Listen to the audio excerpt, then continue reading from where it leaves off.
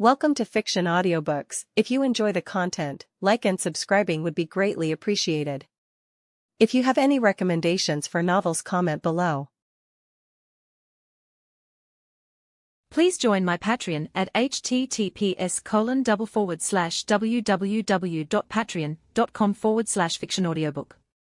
Chapter 568, The New Watson Wick. John had undoubtedly gained the most from this holiday.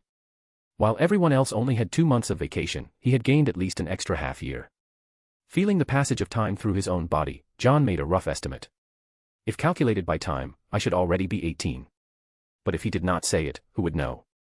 After settling the amusement park's grand opening, John chose a different way to return home for once. He stepped out of a taxi, frowning as he looked at the cars parked outside his house. Inside one of them, a pair of sharp eyes stared at John. John swept his gaze over them and walked straight home. So, you're saying the Grove Street gang was carrying a terrifying weapon to intercept you, only for it to lose control and backfire on them? Inside the Wick residence, Watson turned his eyes away and said, "Yes, that's exactly what happened, Mycroft." The man named Mycroft was the very image of a British gentleman. From his immaculate attire to his posture and tone, everything about him embodied aristocratic British refinement. Possessing a brilliant intellect, Mycroft displayed an expression as though his intelligence had been deeply insulted upon hearing that answer. Taking a deep breath, Mycroft said calmly, "You are an intelligent man, Watson. You should know who turned that terrorist attack into playing with fire and getting burned after the blaze alarmed the cabinet." His sharp gaze fixed on Watson as Mycroft said, "You nearly destroyed the entire Tower of London." It was the Grove Street gang.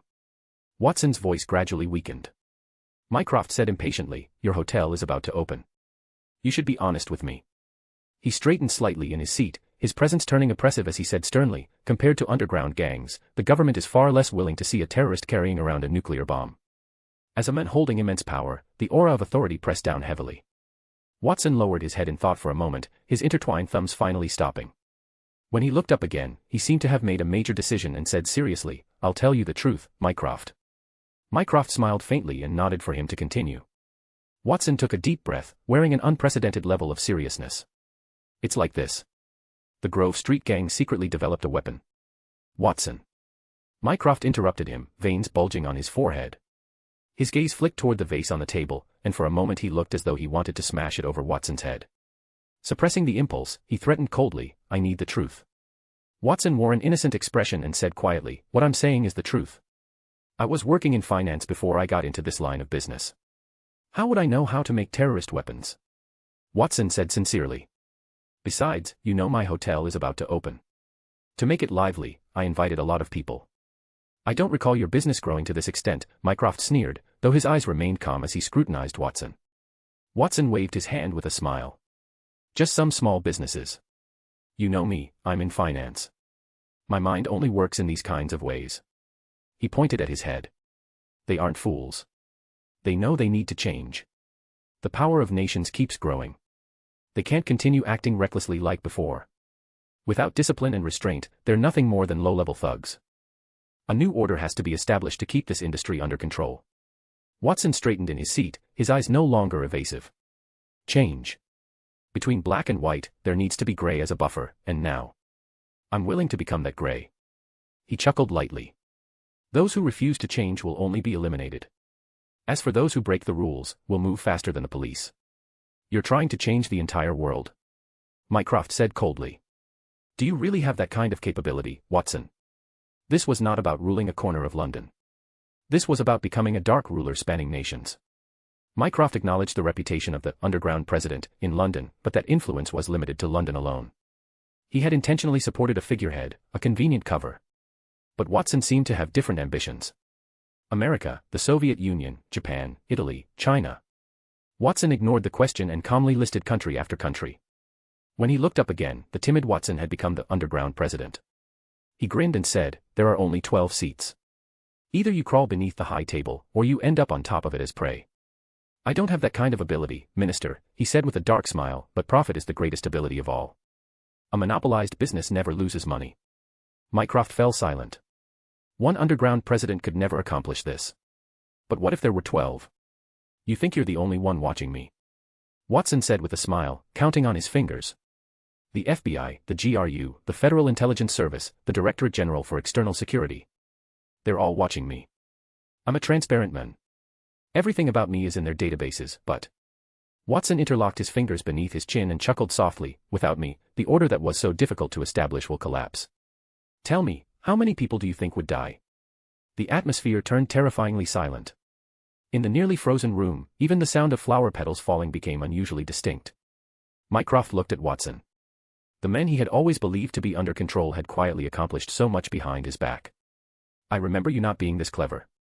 People change, Mycroft. Watson shrugged. When I became a child's father and a wife's husband, I learned to carve caution into my heart. Women and children can afford carelessness, but men must remain cautious. Just then, the telephone in the room rang. Watson glanced at it and gestured for Mycroft to answer. It's for you, Minister. Mycroft's eyes shifted toward it as he reached out and picked up the receiver. A voice came from the other end. Mycroft. He recognized the voice. It belonged to the head of a certain security department. Mycroft glanced at Watson and said calmly, about Watson Wick. Yes. We need him, Mycroft. Click. Mycroft hung up the phone, straightened his wrinkled waistcoat, then rose to his feet with both hands in his pockets, looking down at Watson from above. I must admit, the new world failed because of you. Mycroft extended his hand and sighed. A splendid game. Watson stood as well, meeting him at eye level as he shook that hand. I gave it everything I had. A transparent man will eventually go mad, Mycroft said, giving Watson a deep look. No secrets, no privacy. Every person you meet outside could be an agent from some nation, with countless eyes watching you. That means from this moment onward, you will no longer be able to trust anyone, not even your wife and children. Mycroft genuinely admired Watson's decisiveness. This man had done something outrageously bold. He had turned himself into the gray area between black and white, walking the line between both sides, a task more dangerous than pulling teeth from a tiger's mouth. He had to maintain absolute balance. It was more thrilling than sleeping on a tightrope. Was it worth it? Mycroft asked. Perhaps handing over that weapon would have allowed Watson to live more comfortably. But Watson smiled and said, the hotel opens tomorrow. You should try the shrimp there. I will. Hopefully it's delicious enough.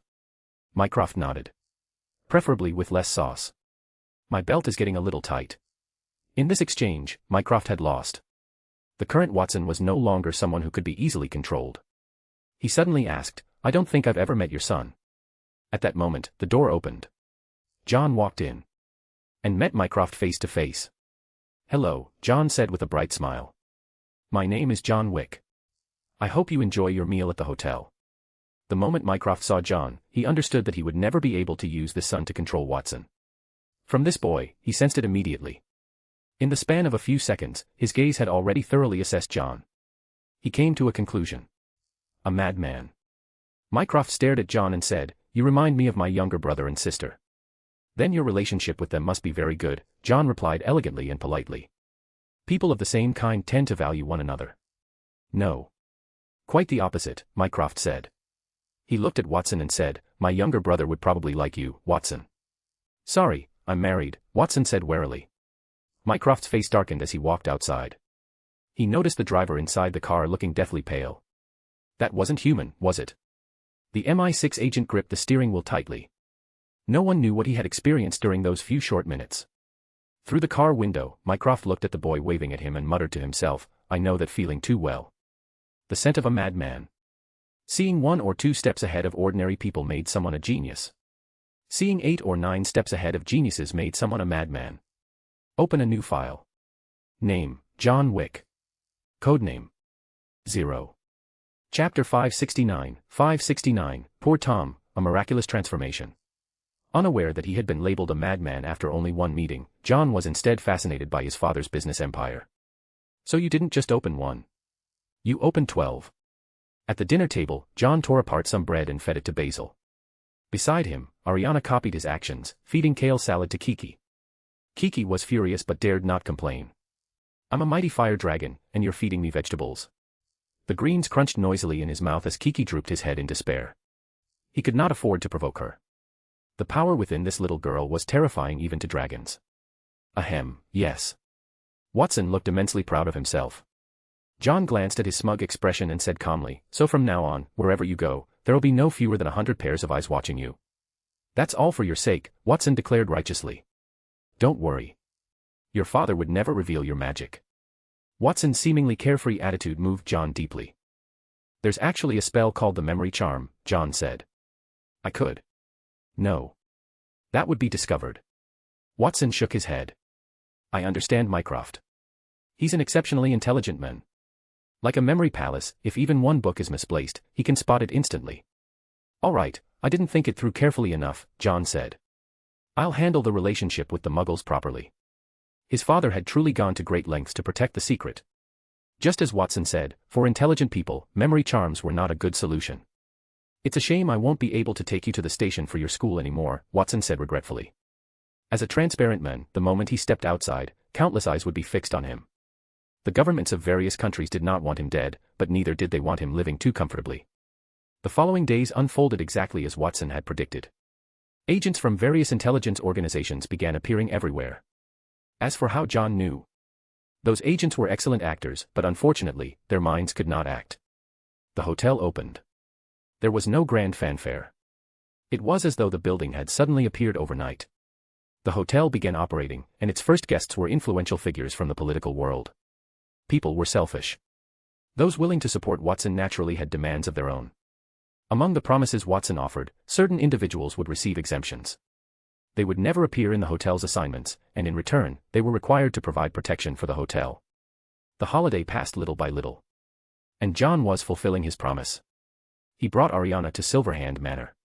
After dismissing the guards, he took out a milky white potion. A soul potion. Trust me, Ariana. John reached toward the diadem bracelet. Ariana shrank back slightly, but John comforted her softly. I'm here. Ariana calmed down, allowing John to remove the bracelet. Without the enhancement of the wisdom artifact, the obscurus that eroded the mind began affecting Ariana once more. Her emotions became unstable, and she looked at the soul potion with fear. It's all right, Ariana, John encouraged gently. It can heal you. Hearing the word heal, Ariana gathered her courage and drank the soul potion. At that instant, black mist burst from her body. Ah! A scream rang out as a terrifying wave of magical power exploded outward. When it reached the perimeter, it was blocked by the barrier that had risen around the area. Standing at the center, John's hair whipped wildly in the wind as the black mist launched itself toward the only living target. Black energy erupted around John's body, transforming into equally dark matter that blocked the attack. Dark currents flowed through his eyes as he extended his hand, using mental magic to soothe Ariana's emotions. Learn to control it, instead of being controlled by it. Mental magic carried his voice directly into Ariana's mind. The chaotic turmoil within her gradually calmed. The power of the obscurus continued attacking John relentlessly, destroying everything around them. Standing in the center of the darkness, John was swallowed by the massive black vortex formed by the obscurus. He called Ariana's name again and again. Just before the obscurus could tear apart Silverhand Manor, Ariana finally regained consciousness. When she opened her eyes, she looked confused. A white wand was pointed at her. Reaching out to hold the tip of the wand, Ariana timidly said, "Yeah. Looks like you're doing a little better." John snapped his fingers. The destroyed objects reassembled themselves, only to quickly collapse again. Well, it seems I'll need to buy new ones. Leading her along by the wand, John asked Ariana, "Want to take a walk through Diagon Alley?" Ariana nodded. Soon after, inside an ice cream shop in Diagon Alley. John stared suspiciously as Ariana poured a huge spoonful of honey over her ice cream. Were all Dumbledore's reincarnated bees? Ariana happily ate the sweet ice cream, her face full of smiles. Resting his chin on his hand, John caught sight of some familiar faces from the corner of his eye. "Please, Molly, Voldemort isn't around anymore." "Sirius, have you forgotten about Grindelwald?" "Oh, no." Sirius Black clutched his head. Beside him sat Harry and Ginny. Sirius wanted to create an opportunity for Harry and Ginny to spend time alone, so he used helping at Weasley's Wizard Wheezes as an excuse to send the two children away. Molly saw right through his scheme. "Just because you're Harry's godfather doesn't mean you can do whatever you want. I was taking care of Harry long before you were." Mr. Weasley wanted to help as well, but he was quickly distracted by the radio beside him. Noticing John looking over there, Ariana also turned her head. "Being carefree isn't so bad sometimes," John remarked. Then he suddenly asked, "Ariana, what do you like?" "Yeah," Ariana answered without hesitation. John was helpless. "Other than me?" "Dad, Mom." "All right, other than them." That question truly stumped Ariana. After thinking for a long while, she looked at John with those clear eyes and answered, "Tom." "All right, I think maybe you shouldn't go to school after all." John gave up. He had originally planned to arrange 7 years of compulsory education for Ariana, but it seemed she did not need it. Compared to school, Ariana preferred staying with familiar people. Everyone in the neighborhood already knew the Wicks had adopted a daughter. Dudley Dursley had run into Ariana before, and he had been so stunned by her beauty that he stood there like a polar bear. The Wick family was completely different from the Dumbledores. They never hid Ariana away. Besides making tea, Mrs. Wick had developed another hobby: dressing Ariana up. Having long wanted a daughter, Mrs. Wick even called her close friends to show off, secretly telling them that she planned to pass down those recipes from Chef Chong to Ariana, the asshole chef whose books Mrs. Wick and Daphne read about adding fruit to food. By the end of the holiday, Ariana had fully integrated into the family. As her treatment progressed, she no longer stayed silent like before. And as she gradually gained control over the Obscurus, she became capable of casting some simple spells, though only with the support of Ravenclaw's diadem. There was even a small misunderstanding during this time. John had thought that Tom, Ariana liked referred to their dog, so he specifically sent Tom to spend more time with her. As a result, after interrupting Ariana while she was watching television, Tom was chased around by a teddy bear controlled by Ariana. Only then did John realize that the Tom she meant was the cat from Tom and Jerry. Poor Tom had been wrongfully accused and driven back to the attic by the teddy bear. She curled up miserably inside a cabinet, only for Basil to decide she was in the way and chase her out as well. Tom, in this enormous Wick household, there isn't even a place for me. Time slowly passed. John was also about to enter his final year at Hogwarts. The day before school started, John packed his luggage. There really was not much to bring. One small bag was enough to hold everything. Speaking of the bag, he truly missed the one his teacher had owned. Unfortunately, unlike the Sword of Silverwick, that bag did not possess any special magic that allowed it to return to its owner. It was probably lying somewhere in the world now, or perhaps drifting through space as a piece of orbital junk. What a waste. There were still magic crystals and magical artifacts inside. John sighed. He tapped the table, and the quill and ink hopped into his bag as though they had grown legs. Then one piece of clothing after another floated up and folded itself neatly. The abandoned birdcage had originally belonged to Basil, though later Basil refused to go inside no matter what. The next day, Watson normally would not have been able to see anyone off, but John found another method for him. The family of four stepped through the fireplace into Nocturne Alley, leaving Watson marveling at the wonders of magic. After leaving Nocturne Alley, they got into a prepared car and drove toward King's Cross Station. Yet during that brief period, the people monitoring Watson nearly lost their minds. A living person had vanished into thin air. Chapter 570, The Station, Malfoy's Stable Output. King's Cross Station. Watson felt uncomfortable all over as he noticed the crowd pointing and whispering about them. He asked in confusion, are agents really that capable? They even tracked us here. What he did not know was that, as the second king of the wizarding world and the master of Nocturne Alley, his son's status was far from ordinary.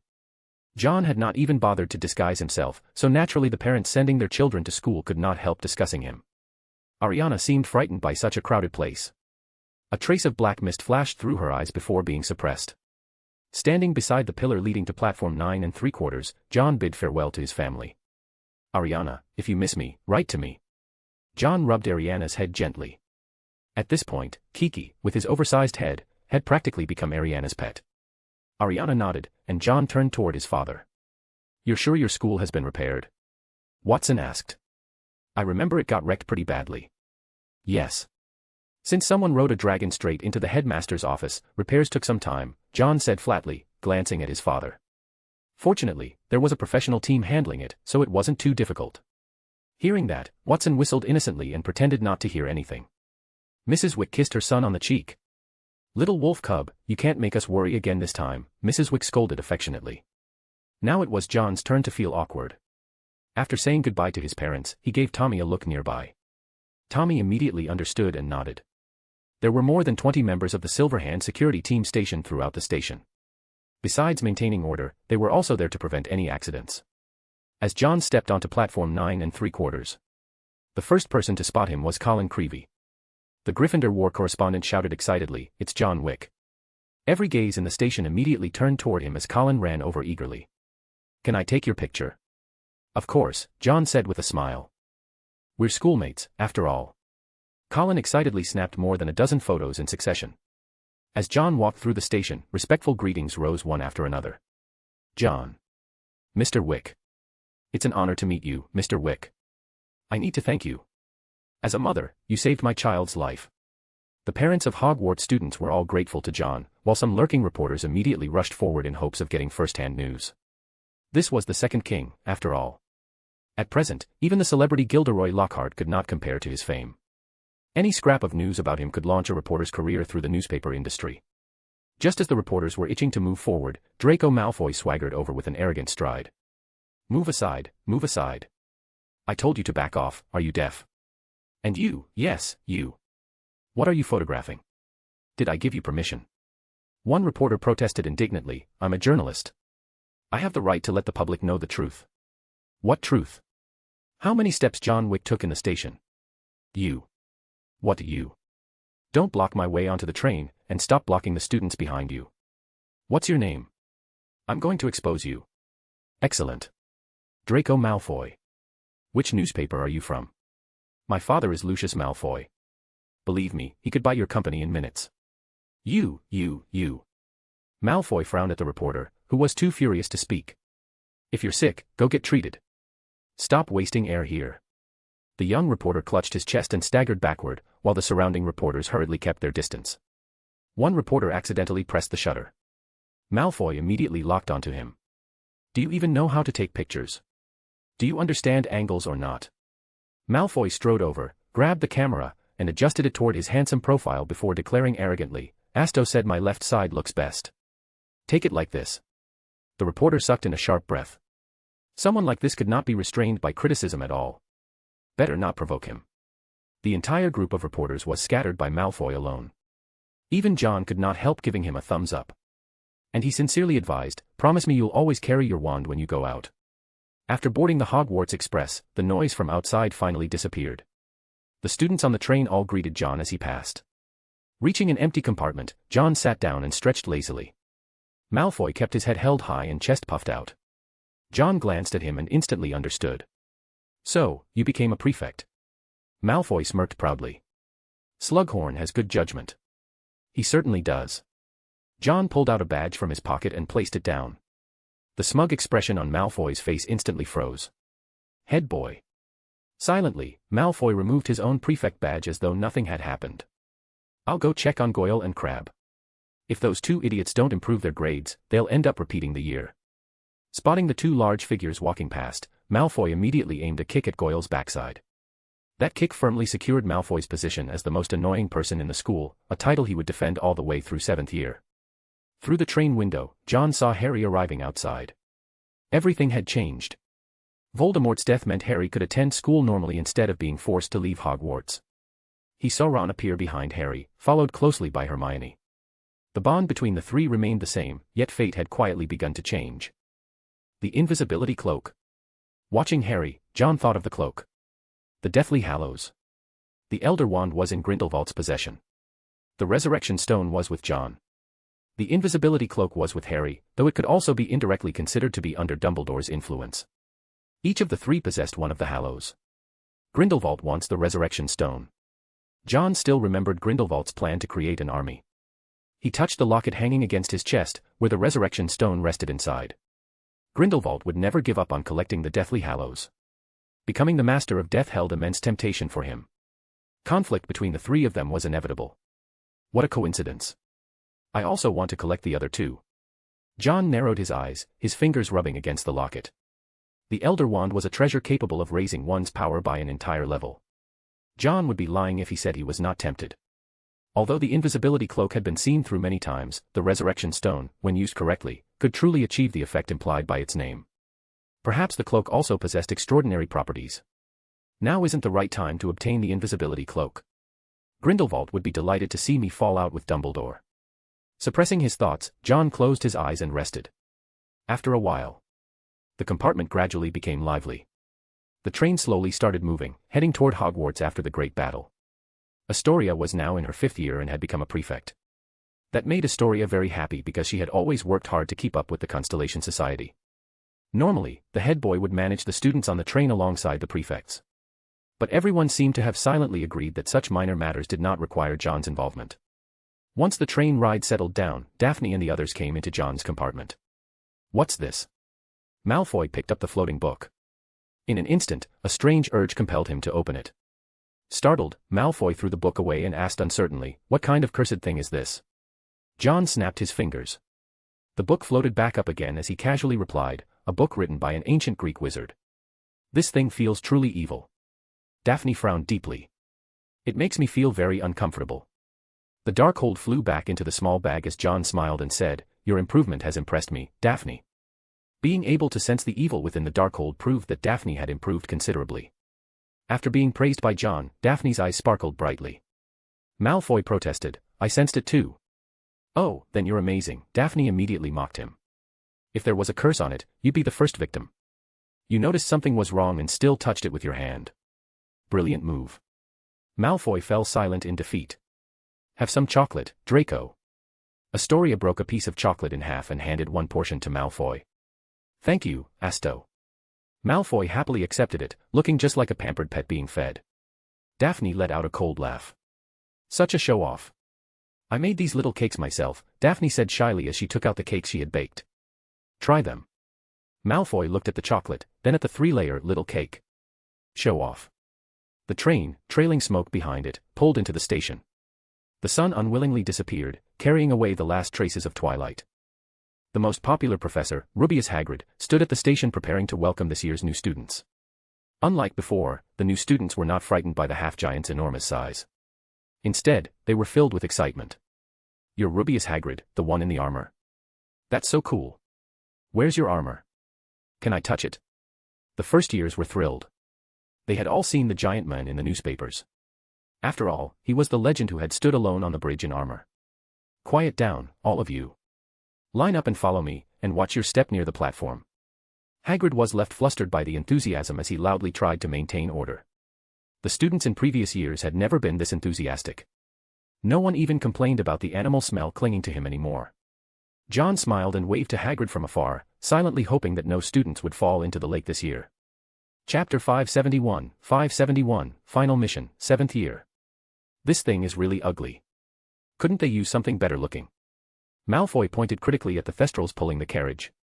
"Damn it, it almost bit me." He quickly pulled his hand back, looking indignant. Even the Thestrals had been provoked into biting someone. That alone showed just how talented Malfoy was at annoying others. Neville spotted them and came over to share the carriage.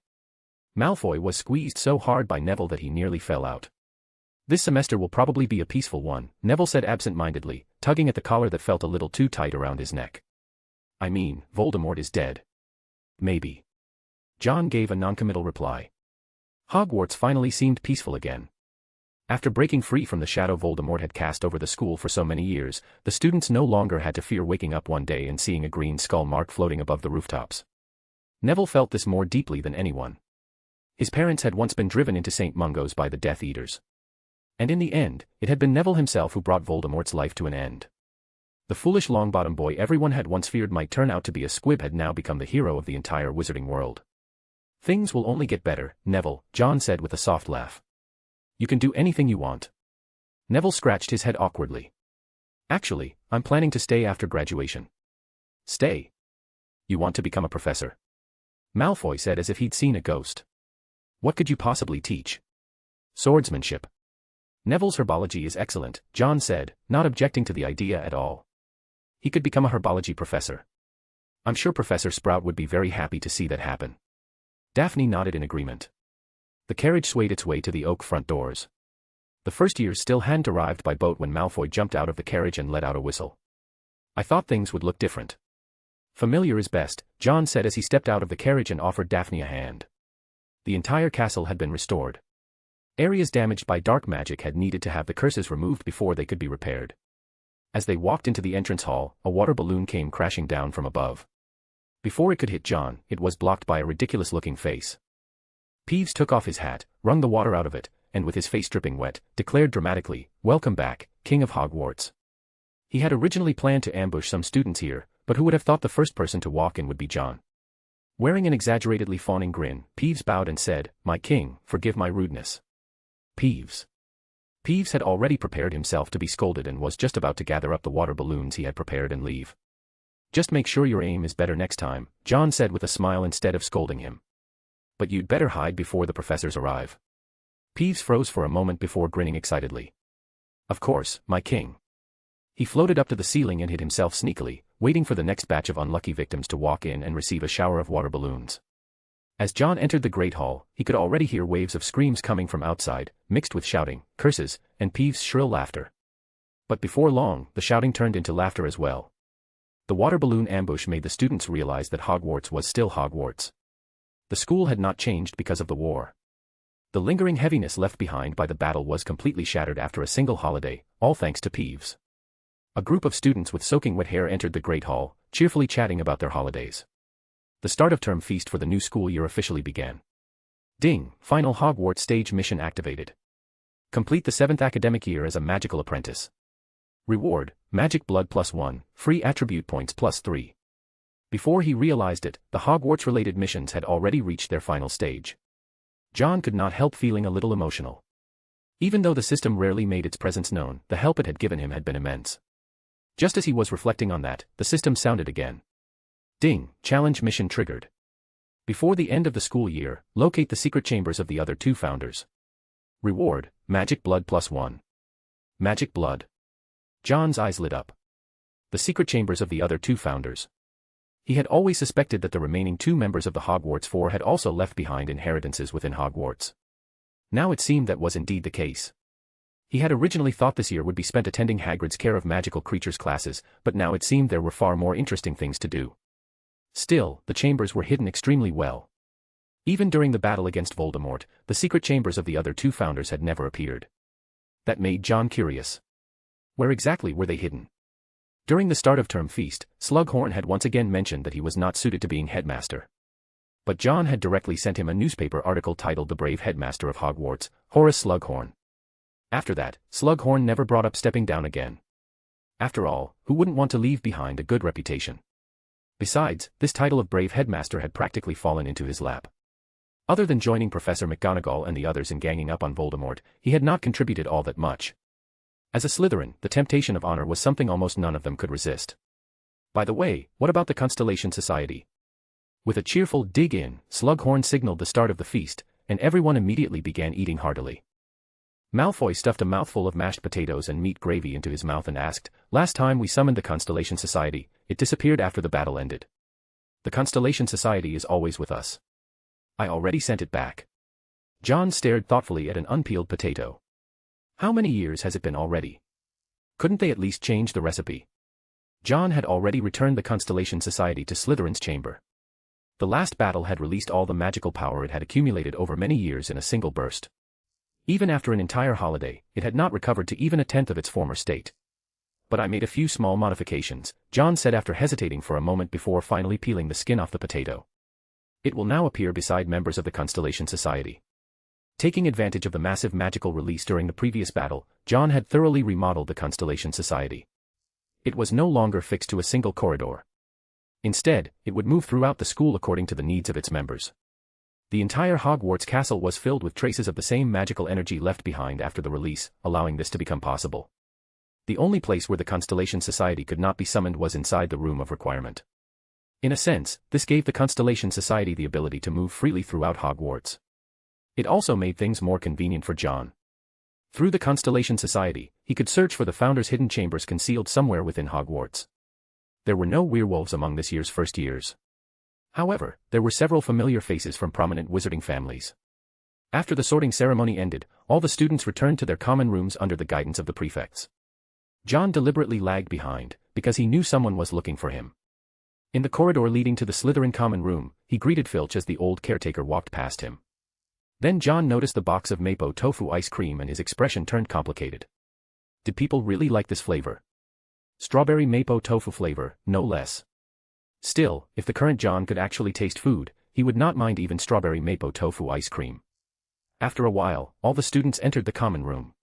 John turned his head toward the corner of the corridor, waiting for the 2 people there to come out. Footsteps slowly approached. 2 figures emerged from around the corner. "I don't think you're an irrational person, Pansy," John said calmly as he looked at her. Pansy tugged at the person beside her. To John's surprise, it was Theodore Nott. The Slytherin traitor was still in Slytherin. And John had been waiting for him. "Tell me, Theodore, what exactly do you want?" Theodore remained silent, but the tightly clenched fists at his sides told John he was struggling internally. I want to stay, Theodore said bitterly. I know it's shameless of me, but I don't want to leave this place.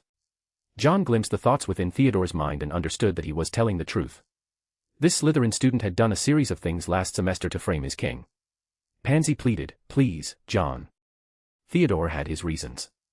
He did it for his father. John glanced at Pansy once, and she immediately fell silent. Narrowing his eyes, he studied Theodore carefully, considering how he should deal with this overconfident fool. Chapter 572, The Popular Professor. Pansy was the kind of person whose emotions outweighed her reason. That much was obvious from the way she found a new boyfriend every time. A complete hopeless romantic. Then again, that was practically a Slytherin tradition. A fake hopeless romantic acts sweet and looks love-struck. A real hopeless romantic learns that the person they secretly love is in danger, immediately turns traitor to act as a double agent, and even gives up their life to protect that person's son. Isn't that right, my dear head of house? John silently mocked his hopelessly romantic head of house in his heart. Slytherin's association with evil had its roots in this kind of obsessive devotion. John knew perfectly well what Theodore had done. During the final battle of Hogwarts, Theodore had shown some remorse. He had not cast an unforgivable curse at Dumbledore, nor had he resisted later on. I thought you had already accepted your fate, John said calmly as he looked at Theodore. But now it seems you still want to struggle. Theodore, no matter where you go, traitor is never a pleasant title. John raised a hand and sealed Pansy's mouth shut before she could speak for Theodore again.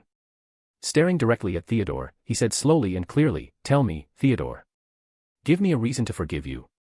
The pressure burst forth toward the person before him without the slightest restraint. In Theodore's eyes, John transformed into a world-destroying dragon. And the dragon's claw hovered directly above his head. Death. The sheer, tangible sensation alone was enough to make an ordinary person collapse. Theodore's face turned pale as he clenched his teeth tightly. His body trembled uncontrollably. That was unavoidable. It felt as though he had been shackled with chains dozens of times heavier than his own weight, every inch of his bones crying out in agony. Pansy's mouth had been sealed shut, leaving her unable to speak. She looked anxiously at Theodore.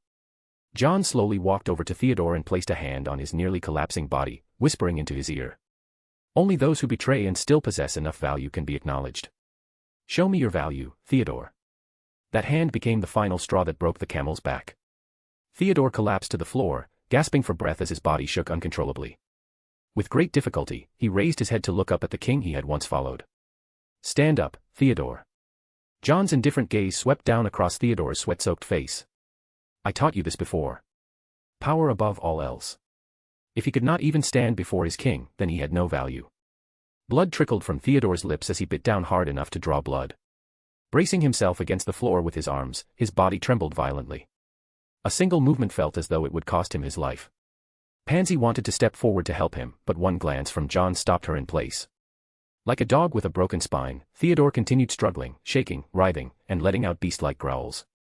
That overwhelming pressure remained fixed upon him the entire time. His mother's figure appeared before his eyes, followed by his father's. His father had been a fanatic who had instilled pure-blood supremacy into Theodore from childhood. Yet Old Knot had never once fulfilled the responsibilities of a father. His mother had also been a pure-blood witch, but unlike his father, she had taught him the importance of family. After his mother died, his father became his only remaining family. Theodore clung to the Knot name until Voldemort came to him, using his last remaining family member as leverage. And so the young Slytherin chose betrayal. The plan failed, and he could not protect his last family member. Slytherin abandoned him. Having lost everything, Theodore turned all of his unwillingness and resentment into strength. He raged against his fate. Little by little, his body began to rise. A beast driven into a corner let out a furious roar. Ah! He stood up. Though his body trembled violently and veins bulged across his skin, he still managed to stand. Because he wanted to return to that place. Because he wanted to follow his king. Shaking uncontrollably, Theodore reversed his wand and pointed its tip toward his own heart as he offered it forward. All of this, he said with difficulty, I am willing to offer it all. John watched him quietly. For Theodore, every second felt like an eternity. Sweat gathered into puddles beneath his feet as he maintained the same posture without moving. Every bone in his body felt as though it had been crushed. John slowly reached out and took the wand from Theodore's hand.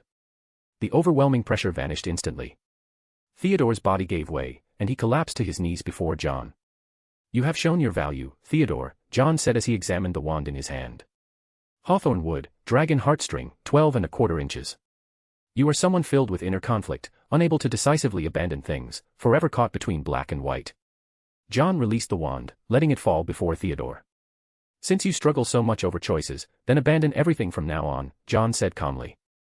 "I will show you the path you should walk. Let that wand be wielded for me." Theodore picked up his wand and stared blankly at it for a moment. Slowly, he raised his head. With a casual wave of his hand, John restored Pansy's mouth. She immediately rushed over to help Theodore up and said gratefully to John, "Thank you, John." "He'll hate me for this," John said noncommittally. "I destroyed everything he had." Pansy looked worriedly toward Theodore, but Theodore lowered his voice and said, "I feel nothing but gratitude." John turned and walked toward the Slytherin common room. 7th year was once again a busy time. All the laziness from 6th year had to be paid back in 7th year. Although very few students were actually held back because of poor grades, no one could guarantee that one unlucky student among the 7th years would not end up suffering that fate. Goyle and Crabbe were among the worst cases. The two had inherited their family's fine traditions perfectly. Both were the type with well-developed limbs and underdeveloped brains. Malfoy had described them more than once as upright-standing wild boars and hairless gorillas. Because of that, Pansy became their supervisor. Why Pansy? Because the one ordered to tutor them was Theodore. This was the first task John had given him. The two were nothing like the harmless fools they appeared to be in front of John. Toward Theodore, the traitor, they frequently mocked and ridiculed him. And whenever that happened, Pansy would give the two large boys some friendly greetings. The classes were the same as those in 6th year, but the workload had increased dramatically. Of course, none of that had anything to do with John. At the moment, he was watching Hagrid end a 3rd-year class with a face full of smiles. The students were incredibly enthusiastic and all addressed him as Professor Hagrid. During the Battle of Hogwarts, Hagrid's heroic figure had given people a sense of security no less than Dumbledore himself. That enormous body of his had been tossing dark wizards around one-handed and knocking giants down 2 at a time. Even Hagrid's armor had become one of the most famous weapons at Hogwarts. If there were a ranking for Hogwarts' most popular professors, Hagrid would absolutely be among the top 3, even competing with Professor McGonagall for first place. What? Professor Flitwick? Well, regrettably, because of Professor Flitwick's height, almost no one had actually noticed him during his battles with the dark wizards. The visual impact he brought simply could not compare to Hagrid's overwhelming presence. Only Professor McGonagall, the witch who had directed the entire defensive battle, could truly compete with Hagrid in that regard. As for Snape, he ranked firmly within the top 2 on the most hated professors list. Thanks to Filch's earth-shattering kick during the battle, he had gained a great deal of attention and successfully withdrawn from the competition for the top 2 spots. That left Snape and Malfoy continuing to compete with each other. Care of magical creatures. There was still only one 7th-year student in the class, John. After all, almost no one had chosen the subject the previous year. Grop really liked the toy you gave him, John. Hagrid patted his stomach and said, "Thanks for sending it during the holidays." Though Basil ended up attacking the owls in the Ollery again. Hagrid looked up at the sky first to make sure Basil was nowhere nearby before lowering his voice and saying, "I think Basil might need a mate, you know. It's getting a bit." Hagrid spoke very cautiously. The last time he had criticized Basil to her face, he had needed to be extra careful whenever he went outside because an owl might suddenly swoop down and yank out his beard. That owl was unbelievably domineering. The famous magizoologist Professor Rubeus Hagrid guessed that it was probably because Basil did not have a mate. In simpler terms, she had been single for too long and needed some balance in her life. Hearing that, John silently turned to look at a nearby tree. Hagrid looked over in confusion and saw a pair of huge eyes staring at him through the gaps in the leaves. "Oh no," Hagrid cried miserably. "How long has she been up there?" He stroked his beard painfully, feeling that it would probably be best not to leave the house for the next half-month. John said helplessly, "You don't need to worry too much. Maybe some snacks will convince her to spare you." "Rubbish," Hagrid said gloomily. "I gave her something last time and she still didn't let me off." "What did you give her?" "A ferret." "John. Did Hagrid think Basil was Buckbeak or something?" Hagrid remained uneasy after being marked for revenge, and he finally suffered Basil's retaliation during a 5th-year class. According to the students present that day, Hagrid had been chased all the way from the Forbidden Forest to the Black Lake, and a huge chunk of his beard had still been torn off in the end. Chapter 573, Lady Grey, Ravenclaw. Among the 4 Hogwarts houses, aside from their respective colors, their most iconic representatives were undoubtedly the house ghosts. Such as Slytherin's Bloody Baron, Gryffindor's nearly headless Nick, Hufflepuff's Fat Friar, and Ravenclaw's Grey Lady. These ghosts had existed within Hogwarts for hundreds of years. Beyond them, however, an even older ghost was Professor Binns, the History of Magic professor. As someone taking all 13 subjects, John had the freedom to move between different classes as he pleased. He headed to History of Magic. Though the subject was dull, quite a lot of students chose it. It was also the only subject that did not place importance on magical ability. As long as you had a good enough memory, you could earn a certificate from the class without much trouble. That made it a fairly popular course. John's appearance surprised many people, because he almost never came here. After class ended, John approached Professor Binns. This ancient wizard was so devoted to teaching that he had even forgotten his own death.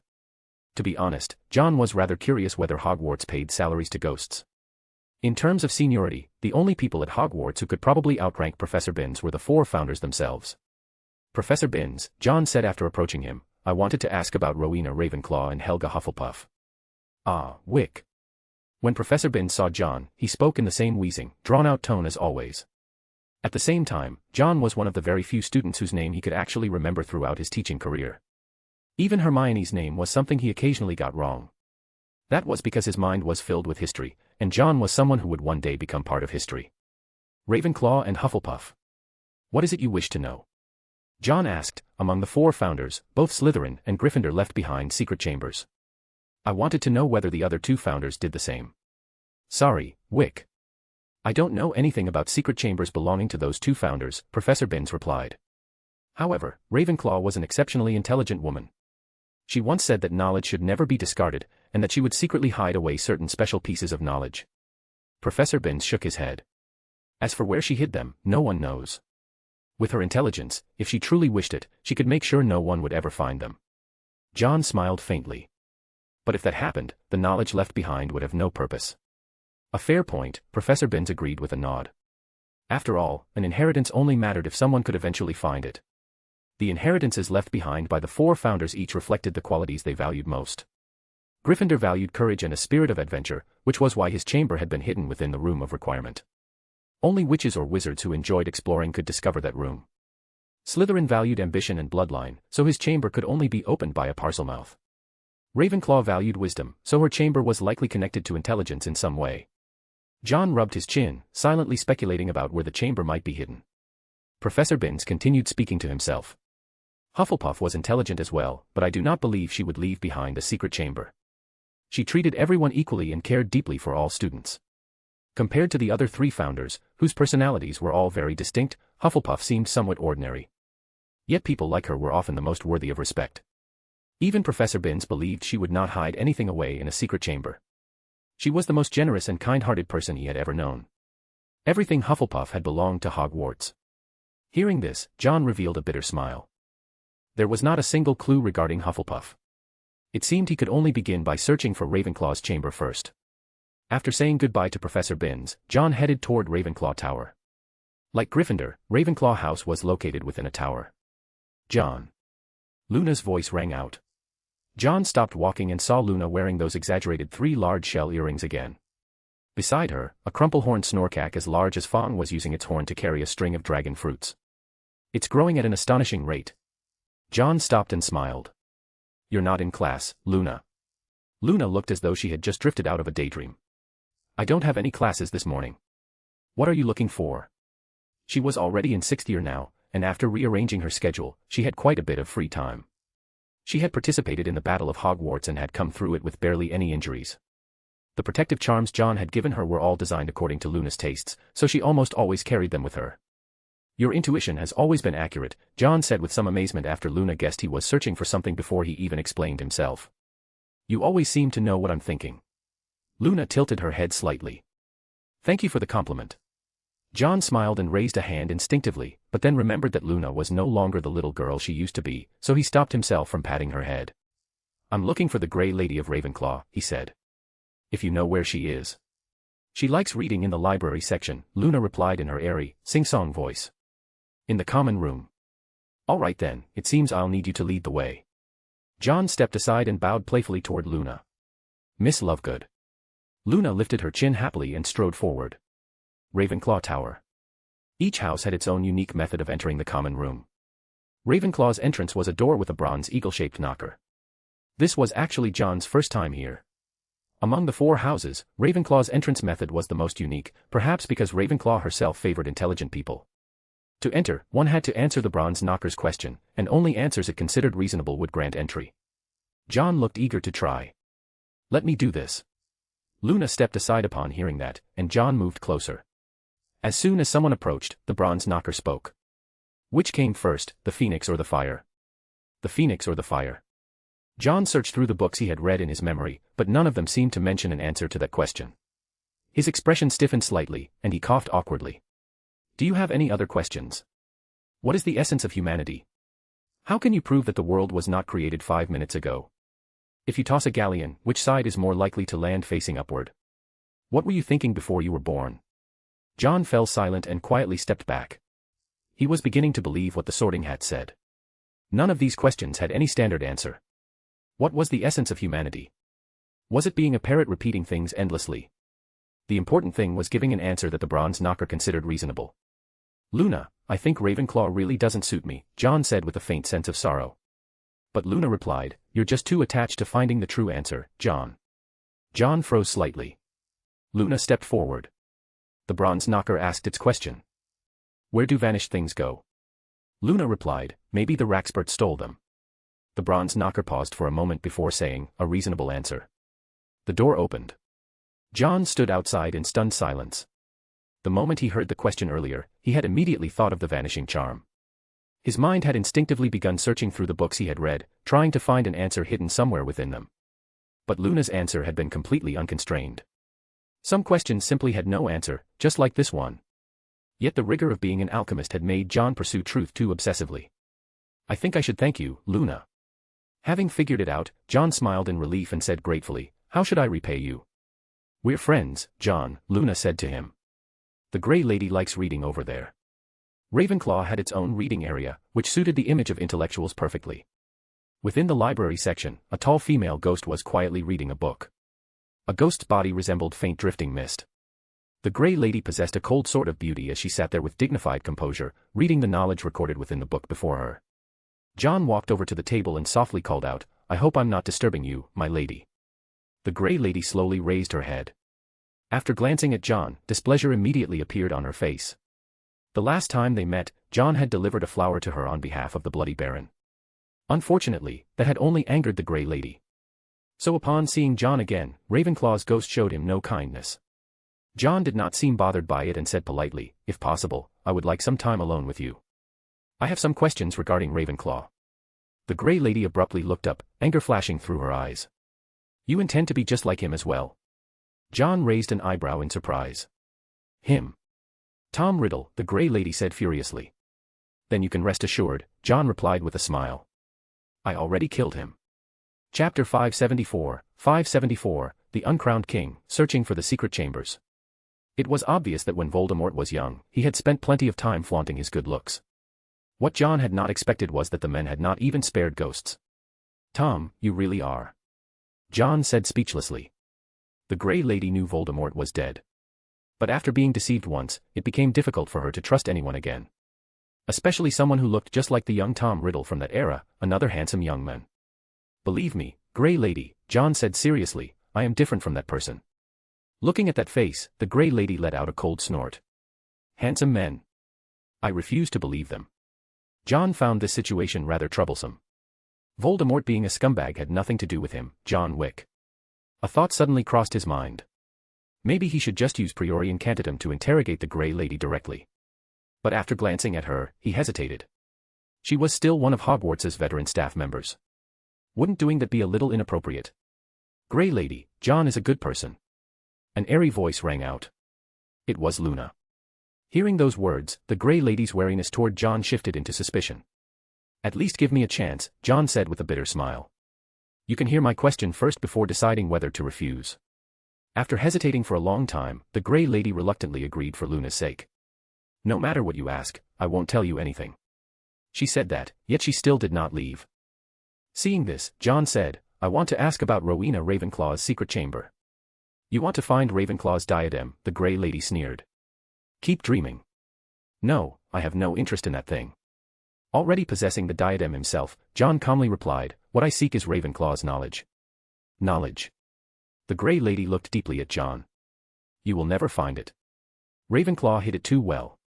No matter how intelligent a wizard may be, they could never discover it. After saying that, the Grey Lady stood up and left. John, meanwhile, began pondering her words. She didn't deny it. Which means the chamber really does exist. John rubbed his chin thoughtfully. Glancing at the departing Grey Lady, John walked over and looked at the book she had been reading. Love me, you domineering wizard. There are books like this in Ravenclaw's library section.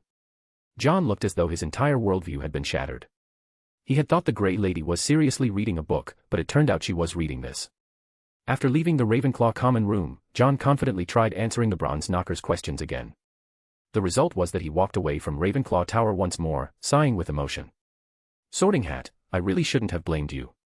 No wonder the Sorting Hat had once said John was unsuited for Ravenclaw. Turns out it had been telling the truth. On the way back, he ran into some Ravenclaw students leaving class, and they greeted him warmly.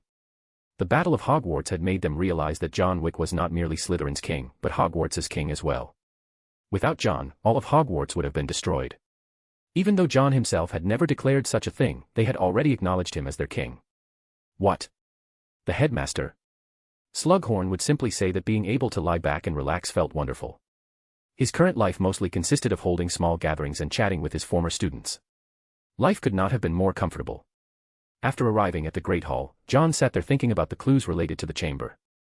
No wizard, no matter how intelligent, could ever find it. The Grey Lady had spoken those words without the slightest hesitation. The way she had looked at John was as though he were an overconfident challenger attempting to conquer an impossible mountain peak. What are you thinking about? Malfoy sat down across from John and sneered, classes were especially lively today. Potter doesn't have the same skills he did last year. Last year, Malfoy had stolen Harry's copy of Advanced Potion Making. As a result, during the very first potions class of the new school year, Harry had accidentally ruined an entire cauldron of potion. Snape had naturally seized the opportunity, causing Gryffindor's points to plummet dramatically. John glanced at the gleeful Malfoy. He truly could not understand how Malfoy managed to remain this obsessively fixated on Harry. If Harry were a girl, John would have suspected there would be no place left for Astoria. He glanced toward the house point hourglasses.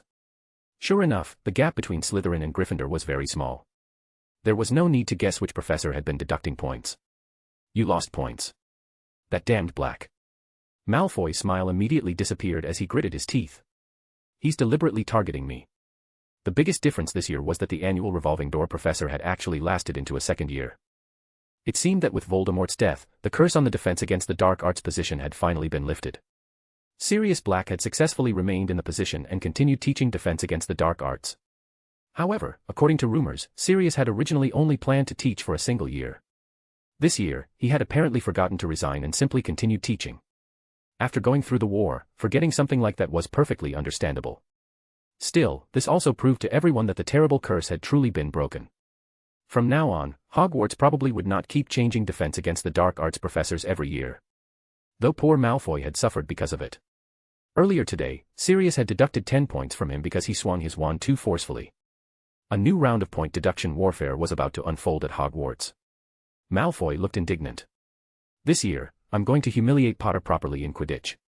Right, the Quidditch nightmare season was about to begin again as well. May the players rest in peace. A flock of owls flew into the Great Hall.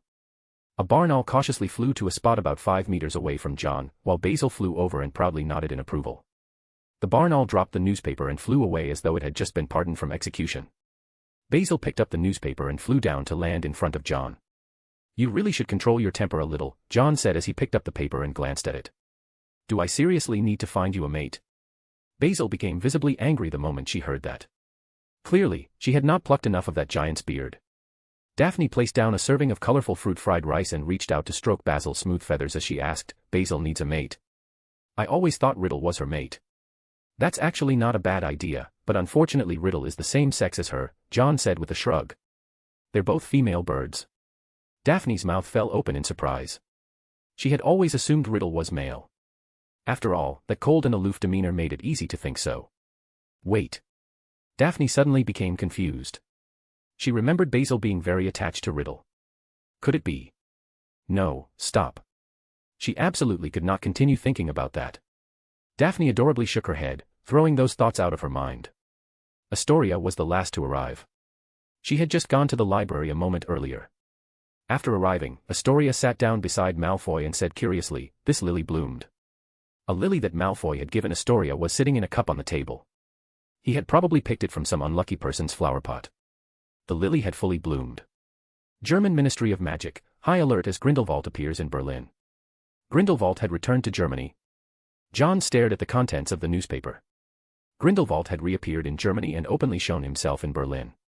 His followers had gathered around him, instantly wiping away the celebratory atmosphere that had followed Voldemort's death.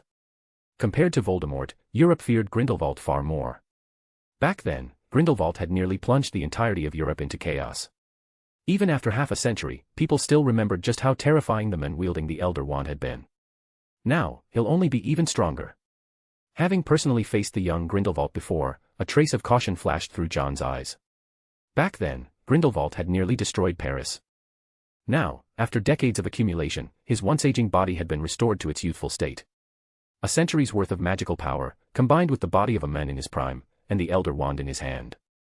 If the current Grindelwald were sent back to the legendary battle of 1945, history itself might be rewritten.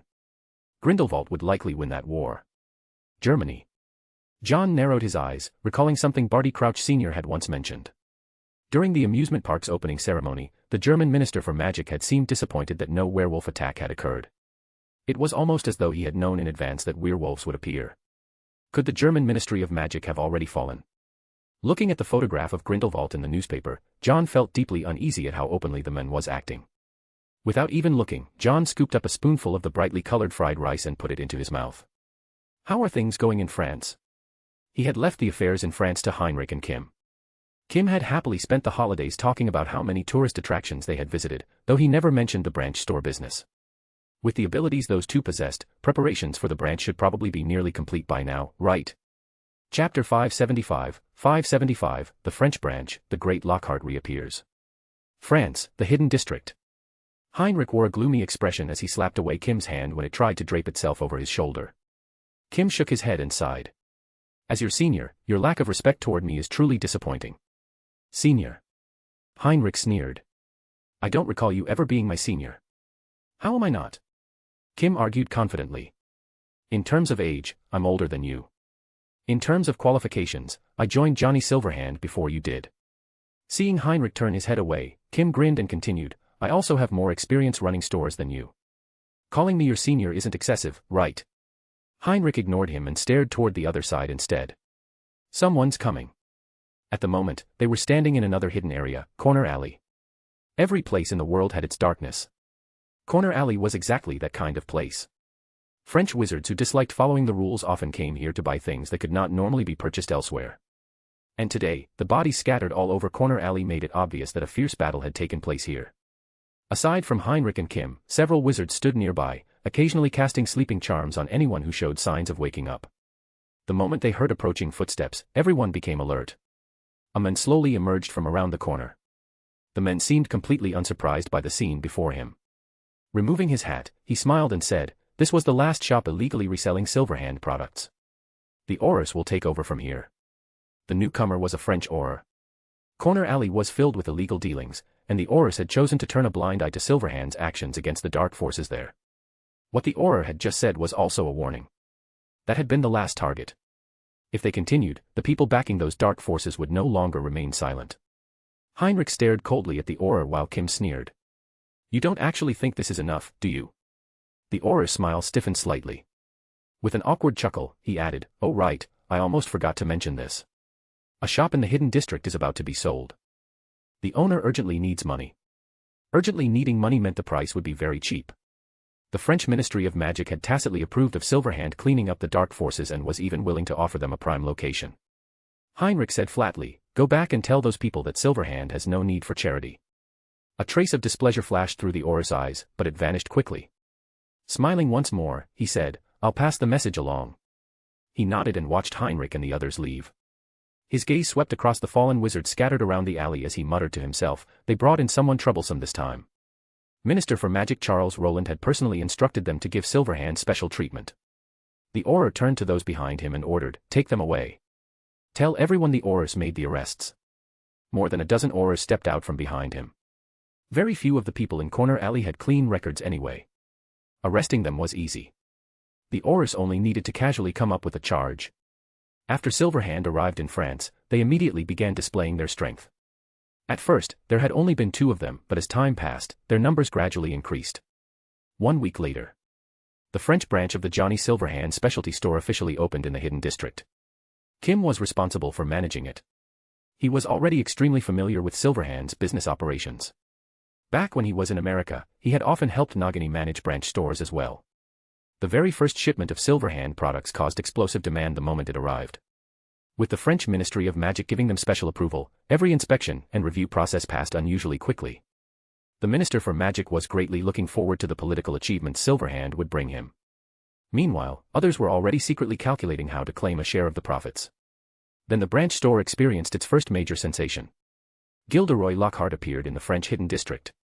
This was a truly heavyweight guest, one of the magical world's biggest celebrities. He had come to serve as the store's spokesperson. Just like the American branch, Lockhart became the spokesperson for this one as well. Massive success, Johnny Silverhand opens French branch, Gilderoy Lockhart appears in person. Gilderoy Lockhart's new book.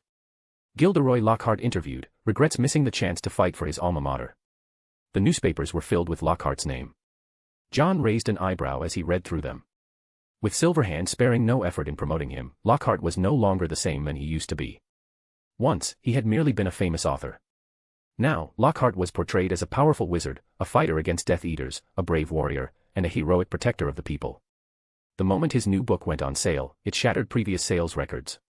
Even the matching shampoo products were selling overseas and receiving excellent reviews. His wealth had long since reached the point where he could never spend it all, and now he had become passionate about charity work. Just like Damocles, once a person's wealth reached a certain level, money itself was no longer their pursuit. Gilderoy Lockhart announces half of new book profits will be donated to the Young Wizards Fund to bring warmth to children affected by the Japan incident. The moment this news broke, the Japanese Ministry of Magic, which had gradually faded from public discussion, was once again pushed back into the spotlight. The Japanese Ministry of Magic continued dragging things out. Their Minister for Magic bowed in apology again and again, yet never produced any actual solution. Inside the country, the various political factions continued fighting each other for power. Outside pressure kept mounting. The Japanese Ministry of Magic hated John to the core. John felt no fear toward any of this. If the Japanese Ministry of Magic continued making trouble, he would not mind making them suffer even more. Tommy had sent him a letter informing him about the matter of returning the Muggle children to their homes. The incident was still continuing to spread. Some of the Muggle parents had been killed, leaving their children orphaned. John frowned. It seems they died far too easily. John did not regret what he had done to Mahudakoro. He only regretted letting those people die too painlessly. The abused Muggle children now had nowhere to go, which gave John a headache as well. I can't exactly raise a group of Muggles inside the magical world. He silently considered possible arrangements for them. Voldemort's face suddenly appeared in his mind. Perhaps I could open an orphanage. As his fingers rubbed against the ring on his hand, John felt the idea was workable. He had become so used to thinking like a wizard that he had nearly forgotten there were simpler solutions. An idea gradually formed in his mind. He could simply gather up all the homeless Muggle children and raise them together. Of course, opening an orphanage would not be an easy matter. Still, it was not as though he had no solutions. Taking out a sheet of parchment, he began writing a letter to the old man. Perfect. Dad can play the role of a great philanthropist too. After finishing the letter, he handed it to Basil and watched the snowy owl fly out of the castle. John also took the opportunity to write a letter to Lockhart, thanking him for his donation to the Young Wizards Fund. Thanks to Lockhart's celebrity influence, the Young Wizards Fund experienced a massive wave of donations. Prominent figures from every field began donating to the fund, as though refusing to do so would make them seem out of place. As a result, the already wealthy foundation made another enormous fortune. John's schedule for this school year was very simple. Attend Hagrid's classes, search for the secret chambers, and occasionally discuss matters related to the bloodborne curse with Slughorn. He had plenty of free time and had practically wandered through every corner of Hogwarts. He had even visited the restricted section several times. Madame Pants pretended not to notice what he was doing. There's nothing anywhere. Just where exactly is this place that supposedly no intelligent person could ever find? John was beginning to doubt whether the chamber even truly existed. He had searched almost every place connected to wisdom, even the headmaster's office. Yet there was still no trace of Ravenclaw's chamber. As for searching for Hufflepuff's chamber, there were not even any clues to begin with, which gave John a headache. Then again, if it were easy, I wouldn't have gone 7 years without encountering it once. John comforted himself a little. After returning to the common room, he received several reply letters. One was from his dad. It informed John that a piece of land had already been purchased on the outskirts of London. Since John intended to build an orphanage, and the situation was special, it could neither exist within the magical world nor attract too much attention from muggles. The outskirts were a good choice. Building houses there would not draw suspicion. However, the staff still needed his old man's help to recruit. John had no intention of letting wizards become caretakers. With the way wizards thought, he was afraid those muggle children might end up seriously harmed. After all, one could hardly expect much muggle common sense from a group of people willing to throw children off buildings to test whether they were squibs. The second letter was from Lockhart. The former Ravenclaw student mentioned in his reply that his new book would focus on romance. He wanted to challenge his weaknesses and attempt a new style of writing. Hearing that, John immediately recalled the books Lockhart had written before, filled with banshees, vampires, and similar creatures. Weren't those romances rather twisted? Wise people do not fall in love. John suddenly wondered what Ravenclaw's understanding of love might actually be. Speechless, he lowered the letter and could only wish Lockhart continued success. Just as he reached for the third letter, his hand suddenly stopped. Wise people do not fall in love. Chapter 576, 576, The wise do not fall into the river of love. A place that smart people cannot find is a place that smart people will not go. What place would smart people not go to? John stroked his chin and muttered to himself, Ravenclaw was someone who pursued wisdom.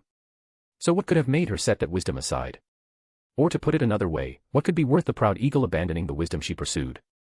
Ravenclaw had spent her whole life chasing wisdom, as shown by the diadem she left behind. It was hard to believe that such a person would fall in love to the point of giving up wisdom. Gilderoy, you have done me a favor. John leaned back in his chair, his fingers tapping the tabletop absent-mindedly. If Lockhart had not decided to change his style and write a book about love set in romantic Paris, John probably would never have thought of this. Unfortunately, thinking it was one thing. Carrying it out was another. First, John declared that he had not fallen in love. Second, where was he supposed to find such a person? Wise men do not fall in love. John felt this condition seemed full of difficulties. He stepped out the door. In the common room his gaze swept across Daphne, who was sitting on the sofa. Daphne was glaring fiercely at the large window in the Slytherin common room, or more precisely, at the person standing there. Asto, let's go to the Black Lake another day, Malfoy declared with a grand wave of his hand. I'll get a small boat and we can row on it. Astoria blinked, smiling sweetly. All right, thank you, Draco. Malfoy lifted his head, a proud expression on his face. He secretly glanced at the distance between himself and Astoria, then his sinful right hand crept toward her. It made contact. It was Astoria's clothes. Through the layer of fabric, Malfoy felt extremely excited. He applied slight pressure with his right hand, making the loose school robe cling to Astoria's skin and outline the shape of her slender waist. Malfoy's mind was racing at this moment, and his breathing grew rapid. Astoria did not resist. Instead, she leaned toward Malfoy naturally. Closer, closer. Malfoy seemed to catch the pear blossom scent on Astoria, and his heart beat rapidly. His gaze fell on Astoria's pink cherry lips. In his mind appeared the kiss from last year in the classroom. That soft touch was even softer and sweeter than cotton candy. Asto. Malfoy's voice was low and full of affection as he looked at Astoria. In the end, it was John who stepped in to save him.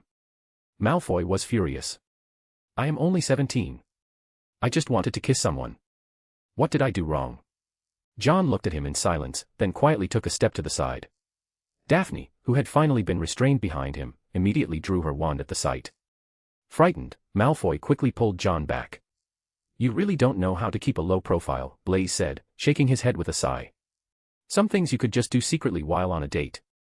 Everyone knows Daphne can't stand this sort of thing. There was a certain mentality that if I cannot have it, no one else can either. Everyone in Slytherin knew who Daphne liked. She had been secretly in love all this time with probably the smartest person inside Hogwarts, but also the densest as a bloke in matters of love, and here was the shameless guy, openly being affectionate with her sister right in front of her. A Daphne who had been drenched by the rain could not bear to see Malfoy like this. She had to tear up his umbrella. Malfoy immediately became unhappy and shouted, You trash who chased Ginny Weasley for a whole year without success obviously don't understand that open and bold love is the best. Blaise clutched his chest and staggered back, his fists tightening. Damn it, he really wanted to beat him to death. You bastard. If I speak up for you again, you might as well let Daphne kill you. With that, Blaise charged forward as if facing death. He locked Malfoy from behind and roared, Daphne, fire at me. A red light shot out and sent both of them flying. The Slytherin common room was in complete chaos. In the end, John chose to take Malfoy out for a walk. If they stayed any longer, he suspected Malfoy would not only be attacked by Daphne, but soon the rest of Slytherin would join the fight. Malfoy was still muttering. Clearly Astoria and I are in a normal relationship. She's just jealous. Who told her to be in love with A? He stopped there and glanced at John. John glanced back at Malfoy and suddenly asked, "What do you think could make you give up something you've always pursued?" Pursued? Malfoy was stunned. He thought carefully. How could there be such a thing? I think so too. John nodded. The problem seemed to remain. The two of them strolled along the corridor. Filch, furious at hearing young wizards out after curfew, stormed into view. But when he saw who it was, he stopped. "Good evening, John." "Good evening. The moonlight is nice tonight. I saw Mrs. Norris on the other side earlier." "Oh, that naughty little one is getting more and more energetic." John smiled and nodded at Filch. Filch returned the greeting and left. Malfoy was ignored along with him. Malfoy said in surprise, "You're the only one who can make Filch act like that." "What do you mean?" "He's a good guy. You have no idea. To the students, he's even scarier than ghosts." John replied casually, "Only those who break the rules are afraid of Filch." Hearing this, Malfoy's expression turned strange. Weren't they breaking the rules right now? "Have you heard that rumor?" Malfoy said as they walked along the corridor bathed in moonlight. He always managed to gather a lot of information around the school somehow. "The King of Hogwarts. They see you as their leader. It's what you deserve," Malfoy said proudly. John raised his hand, letting his fingers pass through the cool moonlight, and chuckled softly. This is only the beginning. The two of them wandered around the school. At least until Daphne calmed down, Malfoy did not dare to go back. Unknowingly, they arrived at the Ravenclaw Tower. There were many paintings on the walls of the tower. Lumos. Malfoy waved his wand. The light caused the sleeping figures in the paintings to complain one after another. Yet Malfoy maliciously glared at several knights in one painting and said fiercely, "Why can't I sleep, but you can?" The knights picked up their weapons, shouting that they would teach the arrogant brat a lesson. "You are just a bunch of moving paint." Malfoy deliberately moved his wand light closer, forcing the knights to flee into other paintings. If those paintings could come out, Malfoy would definitely be attacked by the whole group. Suddenly, Malfoy moved too vigorously and knocked over a picture frame. Then, like dominoes, the paintings hanging on the wall fell one after another. Just before they hit the ground, all the paintings floated up. John raised his left hand with a speechless look. "Draco, don't take your anger out on the paintings." He waved his hand, about to hang them back up. From the corner of his eye he spotted a landscape painting without any figures, and his movement stopped. It was a tranquil riverside scene, empty of animals or people. This was quite rare. Apart from the occasional wind that appeared inside, there was nothing else in that painting. "Where is the person in that painting?" John beckoned, and one of the portraits flew over. Coincidentally, the figure inside was an acquaintance. Sir Cadogan, the fool who had once let Sirius into Gryffindor. "You mean that one?" Sir Cadogan proudly lifted his head and declared righteously, "I don't know. I only know it has been there for a very long time." "Very long? How long?" "I heard from the fat lady that it has existed since Hogwarts first appeared." "Thank you for your help, Sir Cadogan." John nodded slightly at Sir Cadogan. Sir Cadogan greatly admired him and said, "You are much better than that skunk boy." Skunk boy. It seemed even the paintings knew Malfoy's nickname. He walked toward that unique painting and examined it closely. Chapter 577, The Bloody Baron's Story. "Draco, interested in going on an adventure?" John asked as he looked at the quiet riverside in the painting. "An adventure?" Malfoy said with a strange expression. "I thought only Gryffindors went on adventures at school." "Ah. Draco, your insults are getting pretty sophisticated these days." John could not help his face darkening. He was starting to worry. If Malfoy kept developing at this rate, John suspected the entire wizarding world would end up hating him. "Our first stop, Gryffindor Tower." John snapped his fingers, and all the paintings returned to their places before he strode toward Gryffindor Tower. Malfoy had no choice but to follow. They headed toward Gryffindor Tower. The fat lady was dozing off. The little lions had been much more well-behaved lately. Even Harry Potter, who was notorious for causing trouble, had stopped sneaking out at night. After all, he had personally witnessed how Filch had kicked a giant flying with a single blow. A Harry who knew when to submit did not think his body was sturdier than a giant's. Half asleep, the fat lady noticed someone approaching. "Password," she muttered irritably. That glaring light was shoved straight into her face, instantly waking her up. Raising a hand to shield her eyes from the piercing brightness, she saw two people standing there. "What muddle-headed wizard is this?" she said angrily. "Move that wand away, or I'm going to lose my temper." "Sorry, fat lady." John had Malfoy move his wand aside and smiled. "I wanted to ask you something." John Wick," the fat lady shrieked. She turned around, grabbed a mirror from the neighboring portrait frame, and carefully checked her makeup. "Yes, fat lady," John asked politely. "I wanted to know about the Riverside painting in Ravenclaw Tower." "The Riverside painting, Mr. Wick?" After confirming that she still looked flawless, the fat lady held the mirror and said in confusion, "You mean that empty painting?" "That's right. That thing's been around for a very long time," said the fat lady. "Some say it might be the very first painting in Hogwarts. Some people say it's connected to one of the four founders. As for which one, you'll have to ask Violet. She's downstairs, a wrinkled old portrait." The fat lady added to John, "though she's probably drunk." "Thank you for your help, fat lady." "No, I should be thanking you. You repaired my canvas before, you remember, right?" The fat lady threw John a flirtatious glance. Back in third year, when Harry's godfather Sirius Black had tried to break into the Gryffindor common room, he had still been a wanted criminal, so naturally the fat lady had refused to open the door. As a result, Sirius had slashed her portrait a few times, badly damaging the canvas. John had happened to be grinding his alchemy level at the time, so he repaired the fat lady's portrait for her. At the same time, he had also wanted to take the opportunity to study these moving portraits. He had not expected the fat lady to remember it even now. John shuddered slightly and coughed twice before saying calmly, "Draco, let's go find Violet." Malfoy was getting sleepy. He yawned and complained, "Why are we wandering around in the middle of the night looking for some painting? Then would you rather go back and stay hanging there? Then let's find Violet." Malfoy felt that hanging there all night would probably make all the blood rush to his head, so he chose to keep searching for the painting. The two of them went from the 7th floor down to the 6th and found Violet among the corridor portraits. She was a drunken witch, her portrait littered with barrels and bottles of unknown origin. "She's sleeping more deeply than Crabbe," Malfoy commented. John grabbed Malfoy's wand and pointed it at the portrait. The witch named Violet mumbled drunkenly in discomfort from the bright light before turning her face in the other direction. "Looks like we'll need another method." Seeing that she would not wake up, John decided to try something a little rougher. He snapped his fingers, and Violet's portrait frame floated into the air. Then it began shaking violently, causing the bottles and barrels inside to roll around and crash into each other. Violet finally woke up with a terrified scream. "What is going on?" Seeing that she was awake, John had the portrait frame fly back and hang itself properly. "Hello, Miss Violet," John said with a smile, as though he had nothing to do with what had just happened. "I have something I'd like to ask you." "Oh, Merlin's beard," Violet said, sitting on the ground and clutching the spot on her head where a bottle had struck her. "You can't be so rough." "I'll make sure to educate him properly," John said, pointing at Malfoy. "He knows he was wrong." "Malfoy, ? What did I do wrong?" In the end, John got another name from Violet. Adalbert Waffling. He was quite famous, the author of Magical Theory. When John found him, the wig-wearing wizard in the portrait was not asleep like the others. Instead, he had wandered into another painting and was sighing with emotion. "The moon has always been beautiful.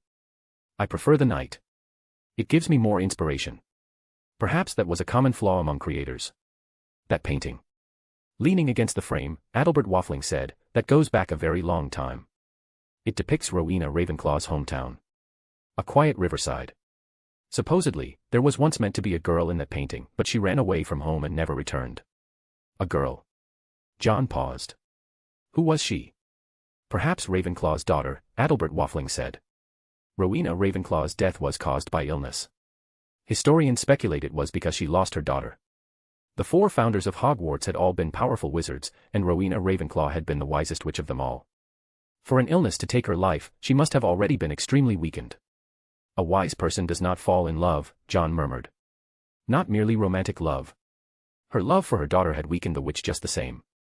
After thanking Adalbert Waffling, John headed toward the Slytherin common room. "So we're going back. I think I can ask an acquaintance about it." Seeing Malfoy struggling to keep his eyes open, John added, "I doubt Daphne is still waiting for you at this hour." "That's wonderful." Malfoy was so sleepy he could barely keep his eyes open. They still had classes the next day. Staying in this condition was definitely not ideal.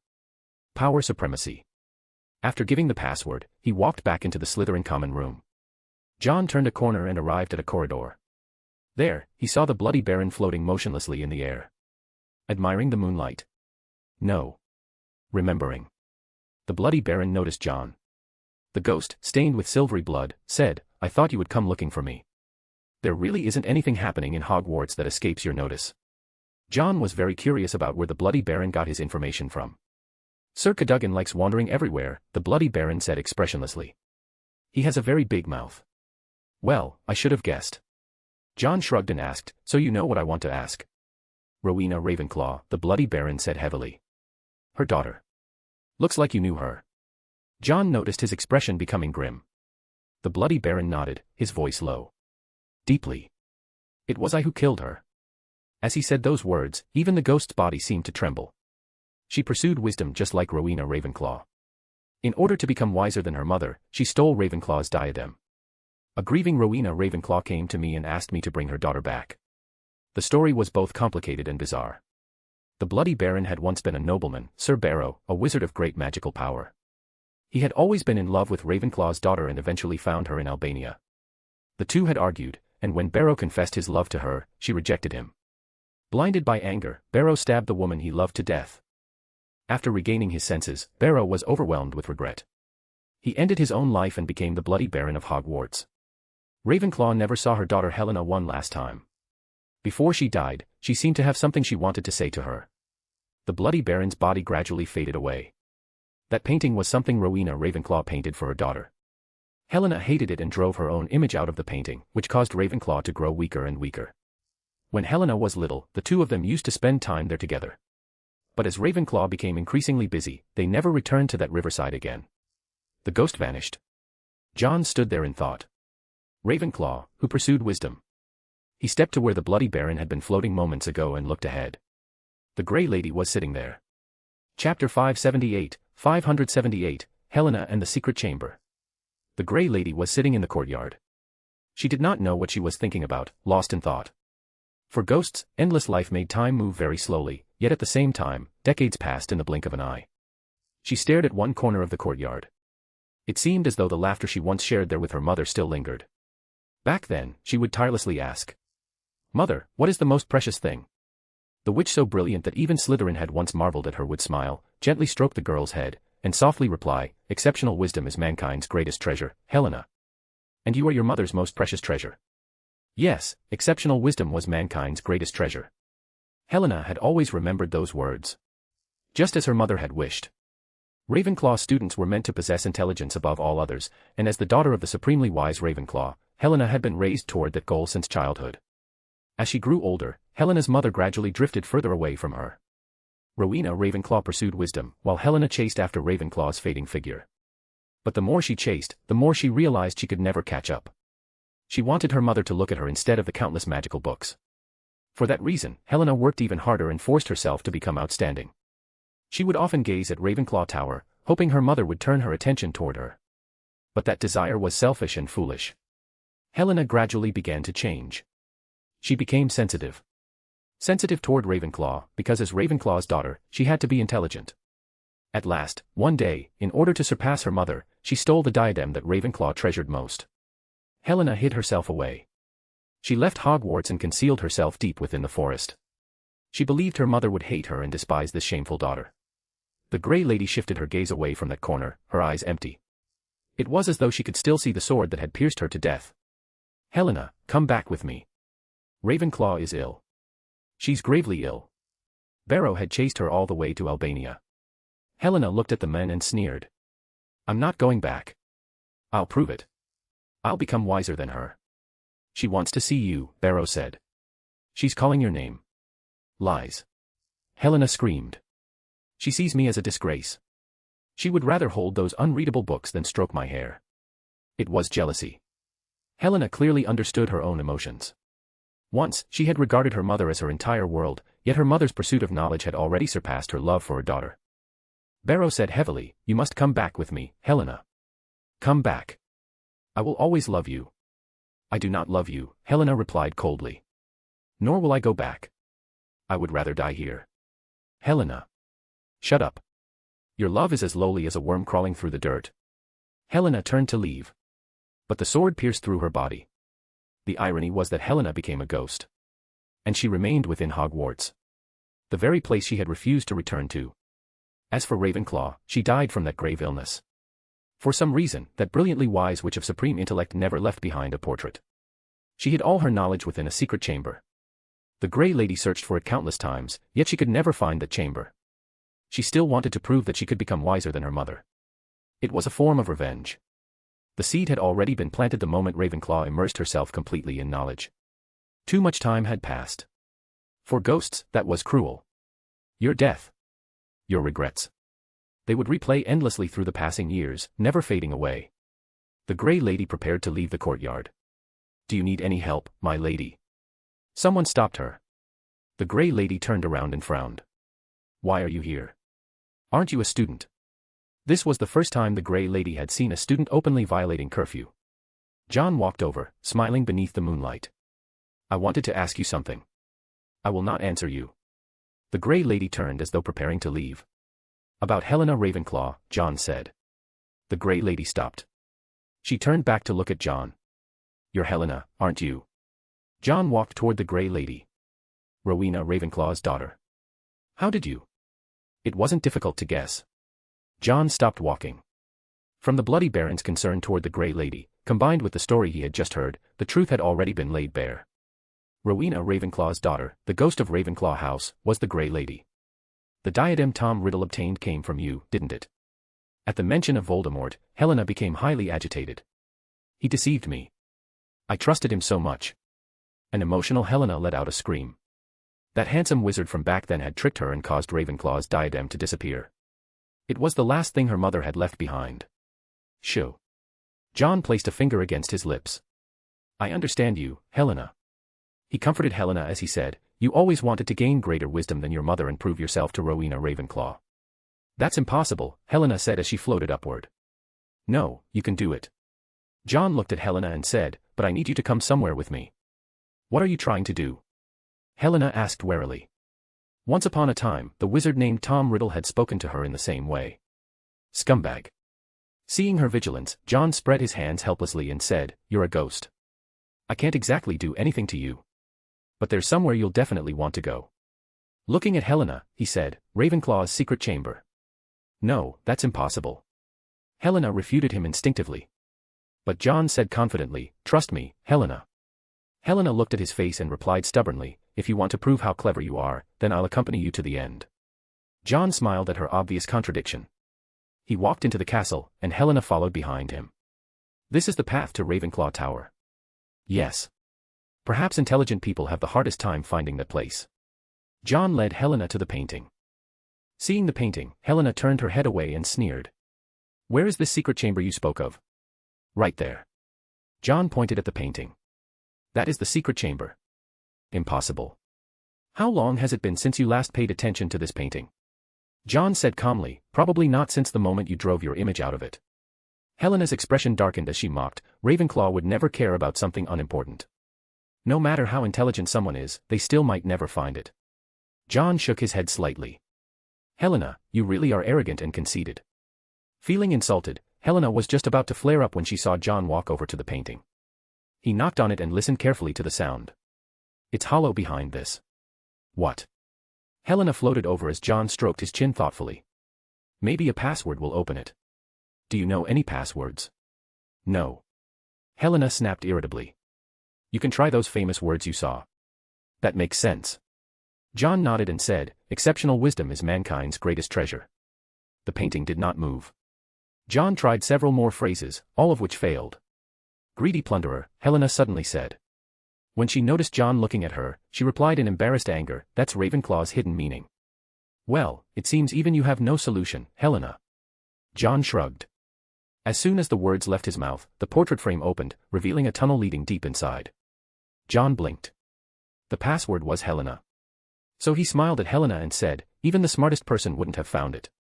Helena herself looked stunned by the password. She had never imagined that Rowena Ravenclaw would use her daughter's name as the password.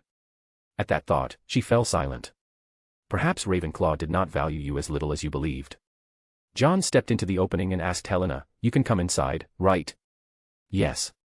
Helena floated in after him. Beyond the opening stood row upon row of bookshelves bathed in a soft glowing light. Look at this, Helena said with mixed emotions. Her pursuit of knowledge. Even in death, her mother had still been pursuing knowledge. But John frowned, staring ahead blankly. His system had not given any notification. This was not Ravenclaw's true secret chamber. Chapter 579, Supreme Wisdom and Mother's Love. Although it was a rather insignificant system that lacked any real presence most of the time, there was one thing it did very well. It always fulfilled its duty of giving reminders. Yet after entering the secret chamber, John had not heard the system notification. That meant the place he was standing in was not Ravenclaw's true secret chamber. Walking to a bookshelf, John pulled out a book. At first, he thought it was just an ordinary magical text. But after opening it, he found the pages densely filled with notes. He opened another book, only to find the same thing. With a single glance, he realized that every book here had likely been annotated by Rowena Ravenclaw herself. The knowledge within those books had been personally verified and tested by Ravenclaw, with all mistakes corrected. The sheer amount of work was staggering. Ravenclaw's knowledge across every field had reached an astonishing level. Although Helena was a ghost, she still possessed the ability to turn pages. Looking at her mother's handwriting, she felt as though she was not standing among bookshelves, but inside a prison. A prison called knowledge. Endless knowledge had trapped her mother within it. She slowly passed through one bookshelf after another. "You've proven that you are smarter than me." Helena laughed self-mockingly. "I never discovered this place." "Was it that you never did, or that you never wanted to?" John asked, striking directly at the heart of the matter. For nearly 1,000 years, Helena had wandered through every corner of Hogwarts. "You hate this painting," John said as he returned the book to its shelf. "Or are you afraid? Afraid of seeing a scene like this?" "Yes, I'm afraid," Helena said gloomily. To her, knowledge truly was the most important thing. She picked up a book and looked at the notes written inside. "There's nothing about me in here." Even as Rowena Ravenclaw's daughter, she still could not compete with precious knowledge for her mother's affection. Helena said, "That already proves everything." "Not necessarily." John shook his head and pointed toward the end of the small library. Helena looked over. At the far end hung a painting. The moment she saw it, Helena's eyes widened in disbelief.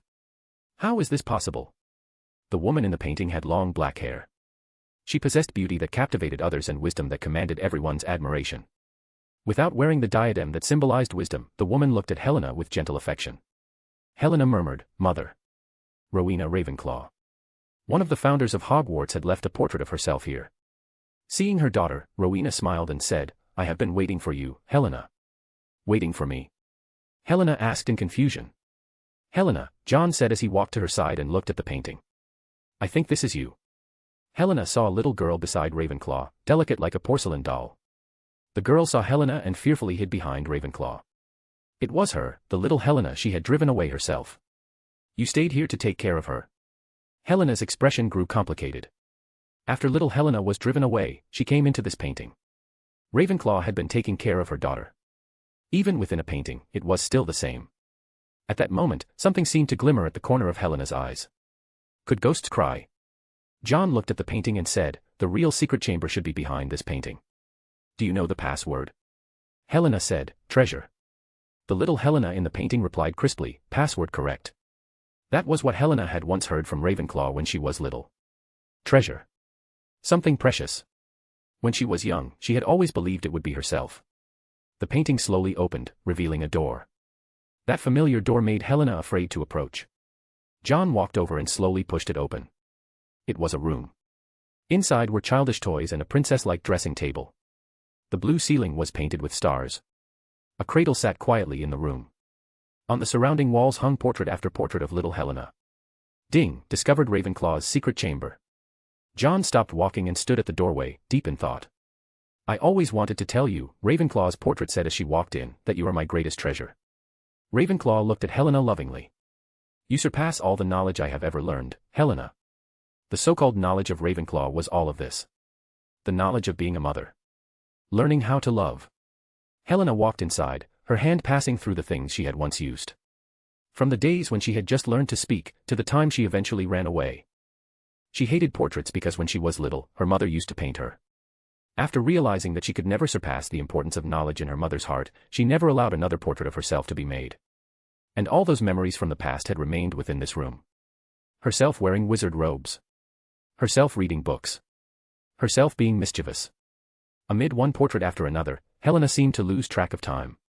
Until the very last portrait, where her mother Ravenclaw stood beside her. I'm sorry, Helena, Ravenclaw said. It was only after you left that I truly understood the highest wisdom was loving you. Mother. Helena smiled even as tears like drifting mist slid from the corners of her eyes. These were the tears of a ghost, scattering like silver light. John reached out to catch them. They were light and without substance. It was my fault, Helena cried. I should not have been so willful. I should not have been jealous. I should not have acted out in anger. I should not have refused to see you. Helena, there is no such thing as should or should not. Ravenclaw opened her arms and actually stepped out. The Ravenclaw within the portrait walked out of the canvas, silver-white light radiating from her body. Gently, she embraced her daughter. You are my daughter, my treasure. And Helena embraced Ravenclaw in return. Mother and daughter embraced each other while John suppressed his own astonishment. This was not a portrait. It was a form of soul manifestation. What method had Ravenclaw used to preserve herself until now? Then again, it made sense. After all, Gryffindor had also managed to preserve his consciousness until the present day. The embrace lasted a very long time. Ravenclaw released her daughter and turned her gaze toward John. You are a Ravenclaw. Cough, actually, I'm a Slytherin. John felt awkward. Did all 4 founders have to ask this every time? Gryffindor had done the exact same thing last time. Ravenclaw looked surprised. It seems you have always possessed extraordinary wisdom. More importantly. A smile appeared on Ravenclaw's face. You possess love. Who could have imagined that Ravenclaw, who valued wisdom above all else, would hide her secret chamber behind a painting completely unrelated to wisdom? A wise person does not fall in love. Yet the wisest witch had leapt into the river called maternal love and waited there for her daughter. Helena secretly glanced at John, seeming to quietly wipe away her tears. John wanted to say there was no need to wipe them away. He still wanted to research what ghost tears could be used for. You carry my aura, Ravenclaw said. It seems Helena has given my diadem to you. The diadem. Helena froze. Pretending not to notice, John said, Ravenclaw's diadem is indeed with me. But if you wish to reclaim it, I'm afraid I cannot return it. No, I have no need for that object. Ravenclaw shook her head. It was only meant to carry memories. Since you have come here, I should grant you a reward. It seemed the 4 founders shared an interesting game among themselves. Each of them left behind a secret chamber, along with rewards for those who came after. Even Slytherin had left much of his knowledge behind within his chamber. John glanced at the bookshelves outside and said, I've already seen your reward. No, that is far too little, Ravenclaw said. You deserve more. Bathed in silver-white light, Ravenclaw waved her finger, and the books outside rapidly began stacking together. The enormous library visibly shrank as countless books disappeared. In the end, only one remained. Ravenclaw summoned the book to her side and lightly touched it with a finger. Her silver form began to grow faint and unreal. Mother. Helena watched as her mother slowly disappeared, her heart filled with reluctance. Helena, I have already said everything I wish to say to you. Ravenclaw smiled and nodded. The final piece of wisdom is learning to forgive yourself and learning to love yourself. That is the highest wisdom. After saying those words, Ravenclaw completely vanished. Only a book with a silver cover remained behind. The book flew toward John, and he caught it. Within that book was the entirety of Ravenclaw's lifetime of knowledge. I think I should thank you, Helena said to John after recovering from the sadness of her mother's departure. Thank you, John Wick. John raised the book in his hand and smiled. I should thank you as well, Helena. The two smiled at each other. Both of them had found what they were searching for. Chapter 580, Welfare Home, Administrator. Welcome to the Continental Hotel. This was a hotel in London. A man carrying a suitcase arrived there, his gaze wandering around the hotel as though he found the place very interesting. At the front desk stood a gentleman with impeccably neat black hair. He smiled and said, "How may I help you, sir?" One moment. The man with the suitcase wore an extremely approachable smile. He opened the suitcase, took out a recruitment document, and handed it to the receptionist. I received a recruitment notice. Mr. Gregg. The receptionist accepted it and gave it a glance. After confirming everything was correct, he smiled at a waiter passing nearby and said, "Dickie, take this gentleman to see the boss." Dickie nodded and gestured for Gregg to follow him. After he left, the receptionist picked up the phone. "Boss, your applicant has arrived." "All right, Alfred." The call ended, and a new guest approached the front desk. The man was breathing heavily, with specks of blood staining his body. There was also a wound on his hand from accidentally cutting himself while holding a knife, the kind of mistake only an amateur would make. Alfred's expression did not change as he smiled and asked, How may I help you?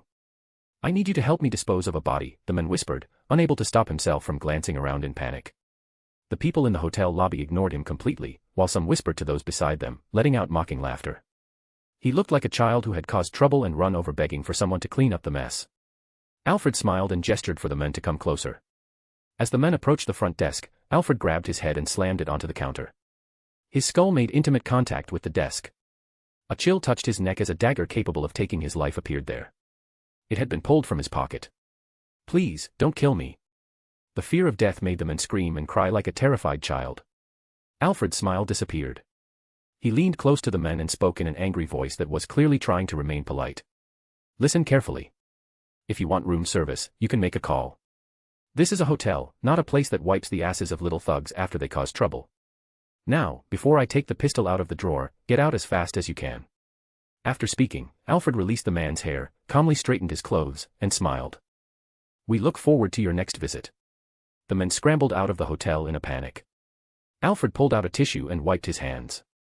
Newly opened continental hotels always attracted a few idiots. Those troublemaking street punks all thought this was a place where they could do whatever they wanted. They had no sense of rules whatsoever. Taking a pistol from the drawer and loading a bullet into it, Alfred silently counted down in his heart. 3, 2, 1. The hotel doors burst open. The man who had fled in terror earlier had grown angrier the more he thought about it. He had returned to his car, grabbed a pistol, and come back. He fired a shot into the ceiling and roared furiously, "Do you know who the hell I am? Get rid of that body for me, or I'll..." Bang. A bloody hole appeared between his eyebrows as his body collapsed backward. Alfred picked up the phone and said, "One dinner order." Not long afterward, the corpse was dragged away, and the blood on the floor was clean, spotless. Everything returned to exactly how it had been before. I came here to apply for the administrator position. Honestly, I didn't expect it to be a place like this. Greg smiled as he spoke to Dickie beside him while being led away. Unfortunately, Dickie remained expressionless and gave no response.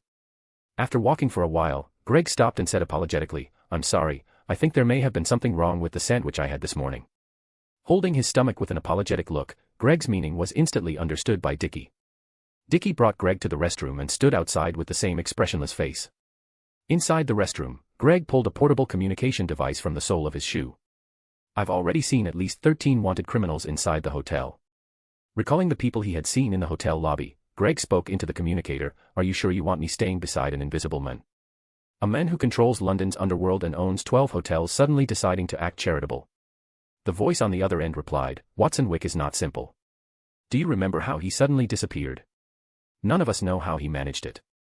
There were no underground passages anywhere near him. He simply appeared hundreds of miles away at a train station without any warning, grinning as he brought his wife back with him." The person on the other end continued, "This man possesses an extremely brilliant mind. You need to seize this opportunity. It will be the best chance to uncover Watson Wick's secrets." The British government sealed off information about one particular incident involving him. "You saw the report too, the open flame explosion supposedly caused by a gas leak. Motherfucker, that place didn't even have a single gas pipeline. Investigate him thoroughly. Find out what exactly he wants to do. You need to become the person closest to him." "What about those wanted criminals?" Greg asked. "That's part of the government's deal with them. They maintain order underground, so many things can be conveniently overlooked." "All right, I understand." Greg was now beginning to suspect that even if his boss learned Watson Wick intended to sleep with him, he would probably mail over a bottle of lubricant. As a professional agent, Greg ended the call and walked back out of the restroom. His expression remained perfectly normal as he joked with Dickie that he should not have left his sandwich overnight. Soon, they arrived at a room on the top floor of the hotel. Dickie knocked on the door and entered. Greg's eyes immediately locked onto the sofa. A man sat there with a deep expression, his fingers slowly rubbing an exquisite golden sphere. Watson Wick. Greg silently recalled the file that had arrived at headquarters the moment the hotel was established. A man who had made himself invisible, turning himself into the gray area between black and white. His bold actions had led to the birth of the Underground Kingdom, and several years ago he had swept away every opposing force with ruthless, thunderous methods. Yet before he revealed his capabilities, no one had believed that a financial manager could possess such depth and cunning. Not even the once powerful Wallace family had expected it. A man like this surely had even more terrifying plans brewing in his mind at this very moment. Was he planning to further monopolize the underworld?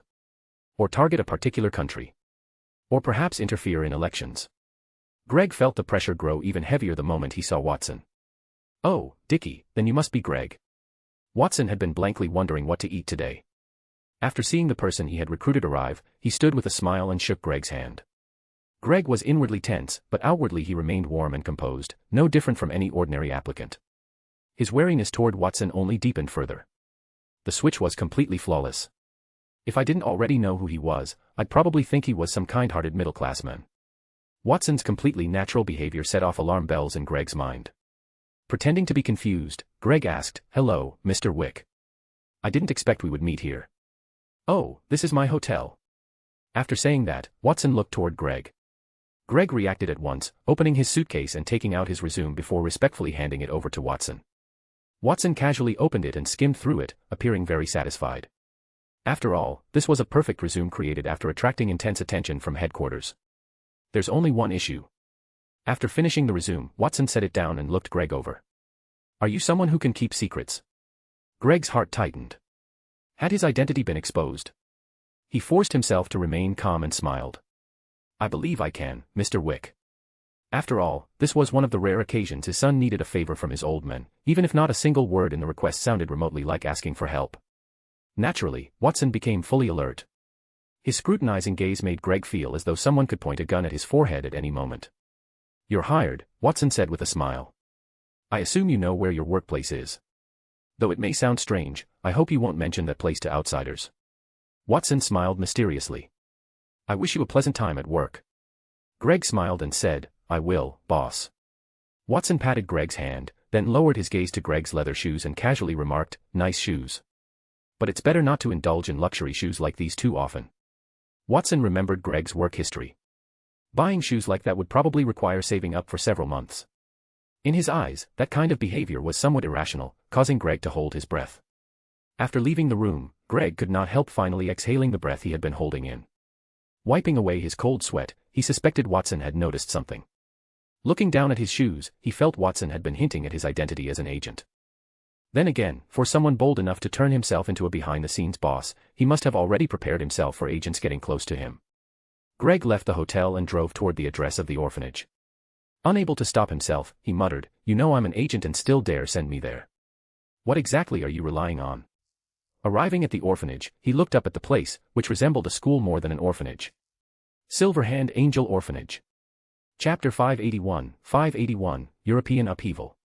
With his old man handling the orphanage, John admitted that his father was still pretty capable. Someone who should have been at school was now in Nocturne Alley. "How many children lost their parents?" John asked Tommy. Tommy had been handling the placement of these Muggle children over the past few days. Those whose parents were found had their memories erased before being sent back. Those whose parents could not be found, or whose parents had died, were temporarily housed in Nocturne Alley. Tommy had also led Silverhand Fashion Construction to build the orphanage. Otherwise, it would have been impossible to create one in such a short time. The unfortunate thing was that the wizarding world basically had no concept of orphanages. So the template they used for the orphanage had been modeled after a Muggle school. According to the statistics, there are 35 Muggle children in total.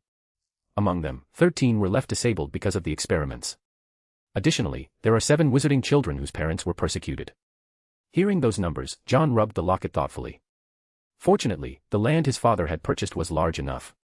"Arrange for memory erasure on the Muggles," John said after some thought. "As for those wizarding children, send them to the Young Wizards Foundation for placement." "Yes, my lord." Tommy accepted the order and prepared to leave, but John added another instruction. After sending the children to the orphanage, seal the fireplace. John did not want a situation where some Muggle child accidentally traveled through the Floo network and ended up here one day. Tommy carried out the orders and arranged for the Muggle children to undergo memory erasure. Children's memories were not easy to erase. Why? A slight mistake could damage the brain. So John planned to handle it personally. The children had been brought to Silverhand Johnny. They huddled together fearfully, though some of the braver ones curiously looked around. After spending an entire holiday recuperating under Silverhand's care, the little ones had recovered quite well.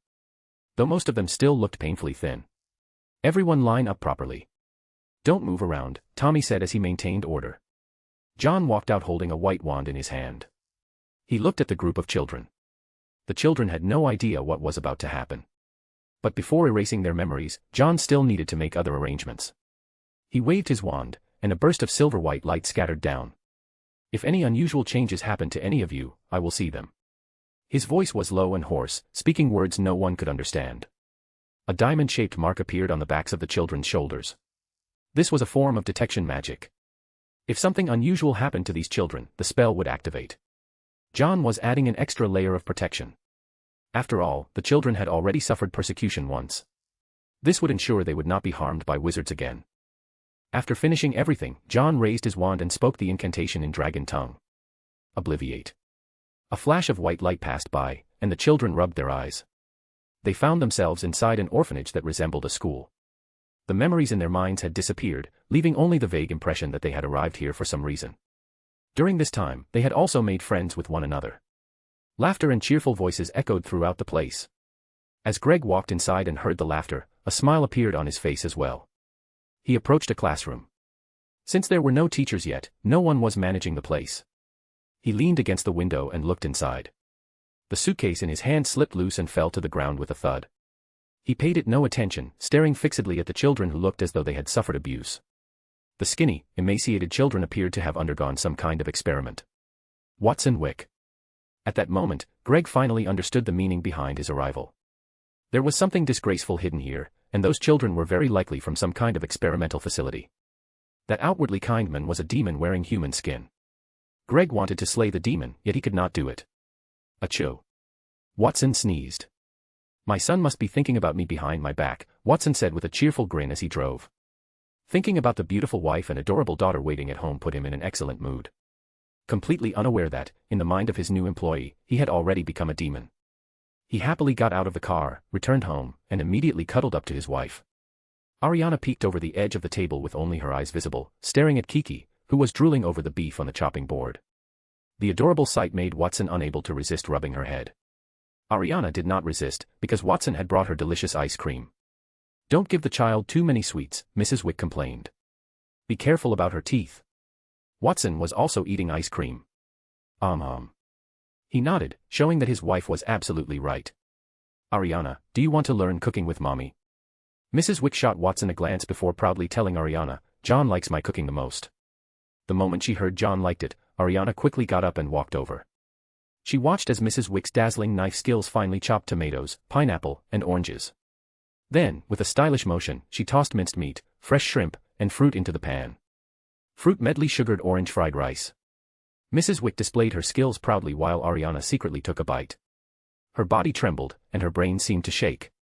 Black mist drifted from her eyes, while the bracelet on her wrist faintly glowed, causing the black mist to shrink back again. The sweet and sour flavor that struck directly into her soul left her filled with innocent confusion as she asked, John likes this. Mrs. Wick answered with absolute certainty, it's his favorite. Ariana did not understand, but she was deeply shocked. Just then, Mrs. Wick solemnly took out the long-sealed cookbook from the cabinet. At that moment, a historic inheritance of the Wick family was passed down. John suddenly felt a chill run down his back for some unknown reason. Looking at the fireplace that had already sent all the children away, John waved his wand. The blue flames extinguished. Since he was already out, and had no classes during the day, John simply stayed there. Looking at the still empty seat during Charms class, Professor Flitwick thought, ah yes, of course, you have no classes. Riddle remained there awaiting orders. It had a completely different personality from Basil. Basil, the tyrant of the Ollery, became obedient in front of Riddle. The black long-eared owl Riddle leaned its head toward John, rubbing against him while making content sounds. Tommy brought over the financial reports from the past half year. The werewolf community expansion was completed a week ago. The branch in France has also officially opened. Kim Ladisley sent word that a small portion of the local forces are resisting them. John looked through the steadily rising financial reports. During the first half of the year, he had gone along with the situation and temporarily halted the werewolf community expansion business, resulting in some losses. Fortunately, the losses were not severe. After John revealed his identity, the Silverhand Industries attracted tremendous attention from every side. His old friend Damocles Belby had even specially written him a letter. He had long been looking forward to the day when the shining star named John Wick would capture the attention of the entire world. I heard you recruited my teacher Slughorn. He truly is great in the field of potions, but the current me is no worse than him. The moment John saw the letter, he knew Damocles already knew about his plans regarding the blood curse. The letter practically reeked of jealousy. Which was understandable. After all, Damocles had been the first to come into contact with John, and they had worked together to earn that first-class Order of Merlin. He had always been obsessed with honor. After reading the letter, John smiled and wrote a reply to comfort Damocles. An owl flew to the window. Riddle glanced at it but did not attack. The owl dropped off a newspaper before leaving. John opened the paper. The moment he saw the headline, the smile disappeared from his face. Vanished from Germany and appeared in Poland. Looking at the two incidents, they seemed impossible to separate from Grindelwald. Yet there was still no evidence proving that Grindelwald was the one responsible for attacking the German Minister for Magic. The German Minister for Magic. John could not make sense of Grindelwald's actions. Because he had previously suspected that the German Minister for Magic might have some kind of connection with Grindelwald.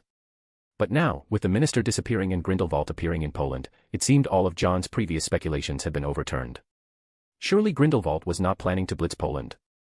The entire European wizarding world had erupted into heated discussions because of this matter. Another newspaper was delivered before him. John looked over. Chapter 582, The Book of Ravenclaw, Iron Guard Protection. It seemed the disappearance of the German Minister for Magic had alarmed the International Confederation of Wizards. The International Confederation of Wizards was the most important organization in magical society. Its status could roughly be compared to the Muggles' United Nations. Of course, the International Confederation of Wizards was not the United Nations. Their authority was even greater, and they were responsible for revising the International Statute of Secrecy. I remember Dumbledore was once Supreme Mugwump, and Grindelwald also participated in the election before. John rubbed his chin. Speaking of which, he had personally been the one to bring Dumbledore down from that position. Grindelwald had also once competed for that seat. At the time, his influence covered all of Europe, and what should have been a guaranteed victory was ultimately ruined. Did the German Minister for Magic disappear because he was kidnapped, or because he went into hiding? John snapped his fingers, and the newspaper burst into flames automatically. As the fire gradually died out before him, John said, "In any case, Dumbledore is still around. He'll deal with his old friend." The International Confederation of Wizards convened in Britain. Why Britain? Because this place held the first king and second king of the wizarding world. Even Grindelwald's influence could not reach inside. As the local Minister for Magic, Barty Crouch Sr. also spoke during the conference. The Minister for Magic has been missing for more than 3 days. We are currently unable to confirm whether he is alive or dead, said Yale Fan, director of the German Department of Magical Law Enforcement, in a heavy tone. But personally, I suspect he most likely fell victim to Grindelwald. That conclusion is rather arbitrary, the French representative said. Grindelwald's movements have all been under surveillance. He still has his acolytes, does he not? Yale Fan said angrily. He has never abandoned his ambitions. We cannot rule out that possibility, Barty Crouch Sr. said as the host. We need to understand why he appeared there in the first place. Everyone's gaze fell upon Yale Fan as Barty Crouch Sr. questioned him. As I recall, Grindelwald committed serious crimes in Germany before fleeing. Why did your department not attempt to arrest him immediately? Yale Fan replied, he is extremely cunning. That is not an excuse. Barty Crouch Sr. was still suspicious that the German Ministry of Magic had been infiltrated by Grindelwald. He said, you never attempted to arrest him at all, did you? That is correct, Yale Fan said heavily. His acolytes gave their lives for him. For those serious crimes, Grindelwald never personally took part. This was now an age of law. Even the wizarding world could not simply ignore legal procedures. Grindelwald's followers had confessed to murdering officials on his behalf. He was like a ghost. After returning from defeat, he had become even more impossible to predict. Where is Dumbledore? Yale Fan said. He is the only one capable of dealing with him. We cannot rely on him for everything, Barty Crouch Sr. said in a deep voice. He should retire. Yale Fan widened his eyes and roared, he is the only person who can stop Grindelwald. We all know that. The representatives of the International Confederation of Wizards all had different thoughts. Some felt Yale Fan was right. Perhaps they really did need the former Supreme Mugwump. But others scoffed at the idea. The French representative said, the second king is the one who killed Voldemort. The moment those words were spoken, everyone thought of that student with terrifying talent. Yes, we still have John Wick. He was able to kill Voldemort. He could also move against Grindelwald. Dumbledore is old now. We need someone new to oppose him. The French representative's opinion quickly gained support from some of the others. Yet there were also those who glared angrily at the suggestion, and Yale Fan was one of them. Have you forgotten? Yale Fan looked at those in agreement and said, he is an ambitious man. Without being granted authority, he will not help you. Those words gained even more approval. Johnny Silverhand had already become a name known throughout the magical societies of various countries long before John Wick admitted his identity. That man was wildly ambitious. He had formed monopolies and purged 5 pure-blood families.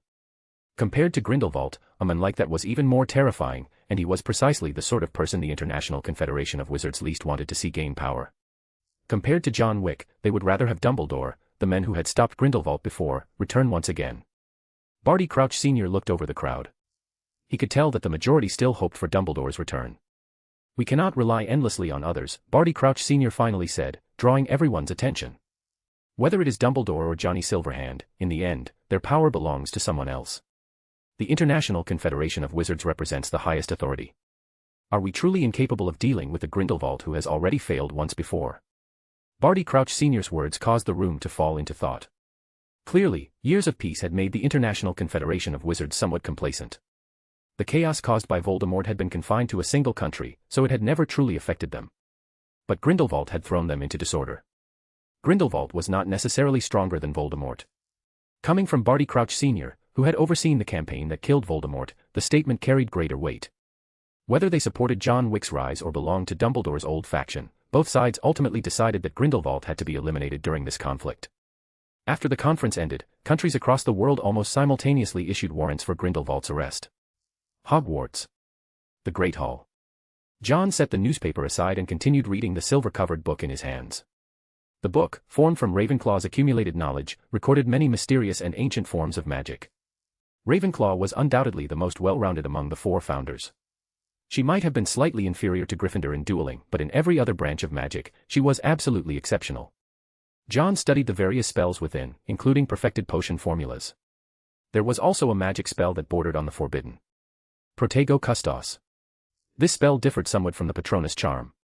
The Patronus Charm focused on repelling and defending against dark magic, while Protego Custos resembled a summoning spell, similar to Pyre Totem Locomotor, capable of summoning guardians. The creation of these guardians was also very unique, usually formed from elements. Casting it near water could create a water guardian formed from water itself, while casting it upon the earth could create an earth guardian empowered by the land. It temporarily grants elemental matter a physical form similar to alchemy constructs, though the drawbacks of this spell are also very obvious. John drew his wand and tapped the water in the cup before him. Protego Custos. The water inside the cup floated upward and formed into a sphere. Under Malfoy's astonished gaze, the sphere dropped onto the ground without splashing apart. Instead, it stretched out limbs from within itself like clay. "What the hell is that thing?" Malfoy stared as the sphere grew arms and legs, with something resembling armor covering its body. "A water guardian." Malfoy leaned closer to inspect it, only for the water guardian to suddenly turn around and punch him squarely in the chin. The water guardian's arm shattered apart, but Malfoy still cried out in pain. Furious, Malfoy raised his hand and smashed downward. The water guardian remained motionless and was blown apart with a single punch. Malfoy ended up with water splashed all over his sleeve, his face full of irritation. John lowered his wand and muttered to himself, "No autonomous consciousness. It requires constant control from the wizard." This flaw meant that unless the wizard could monitor every direction at once, true protection was impossible. If there was something the wizard failed to notice, then being ambushed could easily become fatal. It can only be useful if used for surprising effects, John concluded regarding the spell. Class time arrived. John headed toward the Forbidden Forest. Hagrid had stuffed his beard into a bag to use as a makeshift mask. Because he had offended Basil, his beard had been plucked into a miserable state. Seeing this, John suggested, "Why don't you just shave it off entirely?" "No, Olymp likes my beard." Hagrid was very resistant to shaving it.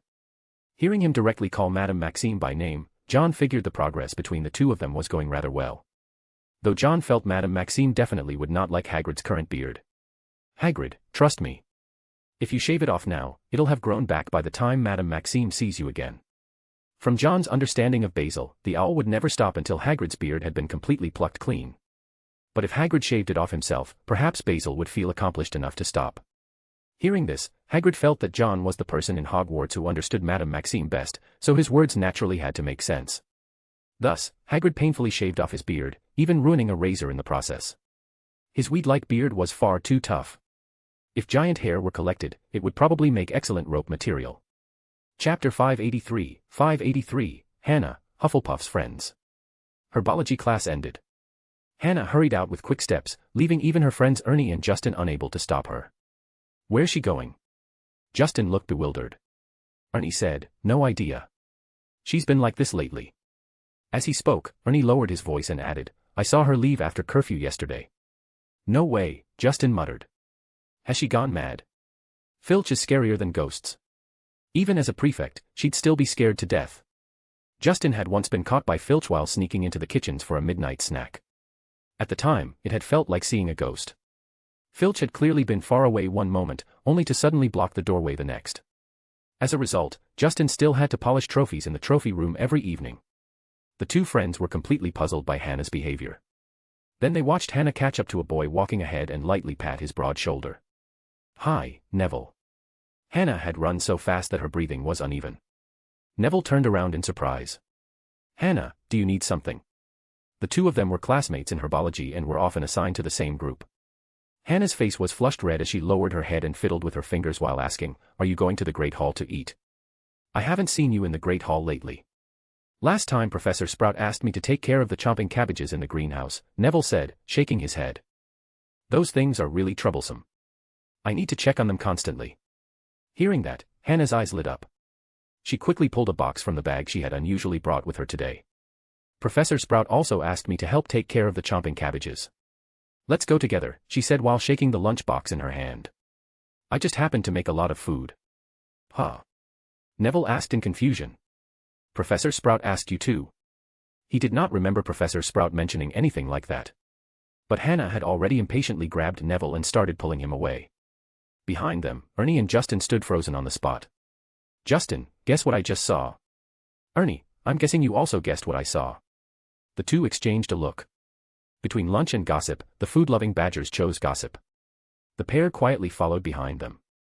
They tailed Neville and Hannah all the way to the greenhouse where the chomping cabbages were being kept. From inside came occasional muffled sounds like beasts chewing on something. "Let's eat something first," Hannah suggested. "From here we can still keep an eye on them, and there's no smell." Neville thought the suggestion sounded pretty good and nodded in agreement. Hannah opened the box, revealing sandwiches made with enormous portions of meat and vegetables. "I thought that since you're so big, you must eat a lot," Hannah said shyly. Neville looked puzzled. "Me? You prepared this for me?" Only now did he seem to realize that this was not some chance encounter, nor had Professor Sprout arranged this. Looking at Hannah and the delicious food, Neville swallowed hard and said, "Thank you, Hannah." He eagerly began enjoying the meal. Meanwhile, Hannah rested her chin in her hands, laughing softly from time to time as she watched him eat. Even the snarling sounds of the chomping cabbages seemed to become pleasant background music. Justin's head was buzzing as he uncertainly asked Ernie, "She's in love?" Ernie's eyes burned with gossip-fueled excitement. "Obviously, yes." The two little badgers lying hidden in the grass silently offered blessings to their friend. It was such a beautiful moment that it made people feel warm and happy. But there were always certain people who loved ruining the mood at the worst possible moment. "Neville, I figured you looked so pitiful that I came to keep you company for lunch." The voice arrived before the person did. Malfoy swaggered over with an arrogant stride, carrying food he had brought from the kitchens. "You'd better eat your fill. Don't use the afternoon training as an excuse to start puking again." The two of them often wrestled like men beside the Black Lake. Malfoy felt like he was back in top form and had come to issue another challenge. Before he could arrive, he was stopped. Malfoy frowned, clearly not taking the two Hufflepuffs in front of him seriously as he arrogantly said, "Macmillan, why are you stopping me?" For the sake of their good friend's happiness, Ernie and Justin exchanged a glance. Then, in voices filled with the determination of men marching toward death, they declared, "I challenge you, Malfoy, in the Slytherin way." A challenge. Malfoy immediately became interested. He casually littered on the spot, tossing the food he had prepared aside. "You're looking for death? Fine, I'll grant your wish." Malfoy came, and Malfoy left again. Neville paused midway through eating and tilted his head as he listened carefully. "I think I just heard Draco's voice." "Did you?" Hannah shook her head. "I didn't hear anything." "Then maybe I heard wrong." Neville took another bite of his sandwich and praised, "This is really delicious, Hannah. You're definitely going to make a wonderful wife." Hearing those words, Hannah's face turned red. "Then I'll cook for you forever. I like seeing you eat until you're full and satisfied." Hannah did not see her friends during afternoon classes. A little worried, she learned from a Hufflepuff girl that Ernie and Justin were in the hospital wing. The moment class ended, Hannah rushed there without stopping. She found the two of them wailing as they begged Madame Pomfrey to change the flavor of the Skeelgrow. "What happened to you two?" Hannah said angrily. "Why did you go challenge Draco Malfoy to a duel?" The matter had spread everywhere that afternoon. After all, not many people had the courage to challenge Malfoy. After the Battle of Hogwarts, anyone with eyes could see the gap between themselves and Malfoy.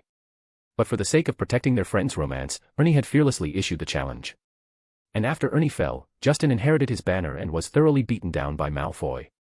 This act of bravery earned the sincere respect of the entire Gryffindor house. According to unreliable rumors, Ron Weasley had even suggested erecting a monument in honor of the two of them. It was supposedly meant to commemorate the brave Hufflepuffs who challenged the evil Draco Malfoy. However, Hermione rejected Ron's proposal on the grounds that it was far too stupid. Seeing Hannah angry, Ernie grinned and asked, "Did your date go well?" "I'm talking to you about something serious, why are you bringing up duh?" Hannah suddenly stopped speaking. Justin said gloomily, "We knew we weren't Malfoy's opponents either, but he was going to interrupt your date." Tears instantly welled up in Hannah's eyes. Only now did she realize her good friends had fought Malfoy because of her. Moved to tears, she tightly hugged the two of them. "We're friends. Taking a beating for you is nothing. The important thing is that your date wasn't ruined," Ernie said with a teasing grin. "So, did you confess?" That instantly made Hannah's face turn bright red as she uncertainly replied, "Sort of." "Sort of?" Justin let out a miserable groan. "Then how many more beatings do I have to take before you make up your mind?" His exaggerated behavior made Hannah angrily punch him once, causing Justin to collapse dramatically onto the bed in despair. "By the way, how did you end up liking Neville Longbottom?" Ernie asked. "I know he's excellent." At the mention of this, Hannah touched her braided hair and said, "Don't you think he looks handsome when he swings a sword?" She smiled shyly. "And he saved me too." Ernie said, "Saved you? Why don't I remember that?" They had all participated in the Battle of Hogwarts. Hannah blushed slightly. "At the time, I got separated from all of you and ended up on the 4th floor. A Death Eater attacked me there.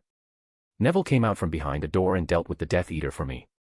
She would never forget that scene. Neville had appeared from behind the doorway, split apart the spell that would have killed her, and defeated the Death Eater.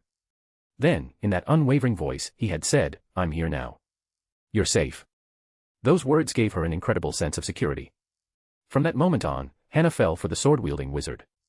Seeing Hannah like this, Ernie knew she truly liked Neville. As her friend, there was nothing he could do except offer his blessing. After visiting her friends, Hannah headed toward the kitchens, muttering softly to herself, "It would be nice if I could go to that room again, like it had magic that made cooking feel effortless." She recalled the room from yesterday. Normally she had never noticed it, yet somehow that room had appeared inside the kitchens. She remembered her mother's teachings, supposedly originating from a chef named Chen. If you wanted to win a man's heart, you first had to win his stomach. Chapter 584, Devilish Training, the King's Army. While Neville began enjoying delicious meals every day, Saturdays became a terrifying day for Slytherin. Saturday. Wearing the number 6 jersey, Malfoy stood proudly in the Quidditch pitch. The team members stood in perfectly ordered lines with strict discipline, every one of them carrying a distinct aura. It was the aura built from Slytherin's 12 consecutive victories, the aura of an invincible champion team that crushed everything before it. "This is my final year." Malfoy swept his gloomy villain-like gaze across everyone present. "I refuse to let anyone leave a stain on my career this year, and I refuse to let Slytherin's glory come to an end. Remember, we are Slytherin. Victory belongs to us, and no one is allowed to take it away. The only thing you need to do is train with everything you have and unleash 120% of your strength on the field.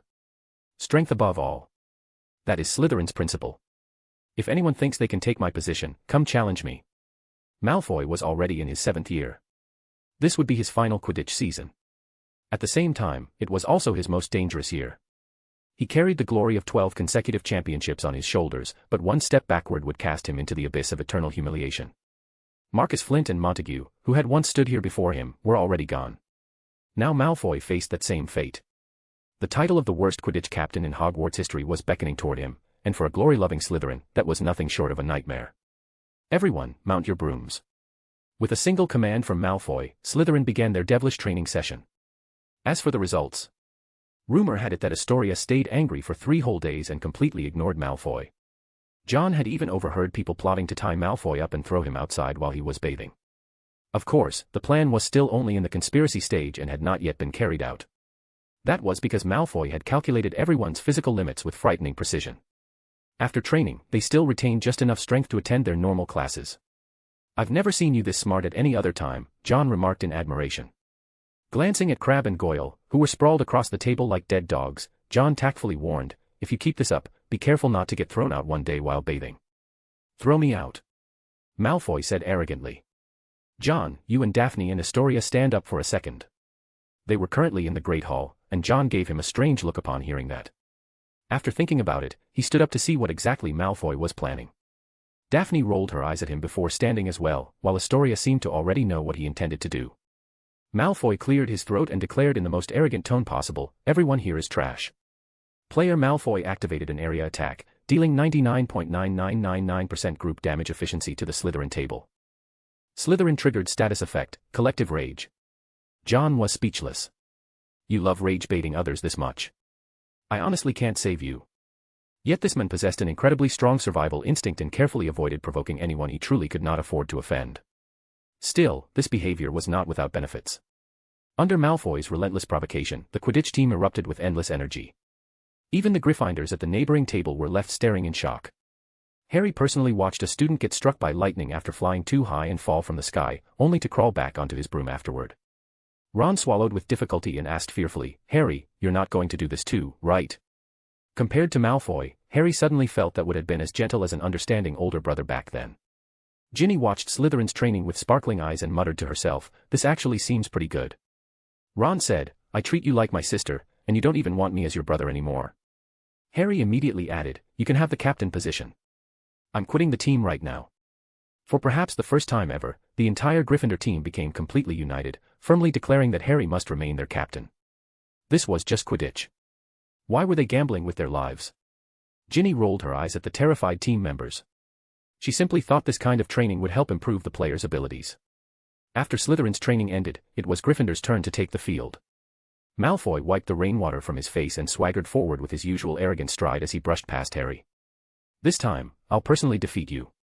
His eyes burned with fighting spirit, and Harry's own competitive spirit ignited in response. Gryffindor will wash away its past shame. As the two stared at each other, sparks practically seemed to fly through the air. Malfoy let out a cold laugh and departed with his team. Of course, they still had to make a stop at the hospital wing afterward. Goyle, who had been struck by lightning earlier, still had smoke rising from his head. The strike had basically given him a free perm. Hopefully that electric shock knocked some sense into your stupid brain. Malfoy's sarcastic remark caused Madame Pomfrey to directly throw him out of the hospital wing. Before leaving, Malfoy poked his head back through the doorway and asked, "He should be healed before the next training session, right?" Madame Pomfrey trembled with anger and declared, "I'm going to have a talk with your head of house." In the end, Malfoy's utterly inhumane devil training continued until October before it was forcibly stopped. Malfoy was highly dissatisfied after being ordered to rearrange the training schedule, and he complained to John, "She's just a healer. What does she know about Quidditch?" John flipped through the silver-white book and the black book in his hands, glanced at Malfoy, and sneered, "You should be grateful you bathe in the prefect's bathroom." Malfoy curled his lips dismissively. The first Quidditch match of 7th year would begin this Saturday. Stopping Malfoy had been a good thing. Otherwise, with his extreme training methods, the team probably would not have had any energy left by match day. The champion team with 12 consecutive victories was currently overflowing with momentum. As their opponents, the Ravenclaw students appeared rather heavy-hearted. Though that heaviness was difficult to see on Luna. She was busily preparing a brand new hat. Luna had already decided on the theme. A soaring eagle clutching a green snake, pecking its brains out. John listened to Luna explain her ideas and hesitated to speak. He wanted to remind her that she was asking a Slytherin for advice. "The Grey Lady is very happy," Luna said cheerfully as she hung the green snake from the eagle's claws.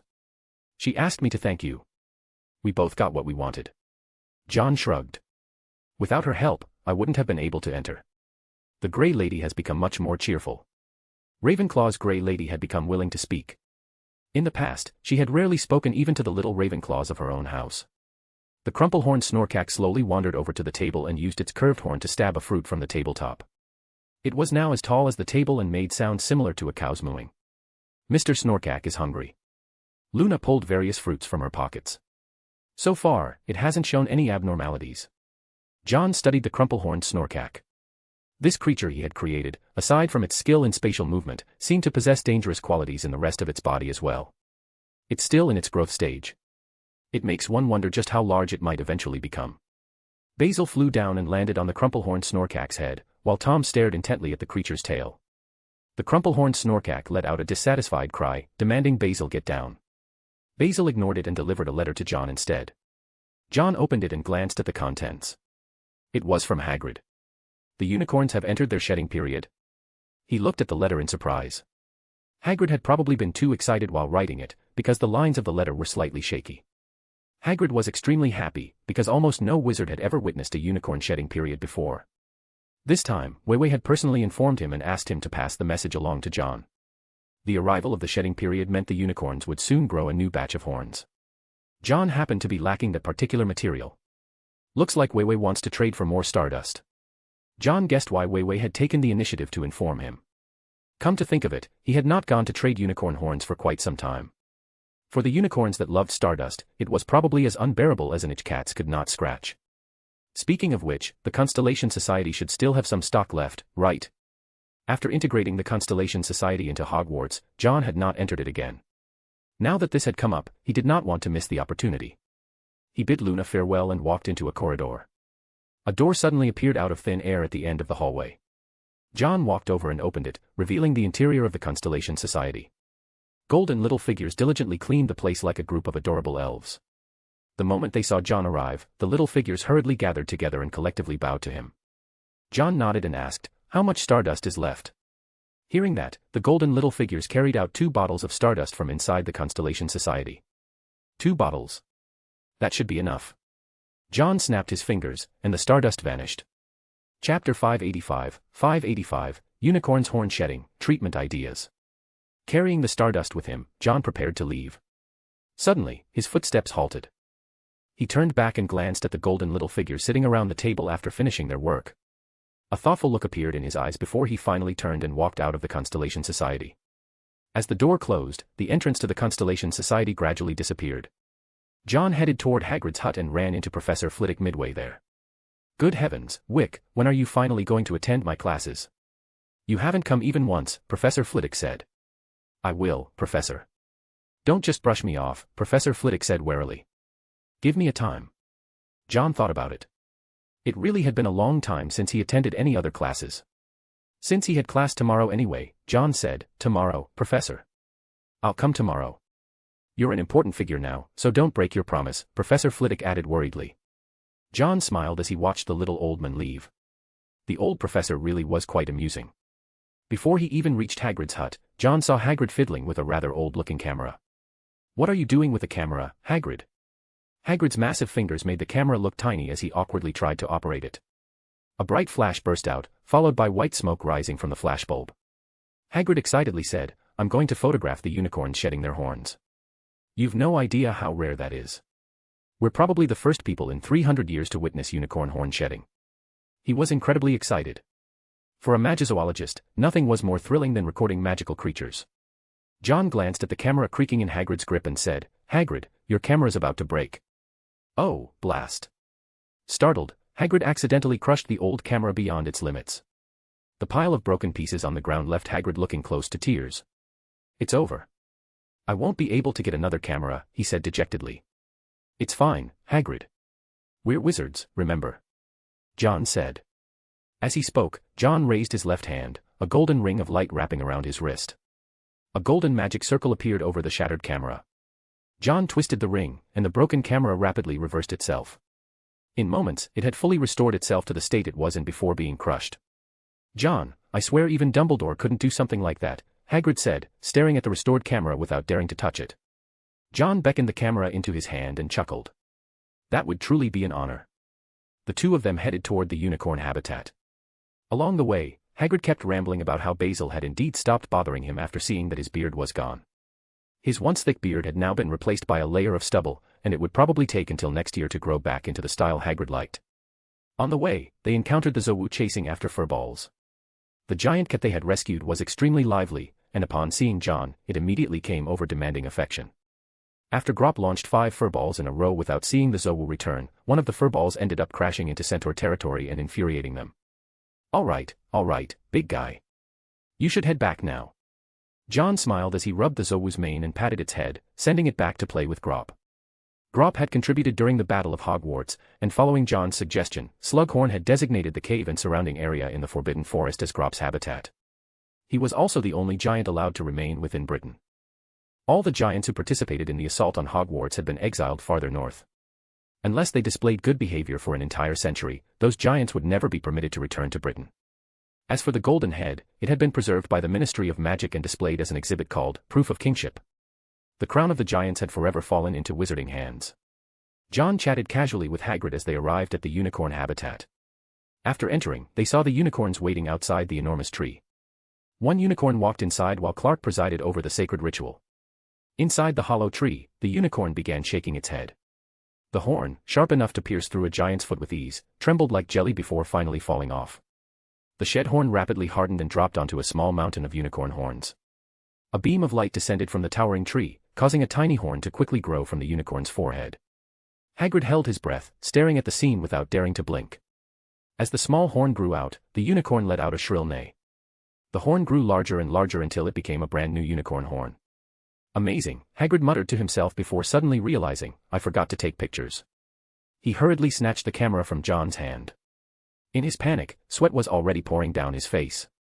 The second unicorn entered and repeated the same process as before. John watched the scene with great curiosity toward the tree. What role does this tree actually play? From what he had learned from Wei, this tree was the sacred tree of the unicorns. Only near such trees could unicorn herds exist. To the unicorns, this tree was equivalent to a mother or a deity. Clark noticed the two arriving and lightly leaped down from a stone, landing gracefully. John, Hagrid. Clark nodded toward John. Then he looked at Hagrid and said, Hagrid, I hope you won't spread those photographs. Ah, why not? Hagrid asked in confusion. Clark raised his head toward the sacred tree and said, if others learn our secret, greedy people will stop at nothing to search for unicorn herds and study the secrets of the sacred tree. For a unicorn, Clark carried the wisdom of an elder. He did not stop Hagrid from taking photographs, and he clearly understood who had revealed the secret and allowed the two of them inside. Still, based on his understanding of them, he chose to trust them. As long as the photographs did not spread, the unicorns would continue acknowledging the two as friends. John nodded and said, I'll keep the secret.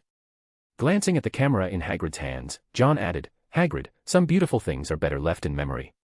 You're right, John. Though reluctant, Hagrid still lowered the camera. Compared to exploration, he preferred protecting magical creatures.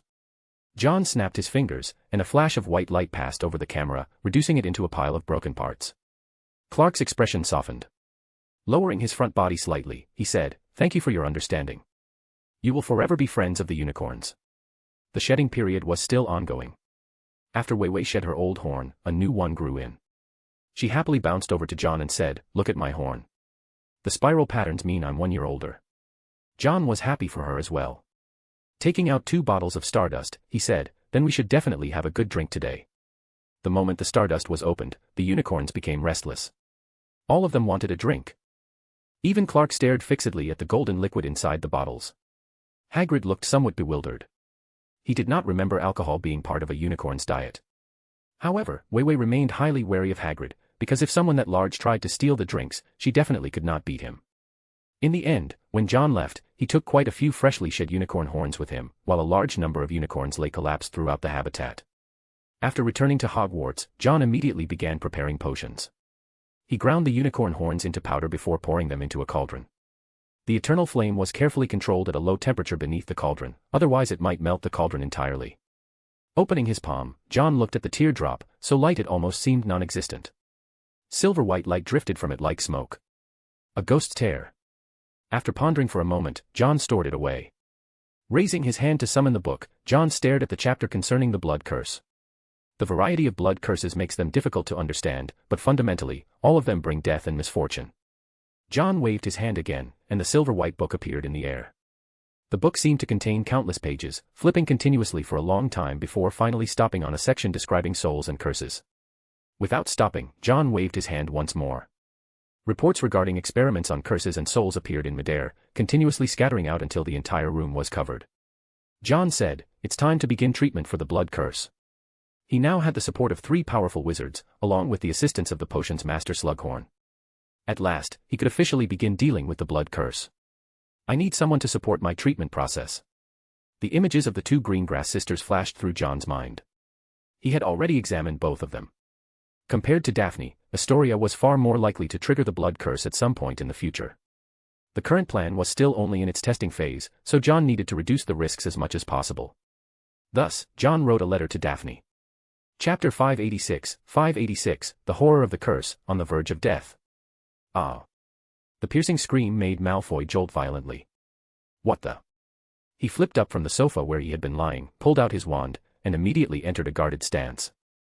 Ever since Daphne had beaten him half to death with a full combo last time, he never forgot to bring his wand with him, even when going into the bathroom. Just as Malfoy was still trying to figure out who had screamed, he saw Daphne clutching the envelope, her eyes fixed firmly on the words written on it. Come to the Constellation Society. Come alone. Her heartbeat accelerated violently, thumping so hard it felt like it was about to leap out of her chest. Pansy shrank fearfully into the corner. From Daphne's face, she could see a kind of romantic fervor even more fanatical than her own.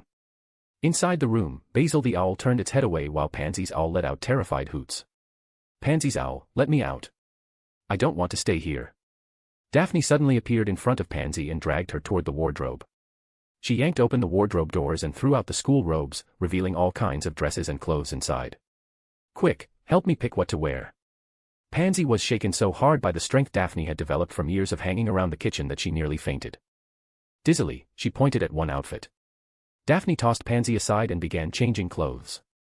By the time Pansy regained her senses, Daphne had already changed into the same black dress she wore at the banquet last time. Seeing Daphne about to leave, Pansy caught sight of the note that had fallen to the floor and hurriedly lunged forward, wrapping herself around Daphne's leg. Think it through, Daphne. What? Daphne, whose mind had been completely swept away, asked blankly. Pansy struggled to climb back up, wiped away the tears that had come from smashing her nose, and said with heartfelt anguish, use your brain and think carefully. That's John. Why would he be looking for you? Who was John Wick?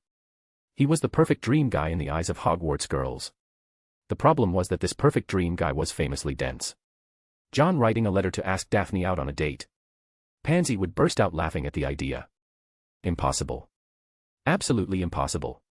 Seeing Daphne gradually calm down, Pansy wiped the sweat from her forehead. If Daphne had really gone out like that just now, the entire school would know exactly what she was going to do. How would she face people afterward? Since they already knew there would be no result, she absolutely had to preserve her best friend's dignity. After Pansy's reminder, Daphne's overheated mind finally began to cool down. Yeah, that was John. Disappointment filled Daphne's heart. By the time Daphne left the dormitory, she had changed back into her school robes. Even so, despite her nervousness, she still held a trace of expectation. She hurried past the common room without even glancing at Malfoy's guarded posture. Malfoy felt baffled. He had thought the secret date between him and Astoria after class today had been exposed. What he didn't know was that Blaise, who had witnessed the entire emotional roller coaster from anticipation, to ecstasy, to disappointment, wore a deeply disappointed expression. I clearly told Daphne in secret. Why didn't she teach Draco a lesson? Ever since the double-crossing Blaise had been humiliated by Malfoy, he had wanted revenge. Especially after the last time when he and Malfoy ended up taking each other down together. The more he thought about it afterward, the angrier he became. What he didn't know was that the Slytherin Quidditch players shared the same thoughts. A whole group of them had been eagerly waiting for Malfoy to get beaten up. Some had even taken out snacks to place bets. In the end, nothing happened. Goyle smashed the chocolate frog in his hand and shouted, "Why didn't they fight? You really wanted them to fight that badly?" A voice suddenly cut in. Without even thinking, Goyle replied, "It'd be best if Draco ended up in the hospital wing for 2 days too." After speaking, Goyle suddenly realized that voice didn't sound like Crabbe's. Turning his head, he immediately forced a flattering smile onto his face. Draco. Malfoy pulled out his wand and pointed at Goyle in delight. "Hey, I recognize you." He walked over and sat beside Goyle with a smile on his face.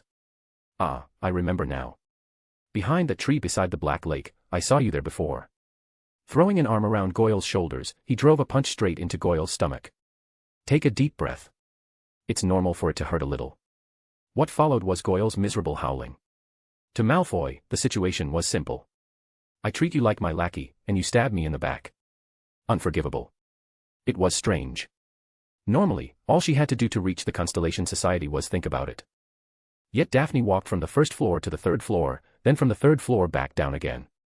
In the end, she stopped in front of the old site of the Constellation Society and took a deep breath. The doors of the Constellation Society slowly appeared. She comforted herself, "It's fine, Daphne. It's just an ordinary meeting." The disappointment in her heart gradually settled. To Daphne, as long as she could stay by John's side, sooner or later there would be a chance. After calming herself down, Daphne opened the doors to the Constellation Society. What greeted her was a doorway spilling thick smoke outward. Beyond the doorway was another room. Daphne walked through it. Inside the Dragon Valley, countless dragons soared through the sky. Around John, numerous sheets of parchment floated in midair. 2 books, one black and one silver-white, hovered separately at his left and right sides. A black dragon descended from the sky and seemed to be saying something to John. "Thank you, Amohan. This is enough." Patting Amahan's massive head, John sent her back. Amohan happily swayed her tail, nodded, and flew back to her cave. John. Daphne walked into Dragon Valley and looked around uncertainly. "What's going on?" "I suddenly realized I was missing some materials, so I asked Amohan to help me collect them." John's wand stirred the cauldron as he smiled and said, "You probably won't be able to attend classes this afternoon. For this period of time, you'll have to stay with me." Those words, so easy to misinterpret, made Daphne unconsciously lower her voice as she softly responded with an mm. She walked over to look at the various experiment reports floating in the air. They all looked very old. "The curse on your body is different from Astoria's." John waved his hand, and one report flew before him. Ravenclaw's book flipped through its pages rapidly. "You're currently in a dormant stage. I'll need to use certain methods to activate it before treatment can begin." Ravenclaw's book floated in front of Daphne. Looking at the possible outcomes written inside, she read, "Death or recovery." Daphne stared blankly at the words before saying without hesitation, "I trust you, John." "Sometimes we still have to face reality, Daphne." John shook his head. "To be honest, the difficulty of treating the bloodborne curse is obvious to everyone. You can't blindly trust me. I need you to make your own judgment." "I trust you. That is my judgment." Daphne met John's gaze and said firmly, "I trust my king." In the end, she still could not say those words. She was afraid. Afraid that if she said them, her relationship with John would change. She was also afraid that those words would put John in an awkward position.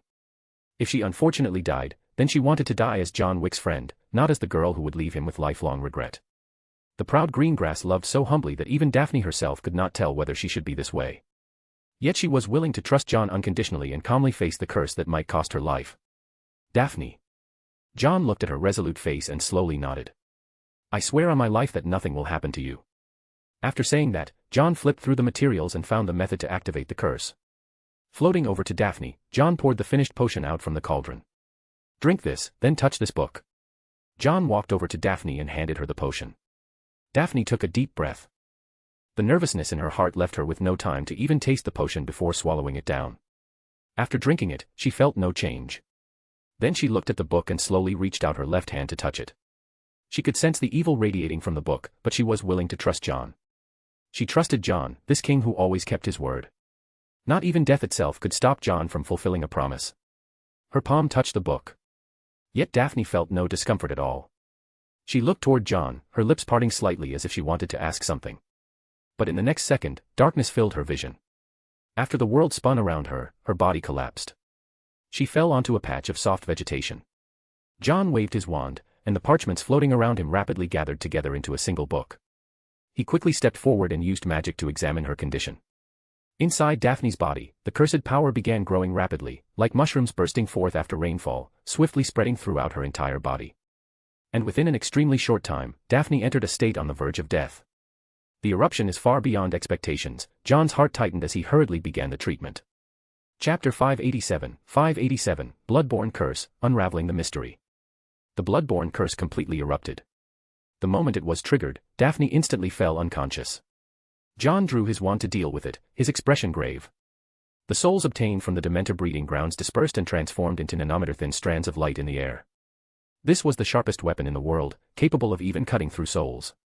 His left hand wielded the wand while his right arm became covered in silver. John raised his right hand and controlled the hundreds of light strands as they entered Daphne's body. The potion she had drunk finally began to take effect, halting the explosive spread of the cursed power. His wand brushed over Daphne's body, causing rings of Ouroboros-shaped light to appear around her limbs. John's eyes transformed into dragon pupils as the flying dragons descended and stood silently around them. Carefully observing every detail, John waved his wand. "Return, wandering soul. Radi, O anima errans." The strands of light entered Daphne's body like needles threading through fabric. In John's eyes, Daphne's soul was laid completely bare. The curse, which had originally been curled into a small cluster, had now spread throughout her entire body. Once it erupts, it rapidly steals away life in a very short time. John controlled the strands of light to slice apart every tiny spot that resembled spreading mold. Daphne let out a muffled groan as black spots appeared across her body. The sacred power belonging to the unicorn surrounded the emerging spots. I need to speed this up. John knew that if this continued, even if her soul escaped corruption, her body would still perish.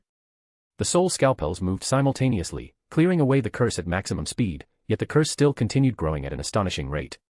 I need more scalpels. Realizing the clearing speed was too slow, John released 10 souls in one breath. All of the souls resembled cocoons as hundreds of tiny strands of light separated from them and drilled into Daphne's body. The speed of the soul scalpels increased dramatically. John waved his wand again, rapidly cooling the potion brewing inside another cauldron. A fist-sized mass of potion flew out and entered through Daphne's ear. Then came the third cauldron, the largest one. It was as enormous as a bathtub. Inside was a restorative liquid made from materials gathered from Dragon Valley. Daphne's body floated upward and became trapped within the restorative liquid as though caught by the water-making spell. Strangely, the restorative liquid did not affect Daphne's breathing at all. More black spots appeared, though much more slowly than before. The skin on Daphne's fingers split apart first, followed by her hands and feet, then the rest of her body. John stared fixedly at Daphne's body as the restorative liquid rapidly healed the skin after it peeled away. The Ouroboros wrapped around her body served as the final safeguard. As the curse was gradually eliminated, the damage done to her body was also rapidly repaired. If this continues, it should work. After multiple rounds of research with Slughorn, John had created 3 kinds of potions capable of protecting the body from the inside out. They had discussed how the eruption of the curse would damage the body while also corroding the soul. Only sufficient restorative power could preserve the life of the cursed person. Maybe I should send him a bottle of mead to thank him for his efforts. John silently thanked him in his heart. In researching the bloodborne curse, the other men had provided him with tremendous help. The soul surgery proceeded steadily and methodically. The scalpels removed the curse faster than the curse could grow. Gradually, the curse shrank into a cluster and was carved away bit by the scalpels. The emerald green restorative liquid also began fading in color as its medicinal effects were rapidly absorbed.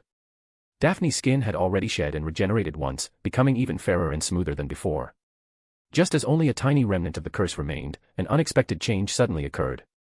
John had intended to eliminate the last of the curse in one push. But the curse suddenly erupted from Daphne's heart. Growing at a speed beyond what could be eradicated, it instantly spread throughout her body once again. Daphne, submerged in the restorative liquid, opened her mouth in a silent cough as blood seeped from her lips, dyeing the liquid crimson. A mutation in the curse. John's expression changed drastically. He threw out his small suitcase, and the bottles containing souls exploded one after another. Under John's control, all the souls transformed into tiny soul scalpels that covered Daphne's body. Her body is reaching its limit. A drop of sweat slid down his forehead. With a grave expression, John poured emerald potion into the restorative liquid. At the same time, soul potion turned into a thin stream and flowed into Daphne's mouth. Within the soul possessed by the curse, a tiny soul appeared. Like a Patronus, it protected the most important parts of Daphne's soul, punching and kicking away the approaching curse. The evil curse was suppressed once more. John pressed the advantage. The soul scalpels placed a tremendous burden on him. His right hand controlled thousands of scalpels, each sweep clearing away huge portions of the curse. Devouring soul curse. Black energy erupted from his eyes as John forced the curse back into a single cluster. Without any hesitation, he used the devouring soul curse, concentrating the scalpels and driving them directly into the location of the curse. Bit by bit, he pulled the curse out of Daphne's body like unraveling silk from a cocoon. At the same time, the emerald green restorative liquid completely faded into something as clear as water. The sphere of liquid shattered, and Daphne fell out. John used the summoning charm to catch her before carefully laying her down. Stepping forward to examine her, John carefully searched through her body with magic. After confirming that she was fine, he dropped down and sat beside Daphne. Wiping away his sweat, he said with lingering fear, "I didn't expect the curse to have a second eruption phase. That means even if someone survives the first time by luck, the second time could still kill them." John had not expected a curse to be this insidious. Sitting beside Daphne, he lay down somewhat exhausted. Mumbling vaguely to Amohan, he said, "Wake me up later." After saying that, he closed his eyes and fell asleep as well. As the sun gradually set, Daphne slowly woke up in a daze. The moment she opened her eyes, she felt as though her entire body had received a full massage. It was like a burden she had carried for more than 10 years had suddenly been lifted away. John. Daphne had still been groggy a moment ago, but the sight of a handsome face in front of her instantly woke her up completely. She suddenly sat upright, but the abrupt movement made her feel dizzy. For some reason, she guiltily glanced around. After confirming that there was no one there, well, aside from a few dragons. She lay back down again, turning onto her side to face John. The two of them were very close. Daphne absolutely had not secretly moved closer. She carefully stretched out her hand and poked John's cheek. Poke. John showed no reaction. Daphne poked him again. Poke. Poke. Still no reaction. Pulling her hand back, Daphne smiled as she stared at John. She glanced around again before carefully inching closer toward him. The sunlight gradually disappeared, and at the moment the final ray of sunlight vanished. In the darkness, John opened his eyes. Daphne seemed to see two flashes of light. You're awake. John showed none of the grogginess of someone who had just woken up. Instead, he looked completely alert. Getting up and stretching lazily, John rubbed his neck and said, "We'll need to revise the treatment plan. Your curse has a latent second eruption phase. After being cured, your descendants will no longer carry the hidden danger of the curse." John calmly analyzed, this curse likely develops while lying dormant within the body, then begins erupting at a certain age until the host dies. However, that death does not stop it from continuing to pass down to future descendants. Its deceptive nature is like a venomous snake. And this eruption appears alongside soul corruption. During treatment, it also causes some damage to the physical body. As he continued speaking, John realized Daphne had not responded at all. Turning around to look, he saw Daphne hurriedly turn her face away as if feeling guilty. John did not understand at first, then thought perhaps what he had said was too complicated. So he simply said, "In short, I now have a way to resolve the Greengrass family's curse, but I'll need more preparation." Seeing that Daphne still was not speaking, John leaned closer and asked, "Are you all right, Daphne?" Seeing Daphne's flushed cheeks, John immediately frowned. Could it be that the treatment didn't fully work? No, I just... As Daphne watched John getting closer and closer, she said despairingly, "I'm just a little tired." That makes sense. Your body's vitality would have weakened after undergoing continuous treatment. John nodded in understanding. He tapped his wand, causing the small suitcase to fly back while all the bottles and jars headed toward the doorway. Then let's head back. After Christmas, I'll begin Astoria's treatment as well. Now that he had experience from the first time, dealing with it again would be much easier. John said to Daphne, "Don't be afraid. I promised you." Daphne nodded. On a distant mountain, Amohan said to the fireball dragon beside her, she just pressed her mouth against the shadow of destruction's face. Was she trying to eat him? The fireball dragon, which had once been raised by humans, hesitated before saying, "That seems to be some kind of wizard etiquette." I'm not too sure either. It had seen several dragon tamers do the same thing before. Sometimes even male wizards did it to each other, so it was probably some kind of ritual. Chapter 588, Magic Levels, Neville Spring. Charms Class. John's arrival made Professor Flitwick very happy. Even though John was not a Ravenclaw student, he was definitely Flitwick's favorite student. "You mustn't swing your wand with brute force, Mr. Crabbe." Professor Flitwick was small in stature, yet highly respected. By 7th year, charms classes had far less theory. The focus was more on mastering previously learned spells in preparation for the NEWT exams. A beautiful charm, Miss Granger. Sometimes an outstanding spell would draw an exclamation of admiration from Professor Flitwick. Ron whispered to Harry, "Why is John here? I thought he wouldn't show up for charms class at all this school year." "I heard Professor Flitwick invited him," Harry said. "I also thought he wouldn't come." Ron said in disbelief, "What could he possibly learn here? I mean, does he even need these classes anymore?" John had already killed Voldemort during the first half of the school year, yet he still came here to study. Not just Ron, everyone else also felt as though they were dreaming. Even the Ravenclaw students could not figure out what their head of house was planning. Halfway through the lesson, Professor Flitwick judged the timing to be about right and waved his wand to draw everyone's attention. "Look over here." "Yes, you heard correctly, Miss Parkinson. I would appreciate it if you would temporarily let go of Mr. Knott." Pansy, who had been clinging to Theodore, immediately released her arms at those words. Everyone looked over as Professor Flitwick said, "I know you are all very curious about why I invited Mr. Wick here. Mr. Wick's current level has already surpassed what I am capable of teaching. So I enthusiastically invited him here in the hope that Mr. Wick might leave behind some astonishing magic for Hogwarts during this lesson." That was Professor Flitwick's true purpose. He knew John had created many spells. As a charms professor, he hoped John could share some of his experience in magical creation and application. It was also a little bit of Ravenclaw cunning. Professor Flitwick waved enthusiastically toward John. "John, just as we agreed." "All right, Professor Flitwick."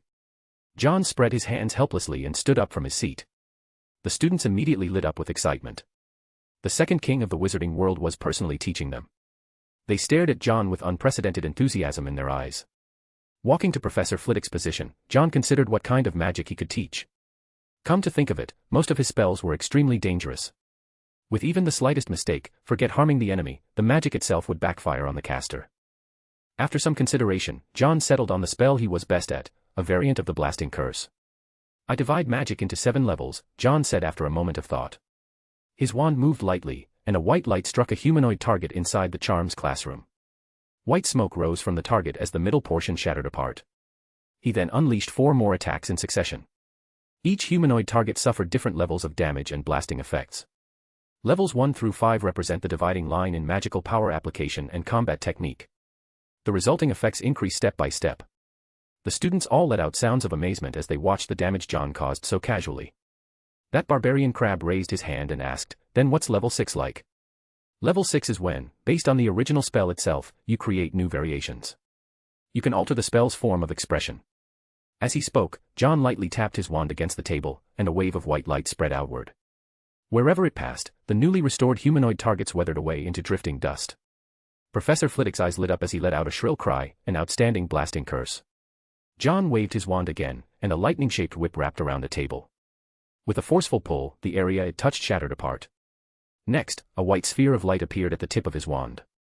As the sphere grew larger and larger, Professor Flitwick began to panic. "John, don't destroy the classroom." "Sorry, Professor Flitwick. I almost forgot." Just as John was about to use a charged blasting curse, he remembered they were still inside a classroom. He dispersed the spell and calmly said, "What you just saw were 3 variants of the blasting curse. You'll notice that aside from the different forms of expression, all of them pursue only one objective, destruction.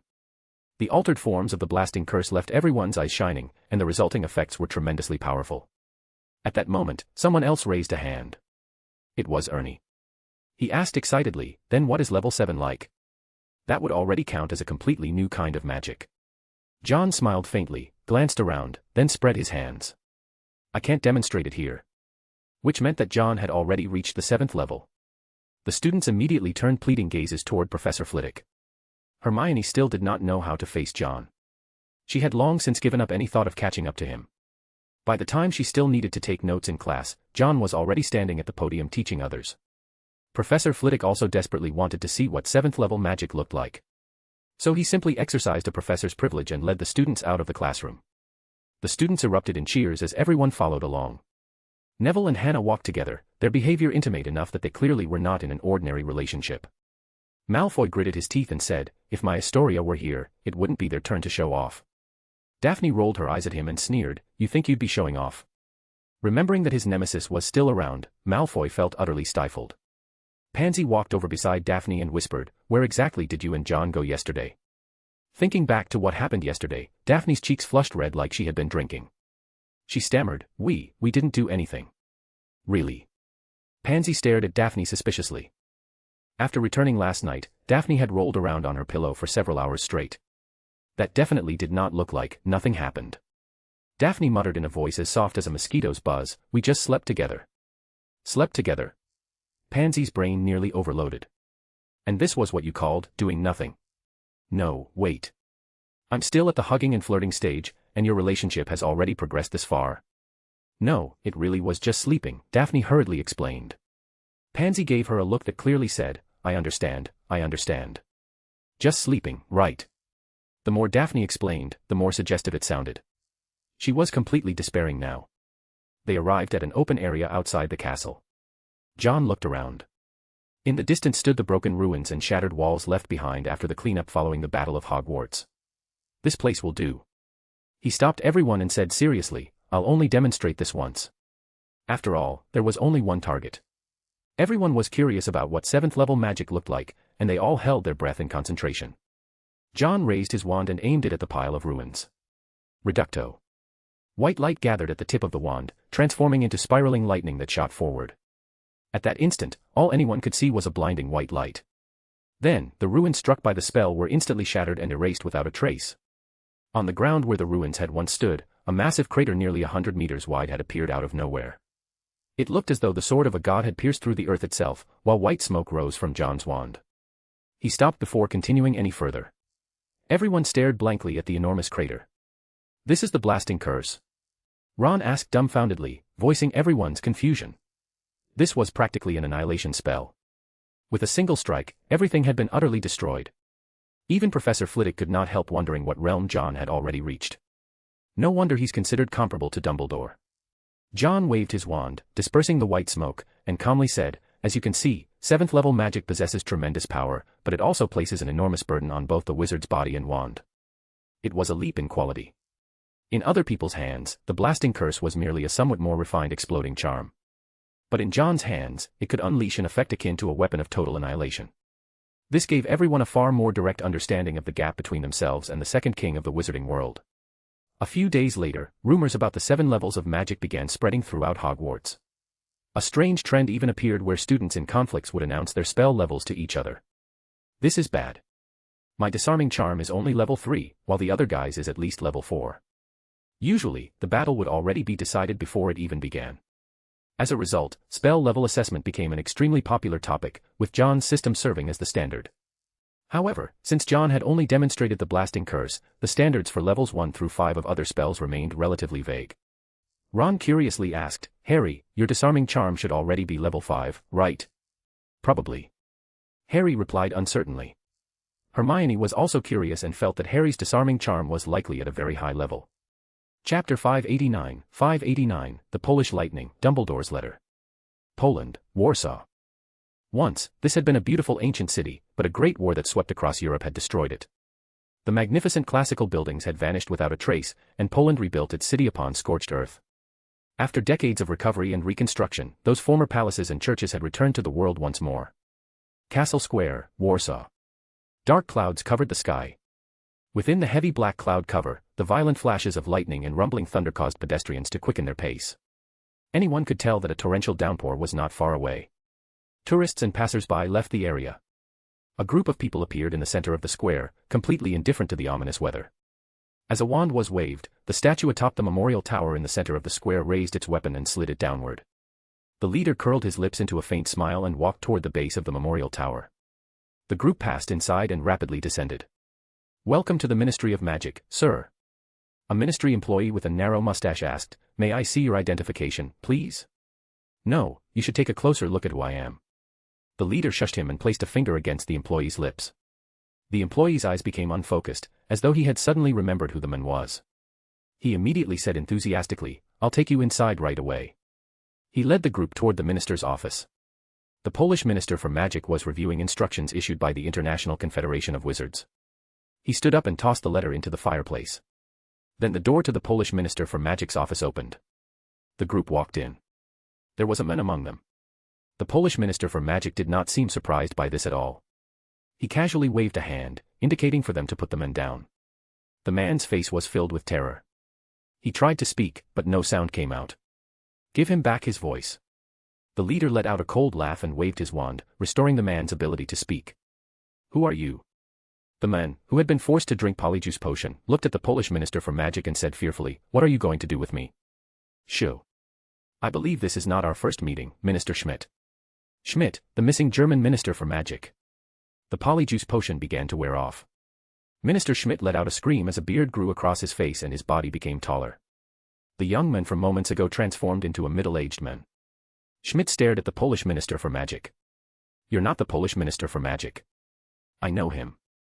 He doesn't have this kind of courage." "You're right," the Polish Minister for Magic said with a smile as the color of his hair changed. White hair appeared, and that face filled with a sinister aura wore a carefree smile. When he opened his eyes again, the mismatched colors of his irises made Schmidt's eyes widen. "You. Grindelwald." Schmidt never could have imagined it. Cold sweat streamed down his face as he asked, "When did you replace the Polish Minister for Magic? You knew about my plan, yet you chose to conceal it because you wanted to see the British Ministry of Magic make a fool of itself." Grindelwald clasped his hands behind his back and ignored the question. Arrogance, stupidity, pride. Grindelwald paced around the minister's office. "These things will plunge the wizarding world into danger, Minister Schmidt." "Listen to me, Grindelwald," Schmidt said frantically. "I am loyal to you. You need me. My uncle, do you remember him? He was one of your followers as well." "Old Schmidt. Of course I remember him. I remember every one of my loyal followers." Grindelwald stopped walking. "But you had him executed, didn't you?" You traded him away for the first stepping stone of your political career. Grindelwald walked over to Schmidt and placed a hand on his shoulder. Your existence does not make magic greater, Schmidt. No. No. No. Lord Grindelwald, I can be useful to you. I can help you with many things. The incessant noise grated on Grindelwald's ears. He waved his wand, and Schmidt's tongue vanished. Grindelwald plucked a strand of hair and dropped it into the bottle held by the leader. He returned to the minister's desk, his appearance slowly changing back into that of the Polish minister for magic. Drawing out his words, he said, "Now, you are Grindelwald." The others pinned Schmidt down while the leader forced the polyjuice potion from the bottle down Schmidt's throat. Schmidt's appearance began to change as he threw back his head in a silent scream. Grindelwald watched quietly and said, "Just as you did." That was his answer to Schmidt's second question. A phoenix flew down and landed in front of John. Basil had never won a fight against it. Basil flapped its wings and landed beside John, glaring viciously at Fawkes. It spread its wings wide, revealing feathers scorched black by fire, as though lodging a complaint. "All right, I get it," John said helplessly. "You're always bullying other birds. Now you finally run into someone tougher than you." "Coo." Basil flapped its wings indignantly. John looked at Fawkes and asked, "Dumbledore sent you?" Fawkes nodded and set down a letter. John opened the letter and casually said, "Tell him I received it." Fawkes took flight, preparing to leave. At that moment, Basil launched a sneak attack and slammed into Fawkes. Feathers flew everywhere as the two birds tussled. In the end, Basil returned looking immensely pleased with himself, a phoenix feather clenched in his beak. John held out his arm, allowing Basil to land on it. He then turned his attention to the contents of the letter. Still trying to bring Grindelwald back. John let out a mocking laugh. "You're too naive, Dumbledore." During the years when Grindelwald had fallen from power and been imprisoned in Nurmengard, Dumbledore had occasionally exchanged letters with his old friend. From those letters, it had seemed as though Grindelwald had let everything go. That was precisely why Dumbledore found Grindelwald's departure so incomprehensible. People change. Expressionless, John set the parchment ablaze. The main subject of the letter had been Grindelwald. Grindelwald had vanished in Poland and was also suspected of being connected to the disappearance of the German minister for magic. It was worth noting that although the Grindelwald of old had attacked ministry officials before, he had always shown restraint when dealing with government figures. Even when he had been captured by the Magical Congress of the United States of America, he had not killed the escorts transporting him back to Europe. That is a little strange. John stroked his chin thoughtfully. The Grindelwald who had left Nurmengard seemed different. Was he planning to gather the acolytes once again and launch another wave of reforms across Europe? This was no longer the past. Grindelwald should be able to see clearly that modern muggles were not something wizards could afford to provoke. His behavior has become strange. John shook his head. Taking the phoenix feather from Basil's beak, John let it roll between his fingers. Tomorrow was the Slytherin Quidditch match. For once, Malfoy behaved like a decent human being and gave everyone a chance to rest. John was in the headmaster's office, researching improvements to the restorative liquid. The effects aren't strong enough. Slughorn's eyes widened. That stuff could bring a dying fire dragon back from the brink. When they had designed the restorative liquid, they had used fire dragons as the benchmark. The bloodborne curse is far more terrifying than you think, Professor. As John stirred the emerald green liquid, he said, "It's a curse with a secondary dormant stage. If it isn't deliberately drawn out, a successful treatment could easily make people lower their guard." "Wait, a secondary dormant stage?" Slughorn reacted immediately. "You've already attempted a treatment. It was dangerous, but the result was good." John turned and saw Slughorn's eyes shining brightly. As headmaster, Slughorn excitedly walked over. "You succeeded." "Yes." Merlin's beard. Slughorn needed a moment to calm himself. What had he just heard? The bloodborne curse had been cured. He walked over to a table, grabbed a bottle of mead, and poured it down his throat. Gulp after gulp, he finished the entire bottle. The smell of alcohol lingered around him as he said, "Do you know what that means, John? It means we've solved one of the wizarding world's great problems. And based on that result, we can pursue even deeper research." The skin on Slughorn's face trembled. Vampires and werewolves. Some scholars believe they originated from ancient curses spread through bites. Slughorn took a deep breath and said to John, "You could change the world, John." "One step at a time," John said casually. "Right now, I just want to cure my friends." An achievement of such enormous significance lay right in front of him, yet even Slughorn could not remain calm. Seeing John's indifferent reaction, Slughorn smiled bitterly. "You always manage to surprise me, John. Compared to things we haven't even begun to explore, I'm more interested in tomorrow's match." John bottled up the restorative liquid one container at a time and smiled. The Quidditch match. You should come watch it. I think I will. The alcohol finally caught up with Slughorn, and he collapsed onto the sofa, snoring loudly. Chapter 590, Overbearing Malfoy, the show is about to begin.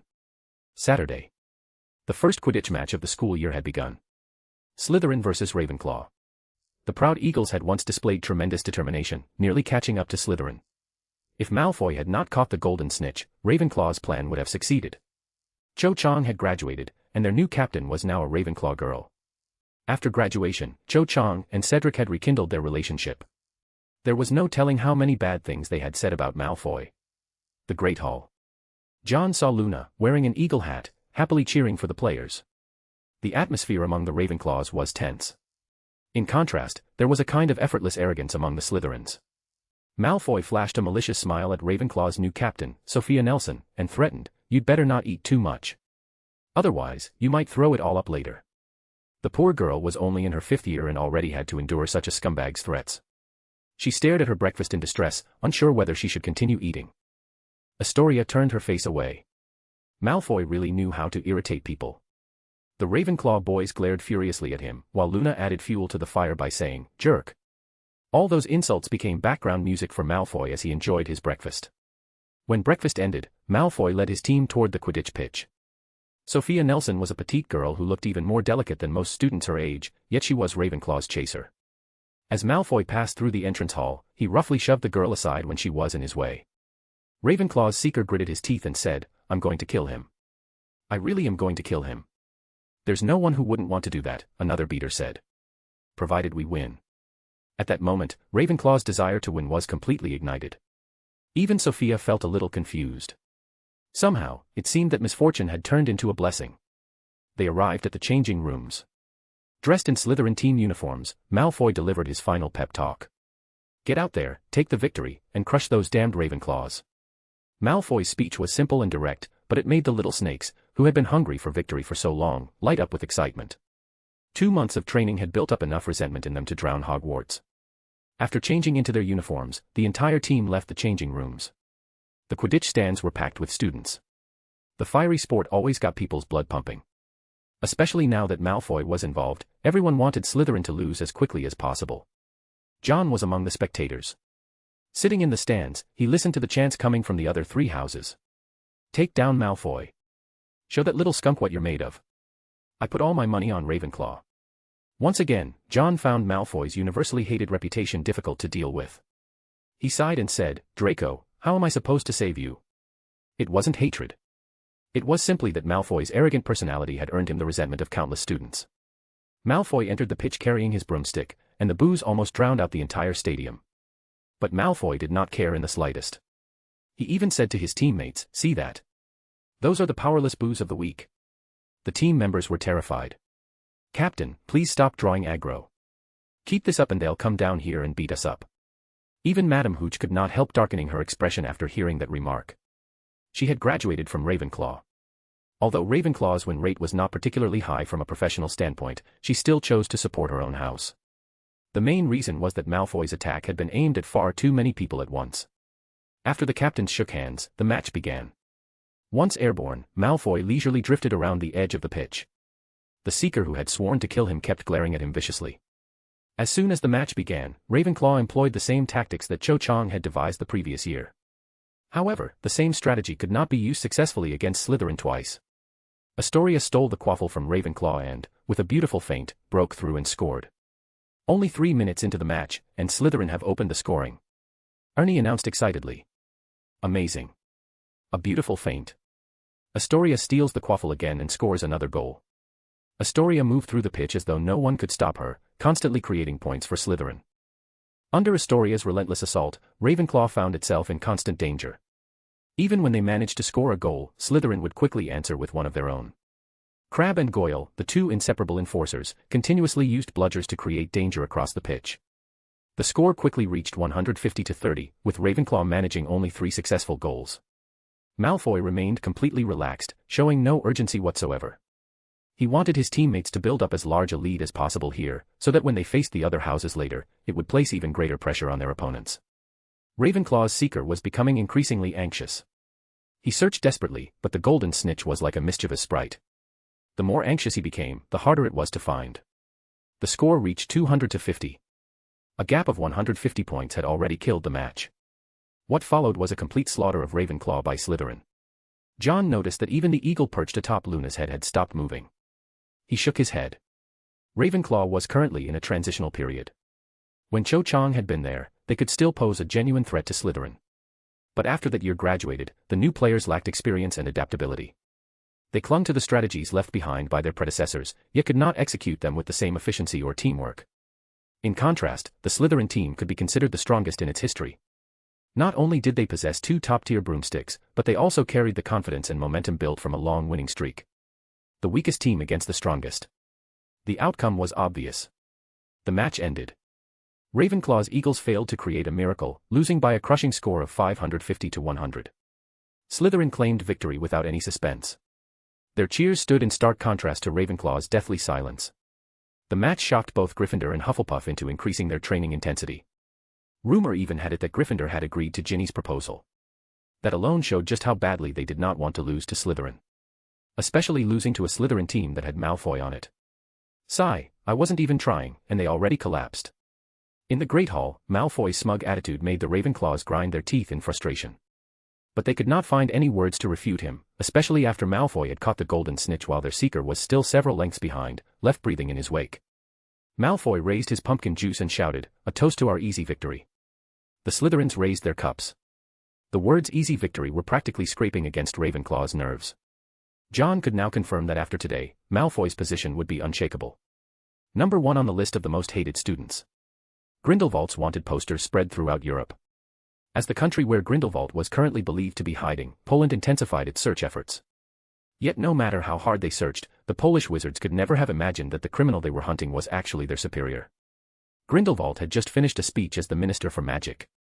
During the speech, he promised to capture Grindelwald to ensure that Poland would not repeat the disasters that had struck New York and Paris half a century earlier. The Polish magical community did not know what had changed, but they felt that their usually stern Minister for Magic had somehow become more charismatic. He also initiated a series of rapid responses, ordering Aurors and hit wizards to search hideouts throughout Poland. The decisive actions quickly produced results. One of Grindelwald's acolytes was captured. His appearance confirmed that Grindelwald was indeed still hiding somewhere within Poland. All sides closely watched the developments, waiting for Grindelwald to be brought to justice. During this period, the International Confederation of Wizards convened once again, and Grindelwald, disguised as the Polish Minister for Magic, attended the meeting. He assured everyone that Grindelwald would not be able to escape the tightening net. Even Barty Crouch Sr. was persuaded by his plans, though he found it somewhat strange. The Polish Minister for Magic had never seemed this intelligent before. Still, he attributed it to the possibility that the minister had simply never had a chance to demonstrate his abilities. As for the position of Supreme Mugwump of the International Confederation of Wizards, everyone had their own thoughts. They all understood how significant Grindelwald's capture would be for the upcoming election. Some had begun paying attention to the Polish Minister for Magic.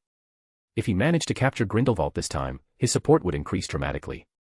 Many people hinted to him both openly and subtly, hoping he would seize the opportunity. There were also people around Barty Crouch Sr. who brought up the matter to him. After all, Barty Crouch Sr. also possessed a considerable advantage. His country was home to 2 of the wizarding world's most powerful wizards. After the meeting ended, Grindelwald returned to Poland. A sinister smile appeared on his face. The show is about to begin. Chapter 591, Changes in the Sacred 28 Families. You're only one sandwich away from obesity. Merlin's beard, Neville, have you been eating the fertilizer for the chomping cabbages? Malfoy stared in shock at the noticeably larger Neville. After only a few days apart, Neville had not slimmed down. He had somehow gotten bigger. Even John was baffled by Neville's transformation. Really? Neville suspiciously patted his stomach. A little embarrassed, he said, maybe I've been eating too much. What could you possibly be eating in the greenhouses? Fertilizer. Malfoy was fascinated. At the same time, he was calculating whether challenging Neville to a duel now would improve his chances of winning. The facts proved that competitors from different weight classes should not fight each other. Neville pinned Malfoy to the ground, his sandbag-sized fists raining down one punch after another until Malfoy was completely dazed. Malfoy cried foul. How are you even stronger now? He asked in disbelief. Neville bent one arm and struck a bodybuilding pose. The stretchy fabric of his clothes tore apart, revealing muscles that looked as though they had been carved from stone. I feel great too. It's like I'm getting stronger every day. Neville thought for a moment before adding, maybe it's because Hannah's lunches are very nutritious. Hannah. Hannah Abbott. John was taken aback. You're with her? She's my girlfriend. Neville's face turned bright red as he said it. By 7th year, more than half the students already had girlfriends or boyfriends, so it was hardly unusual. After all, quite a few people got married shortly after graduation. Back then, Percy's parents, Mr. and Mrs. Weasley, had married soon after leaving Hogwarts. John had always found it a little hard to accept. Wizards married far too early. Muggles of the same age were still in school, while wizards were already getting married. Come to think of it, Aberforth already had a son at this age. John was thoroughly shocked. In any case, the idea of getting married at his age still made him feel strangely guilty. After all, most of these people would not even qualify for a marriage certificate. At the moment, they were gathered in the Constellation Society.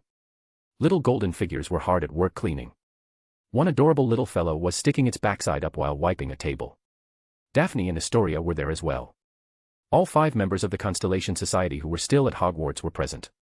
This was their gathering, and it just so happened to include Malfoy challenging Neville. By the way, John, Malfoy said while Astoria treated his injuries.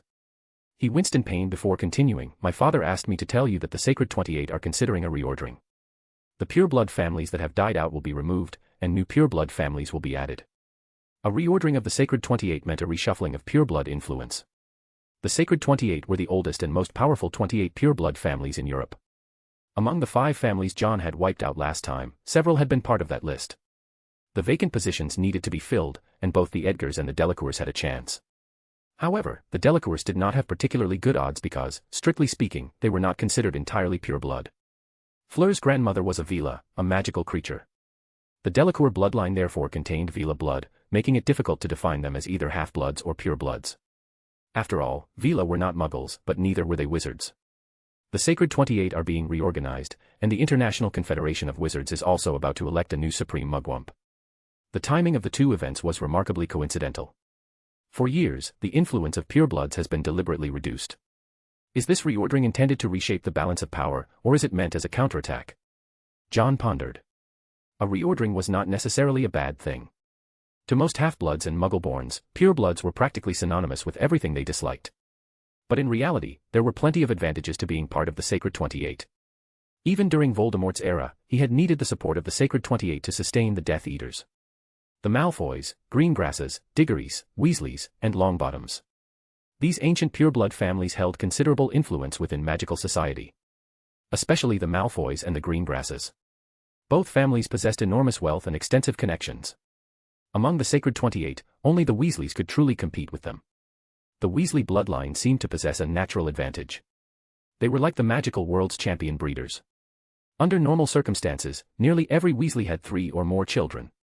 One could easily imagine how powerful the Weasley family had become in the sparsely populated wizarding world. Mr. Weasley had entered the ranks of senior ministry officials, and Percy needed no further explanation.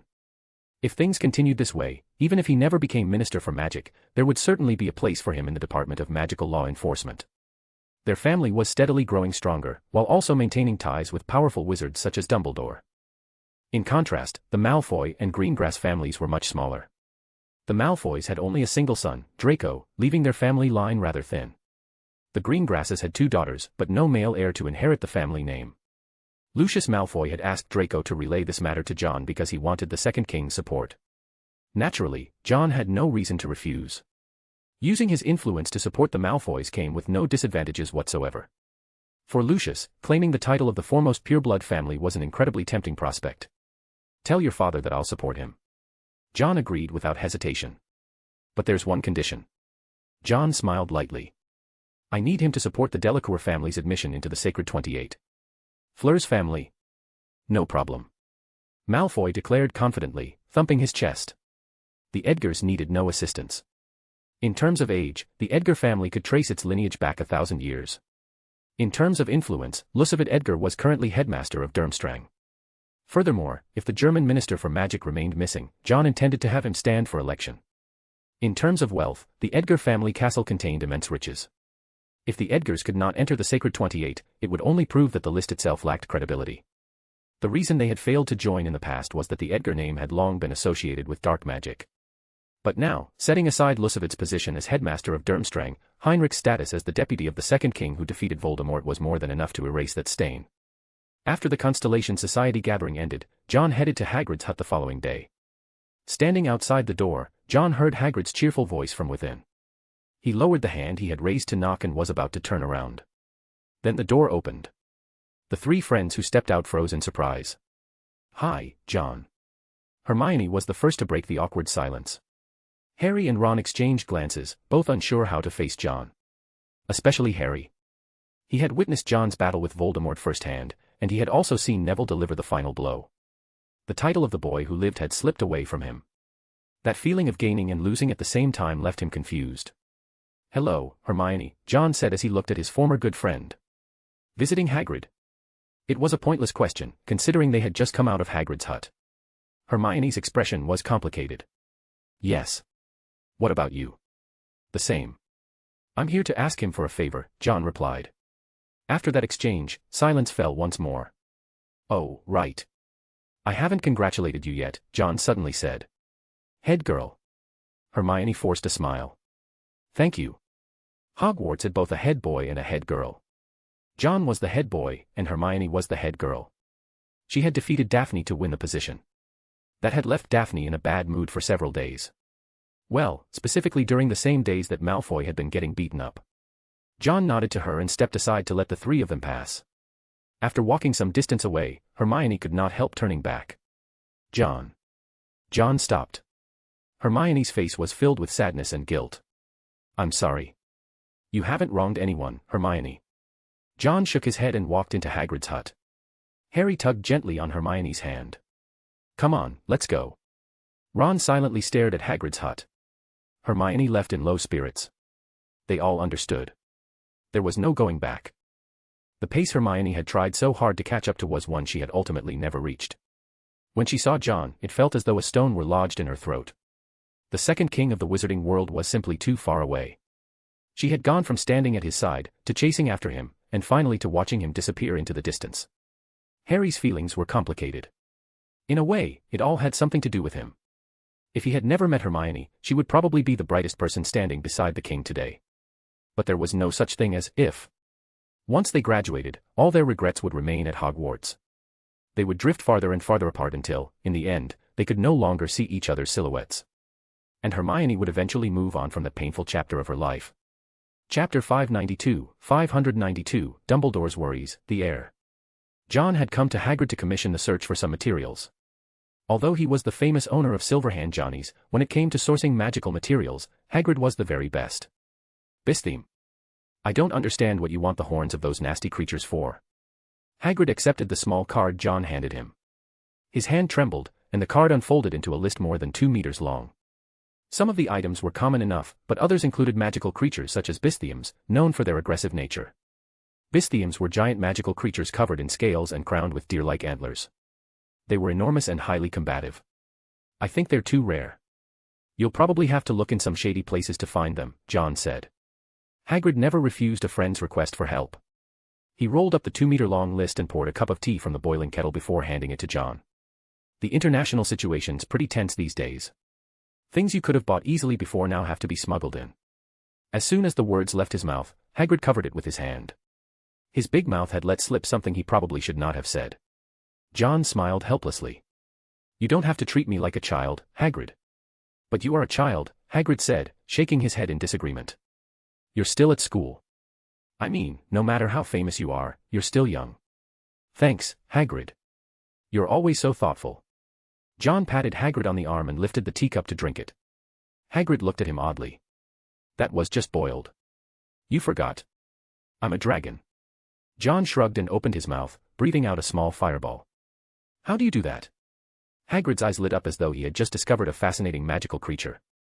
"Every animagus can only transform into an ordinary animal." "Well, people are different," John said casually. "Besides, the animals animagi become aren't really ordinary. Professor McGonagall's cat is far more agile than a normal cat. It has a cat's agility and a tiger's strength. I guarantee that if she transformed and charged at you, she could knock you flying, Hagrid." Back when he attended Hogwarts, Hagrid's transfiguration grades had been fairly good. He had once managed to give Dudley a pig's tail. In the field of human transfiguration, Hagrid possessed considerable skill. Even after John's explanation, Hagrid remained doubtful. John gave him another example. Just like you, Hagrid. No offense. You're a half-blood with both wizard and giant blood.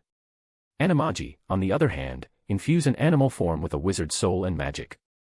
Their shape changes, but at their core, they're still wizards. A wizard's body is already subtly different from a muggle's.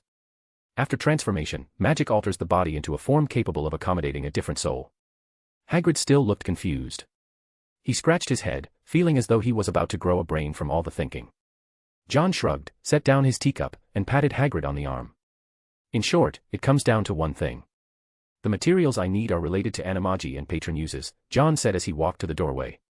Squinting at the setting sun, he added, a completely new and powerful form of protection. Stepping outside, his voice drifted back through the doorway. I'll be waiting for good news, Hagrid. Leave it to me.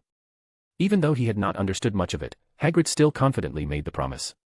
Turning around, he noticed that the fireball was still floating in the air with no sign of dissipating. Hagrid cautiously grabbed it with a pair of fire tongs. The tongs, which normally needed to sit in a fire for a long time before turning red, immediately became golden red. He placed the fireball beneath the fireplace grate. The golden flames continued burning endlessly, showing no sign of going out. John was actually a very dangerous person. A casual action from him could cause tremendous damage. Just like the eternal fire he had released so casually. It was a flame far more terrifying than ordinary eternal fire. Similar to Grindelwald's Fiendfire Shield Protego Diabolica, John's flames combined the dark magic of Fiendfire with Gabrathian fire. Dumbledore had never been wrong. The more he understood John, the more he feared the consequences of him going astray. Dark magic was not some martial arts manual without good or evil. Dark magic was called dark magic because it possessed the terrifying ability to corrupt the mind. John could easily bring death upon the world. That was what Dumbledore truly feared. What frightened Dumbledore even more was John's seemingly limitless potential. Every time he thought he understood the young wizard well enough, he would discover that what he had seen was only the tip of the iceberg. He is more terrifying than Riddle and Grindelwald, Severus. This was what Dumbledore had said to Snape, and it was a statement Snape could not help but agree with. What we know is only the tip of the iceberg, Snape said. Yes, Severus. The old guardian of Hogwarts, Dumbledore, placed his memories into the pensieve and allowed Snape to view them. He saw how that white-haired wizard had captivated the young Grindelwald, and how he had left the equally young Dumbledore utterly overwhelmed. No one has ever used time magic without paying a price. And yet he did. We don't know how he appeared in that era, nor how he returned to the present by means other than a time-turner. Dumbledore glanced at his two blackened fingers. He had not forgotten how John had died beneath Voldemort's most vicious curse, only to rise again from the flames. Time. Soul. Death. The taboos this student had touched surpassed those of any other wizard. That also meant the corruption his mind had to endure was dozens of times greater than that of an ordinary wizard. You don't trust him? Snape looked at Dumbledore. He killed Voldemort. When there was no possibility of his return, why were you willing to help him? I do trust him. The wise Dumbledore rarely appeared so uncertain. But I cannot gamble the entire world on that trust, Severus. Snape shook his head coldly. You cannot stop his rise.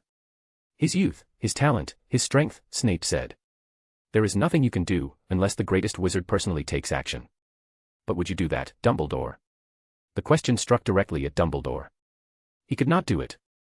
Whether it was the Earl of the past or the John of today. He had no grounds to oppose him, nor any reason to distrust him. That was the contradiction. The source of Dumbledore's dilemma. We need someone who, in the future, when everyone else is gone, can bring him back to his senses if he ever loses his way. Dumbledore looked up at Snape and said, Harry Potter. Harry Potter. Snape smiled in front of Dumbledore for the first time. You don't seriously believe he can stand alongside the King of Hogwarts and the wizarding world, do you? Snape said with the sharpest mockery.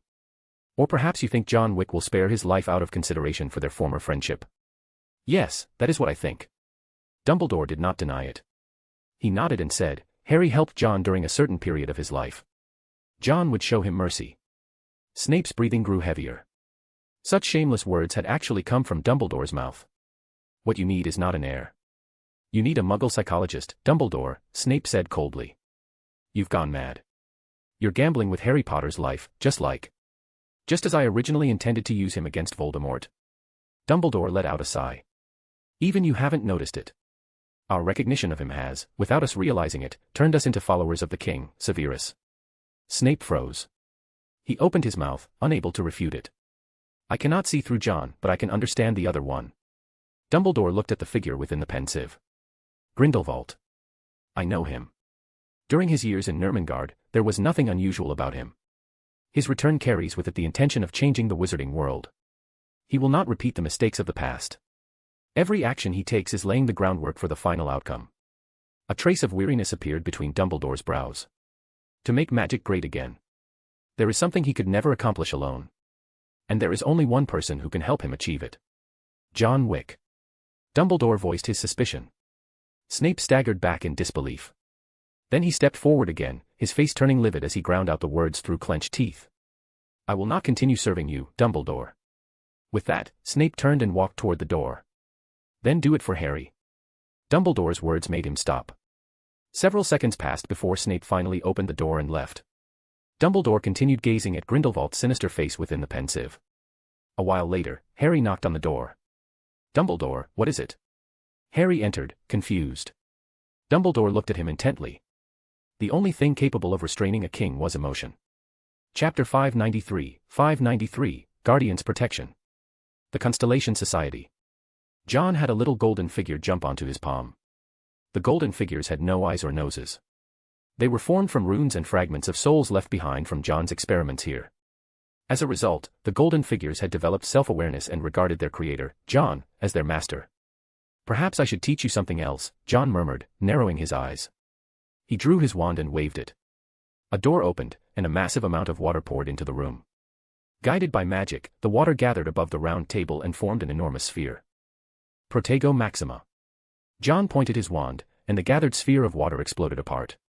A water guardian over 3 meters tall descended to the floor. The golden figures scattered in fright. Quiet. John raised a hand, and the water guardian raised its hand as well. When they realized the water guardian was not attacking, the golden figures curiously gathered around it. John had the water guardian crouch down. He then held out the golden figure resting on his right palm. I should make some modifications to you. His wand pointed at the golden figure. The golden figure burst apart, transforming into countless runes that coiled around the wand. John raised his wand and chanted. Expecto Patronum. The golden runes flew into the water guardian's body. Once inside, the runes transformed into golden lines that spread through its body like veins. In the end, all those golden veins converged at its heart, forming a small golden sphere. John released his control over the water guardian and quietly observed it. After a while, thump. The golden sphere in its chest pulsed once. The previously mindless water guardian raised its head. Seemingly confused by its current situation, it spotted its little companions and immediately started chasing after them. The golden figures scattered in panic. The water guardian was very upset. It had been abandoned. There isn't enough space here.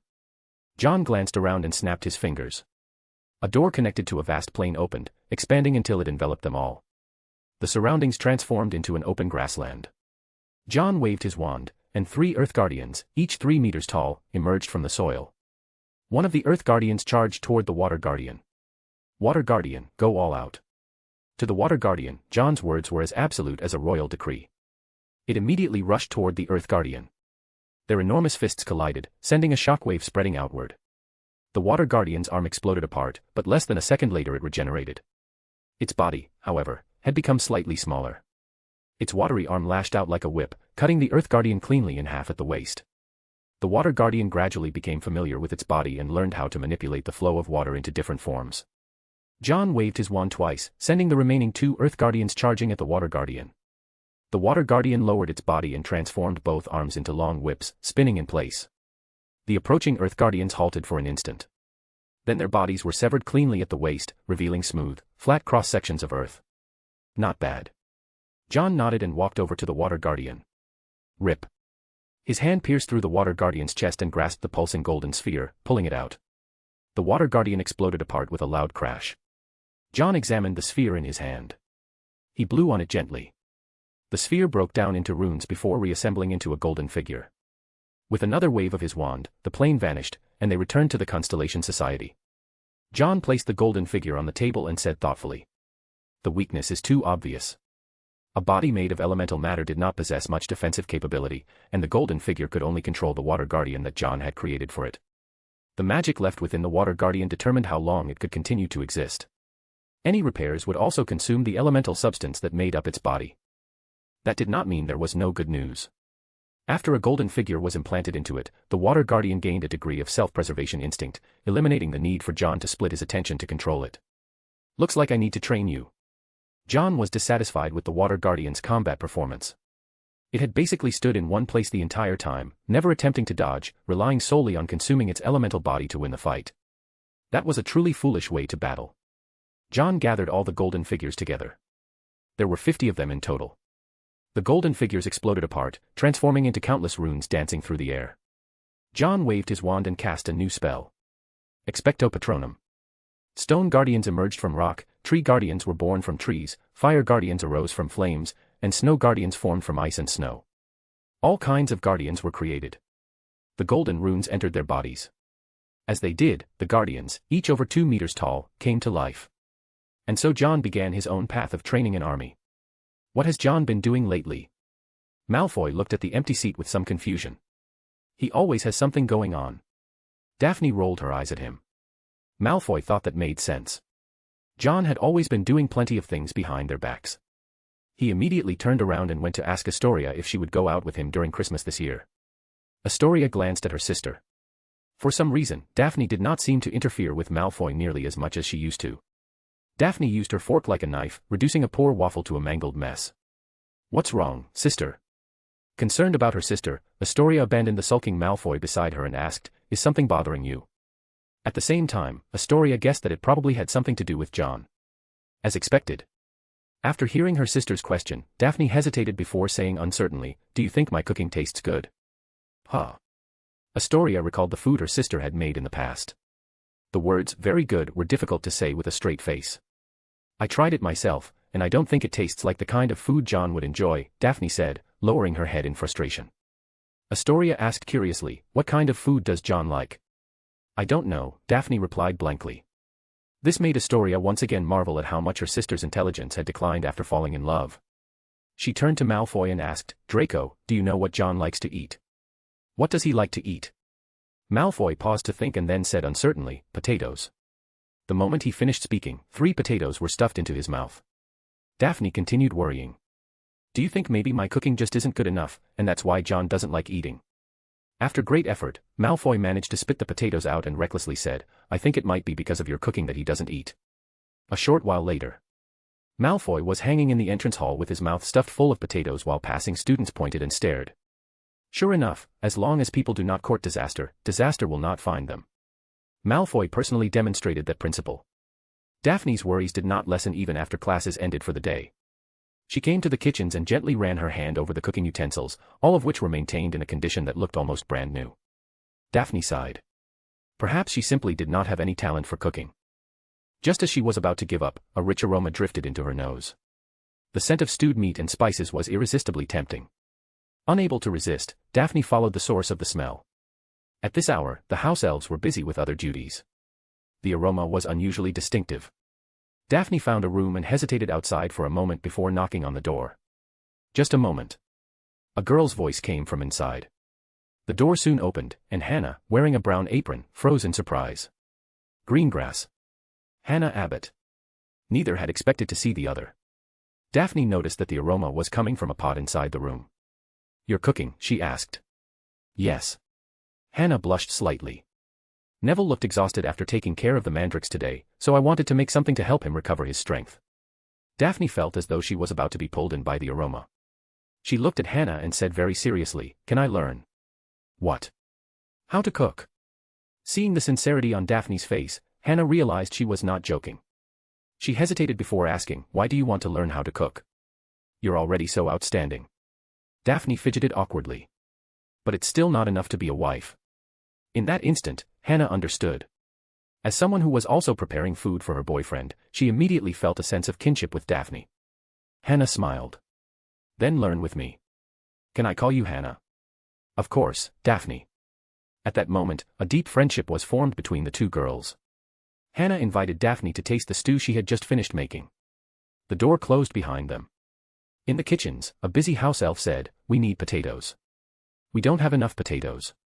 One house elf immediately volunteered and ran over to the door Daphne had entered through. When it opened the door, there was no kitchen inside.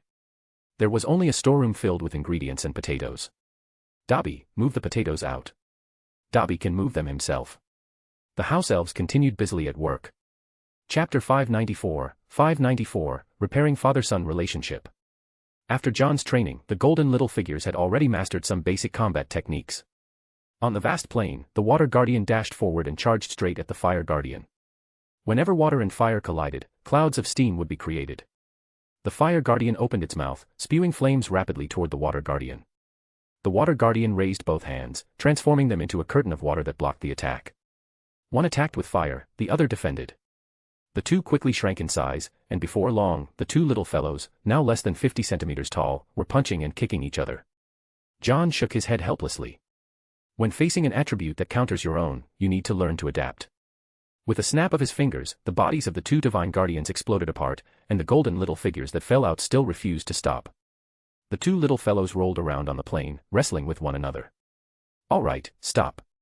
Only after John spoke did they finally stop fighting. The little fellows followed behind John and entered the Constellation Society through the entrance to the plain. As soon as they entered the Constellation Society, they scattered and busied themselves with their respective tasks. Opening a cabinet, John took out a bottle that had finally been filled with starlight. He stuffed the starlight into his handbag and left the Constellation Society. The two little fellows who had been fighting earlier grabbed onto John's sleeves and climbed along them until they reached his shoulders, where they sat down. Today, John was going to Hagrid's place to collect his goods. It had to be said that Hagrid really had connections. No matter what kind of materials he needed, Hagrid could get his hands on them. He arrived at Hagrid's hut. He knocked on the door politely. "I'm over here," Hagrid's voice called out from the vegetable garden. John walked around and found Hagrid driving pests out of the garden. "These things are really annoying," Hagrid said viciously. "I ought to buy some insecticide." "Sometimes things aren't that complicated, Hagrid." John walked over and drew his wand, pointing it at a wooden stump nearby. "Guardian Charm." The stump rapidly grew larger, with vines sprouting all over its body. The little fellow on John's shoulder transformed into runes and burrowed into the tree guardian's body. Light shone from the eye sockets of its vine-covered head. The tree guardian stomped on the pests, crushing them, while its vines spread out and dragged the insects hidden in the soil to the surface. "What is that?" Hagrid's mouth fell open, startled by the treeman, which was almost as tall as he was. "A spell." John walked toward the hut and asked, "Have you gathered everything?" Once again amazed by John's creativity, Hagrid left the tree guardian behind to continue playing whack-a-mole and followed after him. "Everything's here, though some of the stuff isn't exactly legal. You'd better make sure no one finds out. The creation of magic shouldn't be shackled, Hagrid." John entered Hagrid's hut. Large and small crates were stacked everywhere, filled with all kinds of materials. "These cost quite a few galleons, but I used the money from your materials fund." To make it easier for Hagrid to acquire materials for him, John had set up a materials fund for him at Gringotts. Standing at the doorway, Hagrid asked in confusion, "How are you planning to take all this away?" "With magic, of course." John opened his handbag, and the materials were sucked inside. The handbag was like a bottomless pit. Even after stuffing the room full of materials into it, there wasn't the slightest bulge. "And what's that little fellow?" Hagrid was very interested in the golden little figure on John's shoulder. John held out his hand and let the golden little figure stand on it before passing it to Hagrid. "I call them divine guardians," he said. Hagrid curiously examined the little fellow in his palm and asked in confusion, "Is this your magic too?" "You could say that. The divine guardians were an accidental creation." Spreading his hands, John said, "I plan to make them the finest bodyguards." "Well, I've already gotten used to your wild ideas." Hagrid returned the divine guardian and heard something tapping against the window. The two turned to look. A snowy owl was outside, unhappily pecking at the window. The moment Hagrid saw it, he instinctively covered his beard. "It's Basil." John opened the window, and Basil flew in, swatting the divine guardian off before landing on John's shoulder. The dizzy little fellow shook its head, while Basil handed a letter to John. After opening it and taking a glance, a look of surprise appeared on John's face. "Why is Barty Crouch Sr. asking me for advice on buying a gift?" The letter was from Barty Crouch Sr. As for the poor owl that had delivered it, Basil had probably thrown it who knew where. Barty Crouch Sr. wanted to buy a gift that a young person would like, and after much thought, he had come to John. After all, John was young enough and was also a son. Even John found himself at a loss. After all, he didn't really know what kind of gifts young people liked.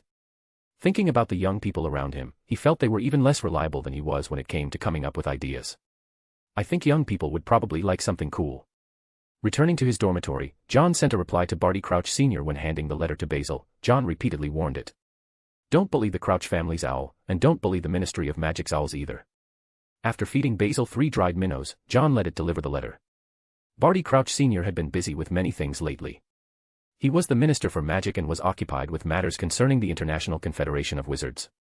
He also had to find time to monitor Grindelwald's activities in Poland. At some point, some people within the International Confederation of Wizards had begun placing their hopes on Barty Crouch Sr. They hoped that, just as he had formulated a plan to eliminate Voldemort, he would devise a strategy to deal with Grindelwald. This was also because the British magical community was currently the strongest in Europe. They possessed 2 people capable of standing against Grindelwald. It could be said that they held the most chips at the table. But only Barty Crouch Sr. knew that neither of the 2 chips in his hand could actually be commanded. Therefore, after Grindelwald appeared in Poland, he chose to wait and see. He had now obtained the position he had once pursued. Yet the bloodline of the Crouch family still regarded him as an enemy. Something cool. Sitting in the Minister for Magic's office, Barty Crouch Sr. was somewhat puzzled by John's words. He didn't really understand young people's tastes. When he thought of something cool, flying brooms came to mind. I remember he used to like Quidditch too. Only then did Barty Crouch Sr. realize how vague his understanding of his son's preferences actually was. Things he had once taken for granted had now become his deepest regrets. He had been so ruthless, hastily sentencing Barty Crouch Jr. to Azkaban. After the truth came to light, Barty Crouch Sr. realized just how foolish he had been. That guilt made him desperate to make it up to Barty Crouch Jr. He decided to buy a flying broom. Walking into the Quidditch shop, he asked, "Which flying broom is the best?" The shop owner immediately smiled and said, "You want to know which broom is the best?" Without a doubt, the Firebolt. The owner led Barty Crouch Sr. to a display case, where a firebolt rested quietly inside. Used in professional competitions, with outstanding performance, the owner said enthusiastically. The moment Barty Crouch Sr. saw the price, his face turned livid. The thing cost as much as a year's salary. In the end, thinking about repairing his relationship with his son, he gritted his teeth and bought it. But he had forgotten one thing. Barty Crouch Jr. only had one hand. How was he supposed to fly? Without thinking things through, Barty Crouch Sr. brought the broom to the inverted garden. Barty Crouch Jr. worked there as a gardener and occasionally appeared at Silverhand Manor. It seemed he had already grown accustomed to tending flowers. With an expressionless face, Barty Crouch Jr. planted flower seeds into the soil. Seeing Barty Crouch Sr. approach, he had no intention of acknowledging him and carried his bucket to another area. "Son." Barty Crouch Sr. hesitated before taking out his gift and handing over the broom. "I remember you used to like Quidditch." Barty Crouch Jr. glanced at the broom-shaped object and said indifferently, "I don't like it anymore." The answer was heartbreaking. After a moment of silence, Barty Crouch Sr. said, "If you're willing, you can come back to the Crouch family." "Do you remember what you said?" Barty Crouch Jr. walked past him. "Your son is already dead." "Son." Barty Crouch Sr. set down the broom and asked, "What would it take for you to forgive me?" Barty Crouch Jr. stopped and looked back at him, speaking in a mocking tone. "Do you know what I can't stand most about you?" "It's the way you speak," Barty Crouch Jr. muttered to himself. "You never think you're wrong. You just don't want the Crouch family's bloodline to end with you." Barty Crouch Sr.'s expression darkened. "I never. When I was little." Barty Crouch Jr. looked at his father's weathered face and said, "I always followed your instructions. I studied hard and worked hard to become better, hoping to earn your approval and your pride. But I never heard a single word of praise from you. If I excelled, it was only because I was supposed to. If I didn't, then it was because I hadn't worked hard enough. What you wanted wasn't a son. You wanted an obedient tool, a good child who would do everything you asked." Looking straight into Barty Crouch Sr.'s eyes, Barty Crouch Jr. said firmly, "I can't be that." Barty Crouch Sr. opened his mouth, but in the end, he could only watch his son walk away in dejection. He had so much he wanted to say. He wanted to tell him that he had always been proud of Barty Crouch Jr., but the words simply would not come. Chapter 595, Hannah's Regret, Daphne's Achievements. Christmas was drawing near. Professor McGonagall asked the students to submit this year's forms for staying at Hogwarts over the holidays. As the weather gradually turned colder, everyone wrapped themselves in scarves. Slytherin's green scarves always gave off a chilly feeling in the snow. In contrast, Gryffindor's red scarves were like flames, making people feel warm. The biting cabbages quieted down during winter, and Neville finally no longer had to stand guard over them. That left Hannah feeling somewhat disappointed. The two of them were dating beneath the oak tree. I won't be able to cook for you anymore, Hannah said regretfully. Neville asked in confusion, why? Because you'll be eating in the Great Hall, so you won't need me to cook for you. No, Neville shook his head and said, I like your cooking. No matter how much there is, I can eat it all. Embarrassed by what might or might not have counted as a love confession, Hannah held out her little finger and said to Neville, then let's make a promise. You'll have to keep eating the food I make in the future. Neville turned his head away shyly and said, I promise. Their fingers hooked together as they sealed their promise. The next day, a delicious aroma drifted through the Great Hall. Walking in, Malfoy said excitedly, the food's gotten better today. He sat down and eagerly searched for which dish the smell was coming from. Following the scent, he kept shifting along the bench. Eventually, he stopped and stared at an unusual lunchbox. Looking around, he realized that he had somehow moved all the way to the Gryffindor table, where a dumbfounded Ron Weasley sat beside him. What are you looking at? Malfoy snapped before anyone else could say anything. Turning to Neville, he asked, what's that? Why does it smell so good? He wasn't the only one. Many people had been attracted by the aroma. Neville blushed and protectively covered his lunchbox. I brought this myself. Who cares? Malfoy said sourly, but his eyes never left Neville's lunchbox. Not just him, even Ron was practically drooling. Look, John. Malfoy suddenly cried out. Neville turned his head, and Malfoy seized the opportunity with lightning speed. Before his fork could reach the stewed meat inside the lunchbox, Neville's large hand caught it. Then, grabbing Malfoy by the collar, he threw him back to the Slytherin table. Malfoy wore an expression as though his entire worldview had been shattered. No, seriously, doesn't it feel like Neville's improved a little too quickly these past few days? Malfoy admitted that Neville was strong. In terms of pure physical combat, Neville was second only to John. But not to such a ridiculous degree. His feint had been completely useless just now, and Neville had even picked him up with one hand and thrown him away. Even John felt that Neville had changed a lot. The Longbottom family had already contacted the clothing shop again to prepare a new set of clothes. Neville's physique and height were visibly increasing. Previously, Neville had been conservatively estimated at around 6 feet tall. Now, he seemed to be heading towards 6'3". Heh. A smug laugh came from beside him. John looked over and saw Daphne mysteriously holding a lunchbox. His expression turned strange as he asked, Daphne, what's up? I actually prepared something for you too, Daphne said confidently. Something even more delicious than what's in Neville's lunchbox. She thought John would praise her, but instead, he gave her a complicated look and said, just do what you normally do. Don't push yourself. Daphne blinked in confusion. What did he mean by, do what you normally do? Even Malfoy nodded in agreement and said solemnly, don't force yourself. Forcing things won't bring happiness. After saying that, Malfoy found himself hanging upside down in the entrance hall, wondering whether he and John hadn't meant the same thing. Then why was he the one hanging here? This wasn't fair. John, this time is different. Daphne's expression turned resolute. This time, I'll definitely open your eyes. Taking a deep breath, John spoke with the determination of a man marching to his death. All right, Daphne. I believe in you, just as you believe in me. Hearing that, Daphne smiled. She slowly opened the lunchbox she had prepared so carefully. At that moment, everyone at the Slytherin table held their breath. They gathered around, staring intently at the lunchbox without blinking. Astoria clasped her hands together and wore a devout expression, praying that her sister had finally managed to prepare something delicious. Pansy nervously grabbed Theodore's hand. She was even more nervous than she had been before her first kiss.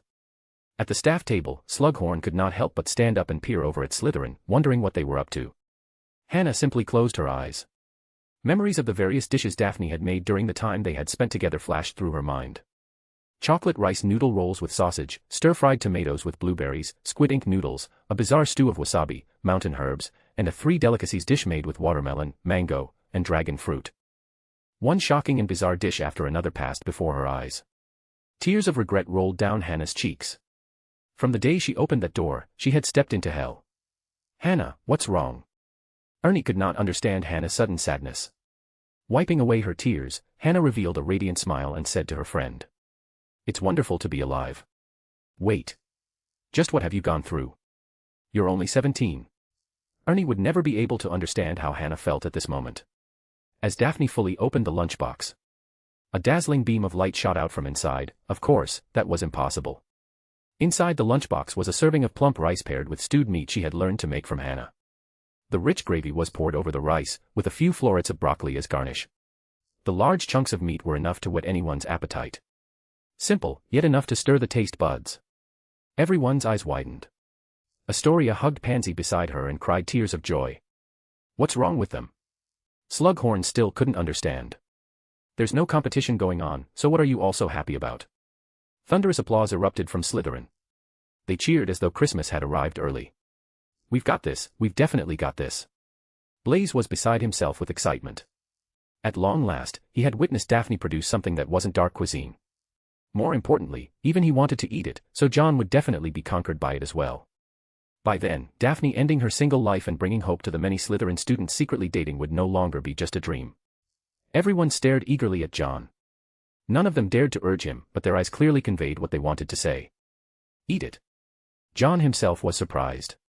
He had never expected Daphne to be capable of making normal food. Even without a sense of taste, the tender, slow-cooked meat looked enticing. John, under everyone's watchful gaze, placed a piece of meat into his mouth. His eyes widened. He looked at Daphne in disbelief. Daphne proudly lifted her chin. It seemed her special training had indeed paid off. See. Even John was shocked. What shocked John wasn't how amazing the flavor was, but the magic contained within the rice and meat. There's not just nutrition in this. There's magic as well. John stared at the rice and pinched a grain apart with his fingers. There was nothing special inside. It was just ordinary rice. Then why had it changed? John looked at Daphne and asked, "Did you make this?" "Of course." Daphne's voice grew quieter. "Hannah helped me a little." She held her fingers close together to indicate just how little that help had been. But John's attention had already been captured by the mention of Hannah. "How did you make it?" he asked. Daphne thought for a moment and said, "We prepared the meat first, and then." "No, I mean, did you use anything special?" "Special?" Daphne asked in confusion.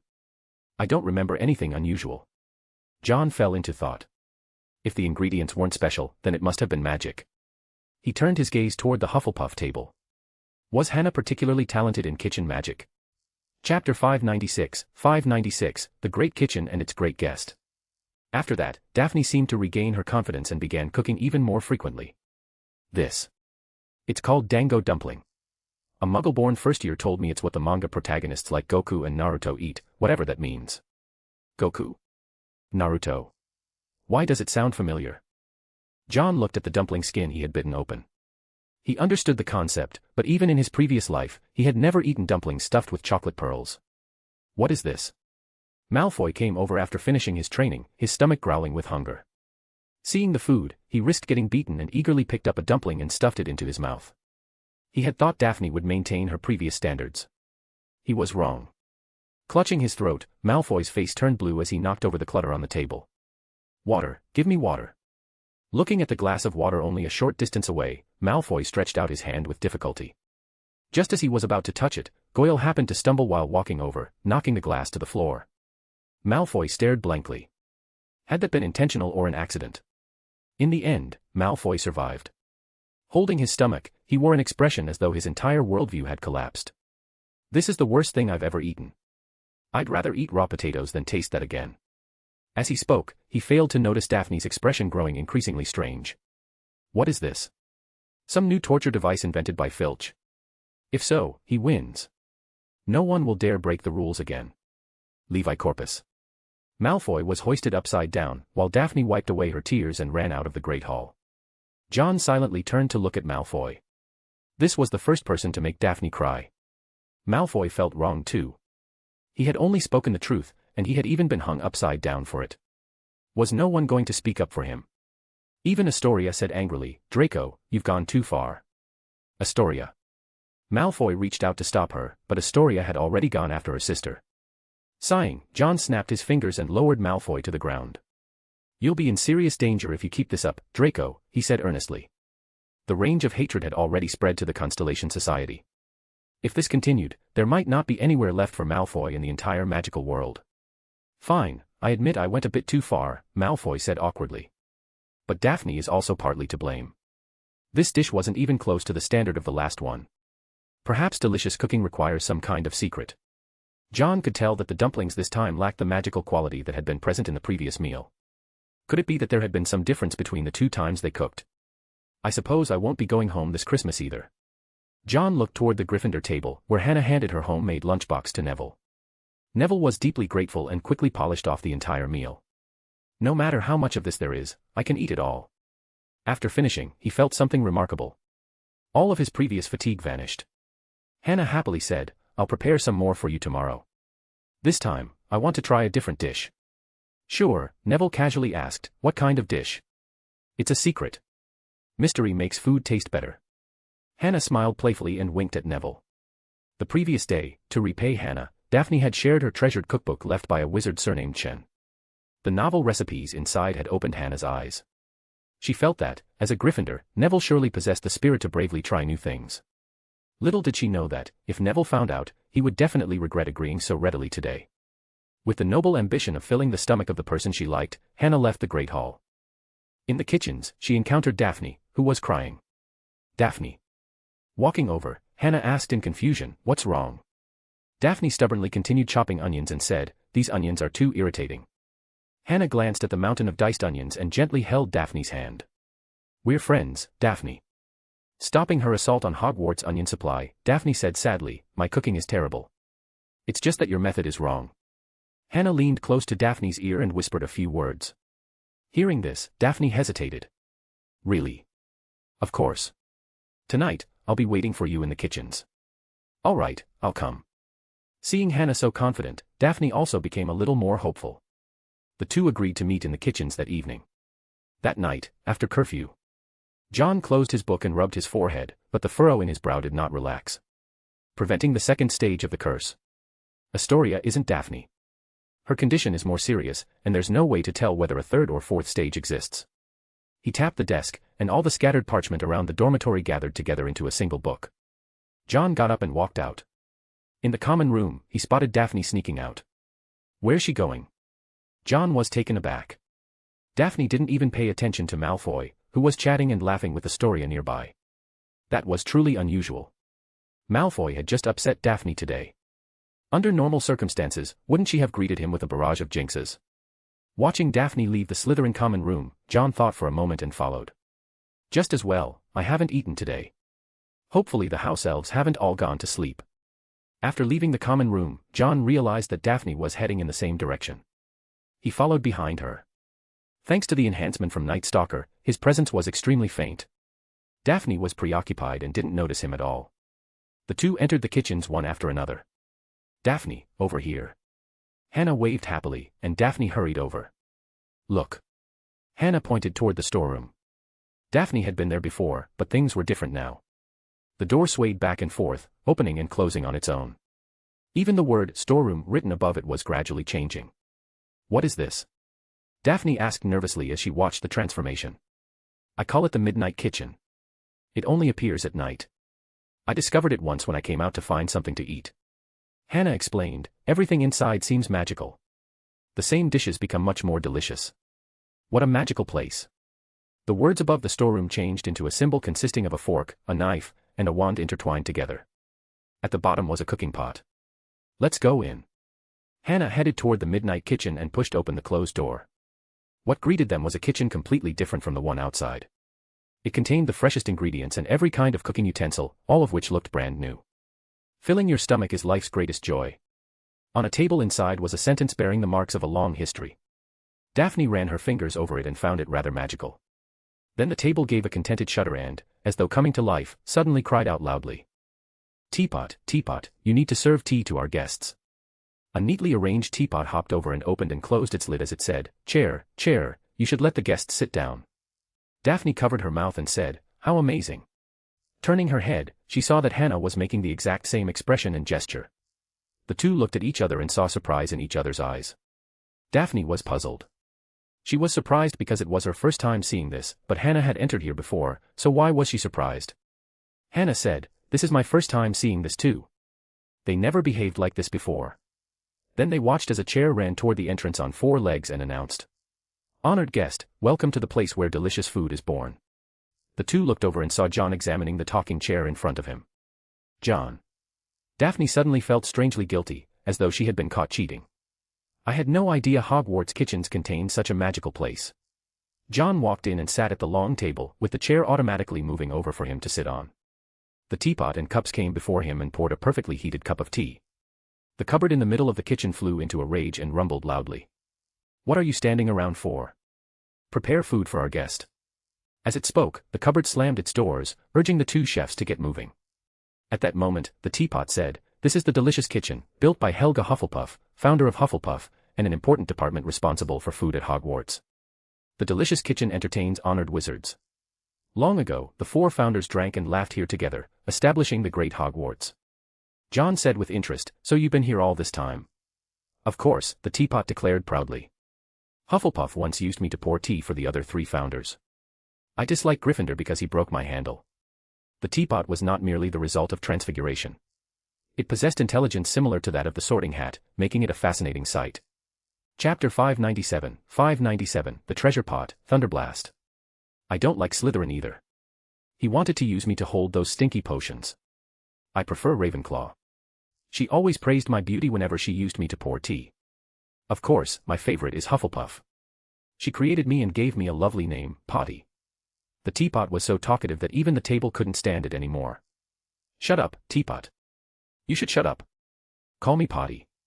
Never had there been something so absurd as a teapot arguing with a table. The two girls were at a loss. John said, "This place was left behind by Hufflepuff.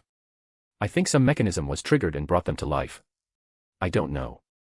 It never happened before when I came here," Hannah said hurriedly, shaking her head. The cupboard was still furious. "Cooks, hurry up." With John present, Daphne no longer panicked and asked, "What should we do?" "Do as they say." John shrugged. "I'm a little hungry anyway. Hopefully, there'll be something filling." "Of course there will be. This is the greatest kitchen." The teapot never missed an opportunity to praise the kitchen. "As long as you name the ingredients, they'll appear here," the teapot said to the two girls. "You'd better hurry. Big Cupboard has a bad temper. Whenever it's angry, it likes smashing things. Let's cook, Hannah." Daphne knew that listening to John was always the right choice. Pulling along the pale-faced Hannah, the two girls went to the cooking area. "Aprons." Like a strict head chef, Big Cupboard roared, "Put on your aprons, cooks." The two hurriedly put on the aprons placed there. "Keep everything clean." Big Cupboard continued to nag. "Every ingredient must be clean, and your hands must be clean too." Hannah felt like crying. Her nerves were not particularly strong. Having such a strict head chef watching and scolding them from behind made her flustered. "What should we make?" Daphne whispered. Hannah's mind went blank, and she stammered without being able to answer. Daphne became anxious as well. Subconsciously, she turned to look for John. Seeing this, John thought for a moment. Quick, simple, filling. He was lowering the difficulty for Daphne. After thinking for a while, Daphne fixed her eyes on the potatoes and had an idea. She brought over the potatoes and said to Hannah, "Let's peel them and make mashed potatoes." Hannah had originally intended to teach Daphne, but somehow she ended up being the one taught instead. The two picked up small knives and began peeling the potatoes, causing John to shake his head helplessly. They're witches. They could just use magic. Watching a large chunk of potato being cut away along with the peel, John could hardly bear to look. This isn't the chamber. His system had given no notification, which meant this was not Hufflepuff's chamber either. However, the chamber should be somewhere inside. And his arrival had triggered some mechanism that brought these objects to life. What are the conditions for entering the chamber? John looked around. Ravenclaw's chamber had been hidden behind a painting, but there were no paintings here. His fingers brushed across the words carved into the table, causing the long table to burst into laughter. "Forgive me, honored guest, but that tickles terribly."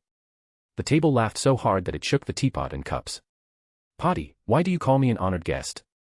John asked. Potty answered respectfully, "I can sense the aura of the four founders upon you." Oh. John thought of the things he carried with him, as well as the fact that he had been studying Ravenclaw's book not long ago. It was probably because he had come into contact with relics of the four founders, leaving their aura on him. "Do many people come here?" John glanced at the two girls, who were busy fumbling about. Wait. What was Daphne adding to the steamed potatoes? Was that durian? No. What are you planning to do with that piece of ginger? A bead of cold sweat formed on John's forehead. After thinking for a moment, Potty said, "Sometimes a young wizard comes in, but they only come looking for something to eat. The most recent one was quite good. She fills her cooking with love." Potty cleared its spout and said in a solemn tone, Hufflepuff once said that the secret to delicious food lies in infusing it with emotion. The anger of fried fish, the gentleness of bread making, the warmth of stew, the innocence of apple pie. Each one requires a different kind of extraordinary magic infused with care. This theory wasn't passed down, John said in surprise. Hufflepuff must have encountered something. Indeed. She was the greatest witch, Potty said, pleased by John's respect for Hufflepuff. After Slytherin left, she could never create such delicious food again. She cooked for her friends, and after Slytherin's departure, they rarely came to this place. Hogwarts gained a new kitchen, and no one ever came here to eat again. At this point, Potty's spout drooped, and all the objects were saddened. Potty's favorite sight had always been the four founders happily talking together about the future. Even though Gryffindor was careless and Slytherin sometimes brought potions that ruined the flavor. That kitchen, filled with emotion, had been the greatest. Even after arguments, they would still sit down together and enjoy a delicious cod dinner. Once they were gone, we lost our purpose as well, Potty said. New witches and wizards will discover you in the future, John said as the food was being served. Just like the four founders once did, they'll bring their friends to this magical place. You're right. Potty's spout curled upward happily. Just then, an aroma drifted over. John sighed. John, this dish is called Thunderblast. Looking at the bits of ginger stuck to Daphne's face where she had accidentally touched it, John only wanted to know who had invented such a thing. Mashed potatoes mixed with mashed ginger, with some durian added for extra thickness, all topped with what appeared to be ketchup. John wanted to say something, but stopped himself. Even Hannah stared suspiciously at the dish called Thunderblast. One bite of that, and you'd be clearing mines in your mouth. No, why are you using me to hold that? Take it away, I can't stand it anymore. The plate let out a mournful cry. John picked up a spoon and scooped up a mouthful. Potty screamed, you're not actually going to eat that, are you? John tapped the table with his finger and said calmly, filling your stomach is life's greatest joy. The table burst into laughter. Stop touching me, that tickles too much. John put the dish known as Thunderblast into his mouth, and his eyes widened.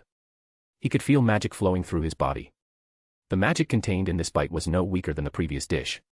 He looked up at Daphne, whose face still had mashed ginger on it. The emotions she had poured into the dish had transformed into magic. A second bite. John continued stuffing Thunderblast into his mouth. Apart from the strange lumps and sticky texture, the dish did have its strengths. For example, the ketchup was genuine ketchup. Yes, those were all its strengths. Soon, the entire plate had been wiped clean. John calmly wiped his mouth with a handkerchief. At that moment, he noticed that one of the strange locks on the back of Big Cupboard, the irritable head chef, had opened. There were 4 locks on Big Cupboard in total. Now, only 3 remained. John stared at it for a moment before saying to Daphne, I hope there are more dishes. Daphne froze for a moment, then her face lit up with delight. You like it? Air. I just want to eat more, John replied.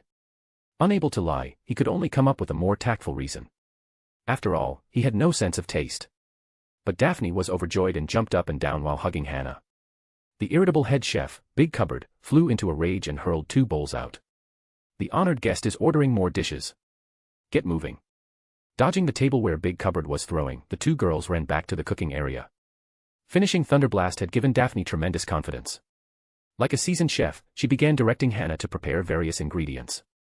And Hannah diligently followed along. They seemed to have forgotten who was supposed to be teaching whom tonight. Potty looked at John with admiration and said, You actually finished it. It's no big deal. John shrugged.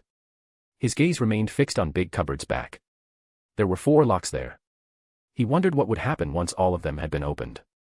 Potty was completely awestruck by John. It fawningly poured more hot tea into his empty cup. The other utensils in the kitchen clattered and banged together, performing a musical accompaniment. Soon, the second dish arrived. It was a serving of Typhoon Shelter fried noodles. Yes, there was an actual breeze. John stared thoughtfully at the strands of noodles floating in the air above the plate. Why did cooking come with special effects? Chapter 598, 100 Ways to Cook Potatoes, Guardian Angel. Hufflepuff was considered by Professor Binns to be a person of complete selflessness. Her chamber was enough to arouse anyone's curiosity. A chamber did not necessarily have to contain powerful alchemical creations or magnificent magic. In her chamber, Ravenclaw had left behind her love for her daughter. Though she had waited in vain for her daughter, the two had ultimately reunited in their own way. Compared to wizards, witches possessed more delicate and sensitive hearts. John trusted Professor Binns's judgment. The inheritance within this chamber might not be knowledge. It could be a beautiful memory or a lingering regret left behind by Hufflepuff. After finishing the typhoon shelter spaghetti, John stared at the crab he had reassembled and wondered how he had somehow managed to eat the gills. Wiping his mouth and taking a sip of tea to clear away the lingering taste, John said calmly. Another one. Something different. He saw the second lock behind big cupboard open. As expected, they had to be opened through eating. John became even more convinced that this was Hufflepuff's chamber. You're still eating? Hannah asked in surprise. Of course, John said. Perhaps I just have a big appetite. No, this wasn't a matter of appetite. Hannah looked at John with a complicated expression. Those things he had eaten earlier were not something an ordinary person could stomach. As expected of the King of Hogwarts, he truly was different from everyone else. After thinking for a moment, she wondered if the Constellation Society actually liked such flavors. Then Neville. Hannah suddenly felt that studying that cookbook might have been the right decision. Daphne was delighted and hurried off to find ingredients for another dish. Before long, a freshly prepared West Coast blue lobster was placed in front of John. Under Hannah's conflicted gaze, John broke off the lobster's head and saw the flesh inside. It had been dyed blue. Taking a deep breath, John reminded himself that even if he lacked a sense of taste, he still had his eyesight. What kind of food was blue apart from blueberries? The visual impact alone was disturbing. Closing his eyes, John stuffed it into his mouth. The third dish was dealt with. Then the fourth dish arrived. John simply followed his earlier approach and closed his eyes, quickly finishing the food. As the final bite of something that might have been raw meat or fish entered his mouth. Click. All four locks opened. John wiped his mouth and looked up. Big Cupboard seemed to realize that its locks had opened as well and angrily threw out a pile of tableware from its belly. My back has opened. Raising his hand, John levitated Big Cupboard and moved behind it. What is this? Daphne and Hannah also came over. John tapped the back of Big Cupboard, but nothing happened. Reaching out, he pulled it open, revealing a small compartment. A large number of parchment sheets fell out. Daphne picked one up and read it in confusion. 100 Ways to Cook Potatoes. Hannah also picked up a sheet. The Complete Guide to Cooking Scottish Round-Faced Fat Chickens. John picked up another sheet. Written on it were the words. How to Cook Flying Lion Tenderloin. These are recipes. Hannah asked uncertainly. Picking up another sheet titled, Methods for Removing the Fishy Smell from Dragon Liver, John said. No, these are methods for cooking magical creatures. He flipped through the parchment speechlessly. At least 90% of the ingredients listed in these recipes would now belong to protected magical creatures. At last, he understood why Hufflepuff had hidden them away. It turned out that all of these things had become illegal in later times. I should have realized, John said with a bitter smile. There was no love or regret involved. This was simply the final stubbornness of a true foodie. Just as Professor Bin said, Hufflepuff wasn't the kind of person who kept things to herself. John let out a sigh. If these things had been passed down at Hogwarts, there would probably have been no shortage of graduates willing to take risks and break the law. Potty hopped over and said, I remember this. Hufflepuff had a huge argument with the other three founders because she wanted to keep these recipes. One could only imagine how complicated the other founders' feelings must have been when they saw 100 Ways to Cook Magical Creatures. Well, I suppose I can take care of this on Hufflepuff's behalf. John shook his head and gathered up the recipes. His eyes fell on 100 Ways to Cook Potatoes. This one can stay. He held a deep grudge against the house elves' unchanging jacket potatoes. Hopefully, Hufflepuff's recipe book would teach them a thing or two. Hannah still had not recovered from the shock. These are all Hufflepuff's recipes. She was an outstanding witch of kitchen magic, John said with a shrug. It seems the other three founders thought these dishes shouldn't appear on Hogwarts dining tables. That's too much. Hannah said angrily. How could they do that? Hannah, you should take a look at what's in here. John tactfully reminded her, more than 90% of these recipes violate laws protecting magical creatures. Hannah took a look for herself. The more she read, the more her worldview crumbled. The only things that could probably still be served on a table were potatoes and Scottish round-faced fat chickens. However, Scottish round-faced fat chicken had another name. Owl. Basically, no wizard would eat an owl. Even vicious dark wizards wouldn't do that to their little feathered mail carriers. For the sake of preserving Hufflepuff's dignity, the matter became a secret shared by the three of them. The irritable head chef of the Midnight Kitchen, Big Cupboard, also revealed the reason why the chamber had opened. If someone can swallow food that awful, they must desperately need help. Those were Big Cupboard's exact words. They angered Daphne so much that she nearly blew up the kitchen while waving her laurel wand. Still, the trip had not been entirely without rewards. Aside from the recipes, John had gained another kind of help. He had gained inspiration from the emotional cooking of the Midnight Kitchen. The following night. Constellation Society. John stirred the cauldron and muttered to himself. Hufflepuff was able to use emotions as a guide, allowing magic to grant food different effects through special methods, just like brewing potions. Leaving the recipe book outside, John entered a room. He cast the Patronus charm. White light radiated from the albatross. Raising his wand, John closed his eyes. If I pour all my emotions into it, could it also gain different functions? Opening his eyes, John saw the albatross tilt its head. Then let's give it a try. John lowered his wand and looked at it. How about making a trip home and saying goodnight to Ariana for me? No problem. The albatross spoke and flapped its wings, flying out of the Constellation Society. The silver-white albatross crossed the skies above Britain and descended upon the Wick residence. Ariana was listening to Mrs. Wick's bedtime stories, though they mostly consisted of various tales about John. For example, how 10-year-old John had once frightened a group of children with nothing more than a pencil, leaving them fleeing in terror. Even after hearing the story, Ariana still wanted more. With tenderness in her eyes, Mrs. Wick said, "That's the end of the story, my dear flower." She kissed Ariana on the cheek and tucked the blanket around her. "Mother," Ariana asked, "will John come back?" "That little rascal did come back last year," Mrs. Wick said after some thought. "He's very busy in the magical world, isn't he?" "MHM." Ariana nodded obediently. The more Mrs. Wick looked at Ariana, the more she adored her. Witchers did not value only blood ties when it came to family. She herself had been adopted by John's grandfather. "Good night, my flower." "Good night, mother." Ariana now behaved like a shy child, but compared to before, she had become much more cheerful. Much of that was thanks to the love and care she had received from the Wick family. Mrs. Wick smiled as she leaned against the doorframe. And after thinking for a moment, Ariana said, "Say good night to Father for me. I think he'll be overjoyed." After Mrs. Wick turned off the light in Ariana's room, Ariana looked at the teddy bear beside her bed and said, "Good night, Teddy." A while later, a silver-white light appeared, and the teddy bear by Ariana's bed jumped down and ran to the window. "What's wrong, Teddy?" Sensing the movement, Ariana opened her eyes. She saw an albatross standing outside the window. Frightened, Ariana shrank back, and black mist began to seep from her eyes. "Ariana." The albatross spoke in John's voice. "John." The black mist vanished, and Ariana hurried over in delight to open the window. The albatross flew inside and looked around. "It seems you're very happy," John's voice said. "I won't be able to come back for Christmas, but I'll prepare your present. Remember to hang up your stocking." As he spoke, the silver light of the albatross transformed into a faceless human figure before Ariana. Gently stroking her hair, it said, "If anything happens, you can write to me. I'll always be here." The silver light transformed back into the albatross and flew out through the window. Chapter 599, Hufflepuff's Gift, Grindelwald captured. The Patronus returned. Strictly speaking, it could no longer be considered a Patronus.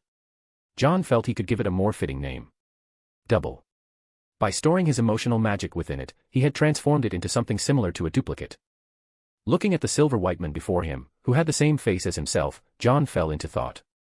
It does resemble Ravenclaw. What Ravenclaw had preserved within her painting was similar in principle to what John had created. "Can you use magic?" "Of course." Silver John snapped his fingers, and the objects in the room floated into the air. "I think you'll be able to help me a great deal." John extended his hand and shook hands with Silver John. Silver John shrugged, and his body dissolved into silver light before merging back into John's body. What a strange feeling. John flexed his hand. Such outstanding creativity. "You're just like Salazar." John looked over.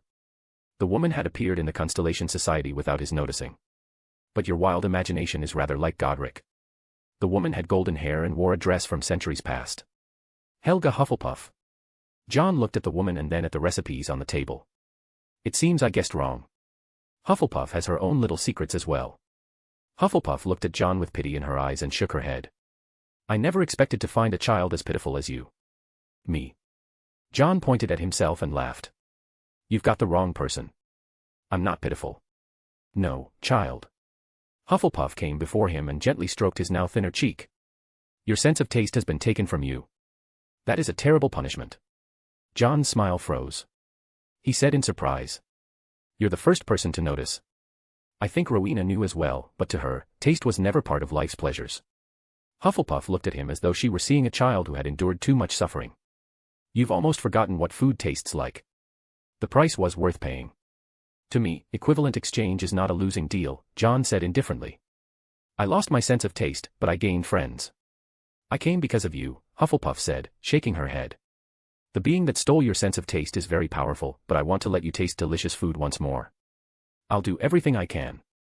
Hufflepuff, do you know what is more terrifying than losing your sense of taste? John asked. It is tasting delicious food again. That flavor would become a dream that haunts a person day and night. They would do anything to regain it and lose sight of what they truly seek. John refused her. Rather than taste delicious food once more only to lose his sense of taste again, he would rather remain without it forever. Let that vagueness continue until he truly found a way to solve the problem. You're so sensible that it breaks my heart, Hufflepuff said emotionally. Like Ravenclaw, she no longer possessed a physical body. What have you been through? Some battles, some redemption, some gains, some losses. John smiled. Put together, that's what life is. Although the creed of Hufflepuff House is to treat everyone equally, you still deserve to hear this from me. Hufflepuff nodded in satisfaction. You are the finest Hogwarts student I have ever seen. Slytherin would like you because of your creativity with magic. Gryffindor would like you because of your courage to face the unknown. Ravenclaw would like you because of the wisdom you gained through hardship. And I would like you because of the devotion and tolerance you show to your friends. Hufflepuff's body gradually became transparent, revealing the recipe book hidden within. As the book fell, John walked over and picked it up. Hufflepuff's gift, then. Recognition from the 4 founders. John chuckled softly. He was probably the first person in 1,000 years to receive it. Placing the recipe book on the table, he decided to leave it in the Constellation Society, where it could remain safely hidden from anything that might invite a visit from the Ministry of Magic. Hufflepuff had wanted John to taste delicious food once again. She had also said one thing. Slytherin might like John, but not because of his creativity with magic. It would be because of his ambition. I never said my sense of taste wouldn't return. Staring at the recipe book, John casually placed it into a cabinet. The 4 founders truly deserved their reputation. First came Gryffindor reappearing in the room of requirement, then Ravenclaw and Hufflepuff appearing with their consciousnesses intact. All of them had reached extraordinary heights in magic. I wonder whether Slytherin's consciousness was destroyed or simply disappeared. Rubbing his chin, John thought about the fact that among the 4 founders, only Salazar Slytherin, the greatest master of dark magic, had yet to appear. Although John had visited his chamber, it had already been visited by Voldemort. It was possible that Voldemort had already met Salazar Slytherin and that the remaining consciousness had dissipated. But it was also possible that, because John was not a pureblood, Slytherin had chosen not to appear before him. To John, however, it was no longer that important. What he needed to consider now was what creature's blood to add to the blood of magic. At present, he had fused 6 magical bloodlines. They were Dragon, Demiguise, Boggart, Basilisk, Phoenix, and the Spirit of the Black Lake. The Dragon granted him a powerful body. The Demiguise granted him the ability of foresight. The Boggart bestowed fear and heightened perception. The Basilisk allowed him to carry death. The Phoenix granted him rebirth. The Spirit of the Black Lake granted him immortality. What should I choose next? John was somewhat hesitant. After all, his current abilities still had shortcomings in certain areas. For example, his apparition skills could hardly be considered exceptional. I'll have to think carefully. December arrived. Snow began to fall from the sky. The weather seemed colder this year, with heavy snow covering most of Europe. In a city in Poland. On a snow-covered rooftop, an elderly man with white hair and a white beard was clearing snow while wearing sunglasses. Suddenly, the neighboring house exploded without warning. The old man stared blankly as a figure flew out of the house. The person mounted a broom and soared into the sky. The dozen or so people surrounding the house vanished with loud cracks that sent snow tumbling from the rooftops. The old man took off his sunglasses and carefully wiped them. Staring at the broom in his hand, he wondered whether he could fly as well. At that moment, a wizard appeared and waved his wand at him. His mind jolted, and when he came to his senses, he was already back inside his house. The television was broadcasting the news. Multiple houses have suffered gas leaks. We once again remind the public to regularly inspect their gas pipes. Loud cracks continued to sound throughout the area. For Grindelwald. Driven into a corner, one of Grindelwald's followers shouted the words before being engulfed by spells and killed. It was a swift and decisive arrest operation. The Ministry of Magic's opponent was Grindelwald, who had once dominated Europe. But they had come fully prepared. One follower launched a sneak attack, only for it to be blocked by the protective talisman worn by an Auror. Nearly 100 Muggles have already been affected. The head of the Department of Magical Law Enforcement arrived to report on the operation's progress. Grindelwald is still putting up stubborn resistance. The Polish Minister for Magic declared righteously. If we give up now, all our efforts will have been for nothing. But the Muggles. Arrange for personnel to obligate the witnesses. As for the Muggles caught up in this, I will communicate with the Muggle government. The Polish Minister for Magic looked far into the distance and said, we are not doing this merely for ourselves, but for the entire world. Grindelwald will drag the Muggle world into war as well. They will understand me. The head of the Department of Magical Law Enforcement was left speechless. This earth-shaking operation to capture Grindelwald also alarmed the International Confederation of Wizards. Representatives from various countries quickly arrived in Poland, intending to stop such a radical and reckless course of action. But just after Barty Crouch Sr. arrived, the head of the Department of Magical Law Enforcement rushed into the room. We've got him. The Hall of Accusations instantly fell silent. They watched as a white-haired man, his hands and feet bound, floated into the room. No one could forget that name which had once swept across Europe. Grindelwald. The Polish Minister for Magic took in the scene before him. A faint smile appeared on his lips, only to vanish and be replaced by an expressionless face. The curtain had risen on the grand performance. Chapter 600, Star Spirit Guardians. At present, John had many choices before him.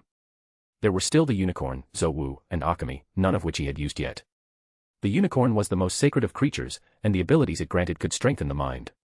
The Zowu was also a sacred beast and possessed the traveling ability John desired. The Alchemy's ability to grow and shrink at will was equally tempting. John found it difficult to choose. After much consideration, he chose what he needed most at the moment.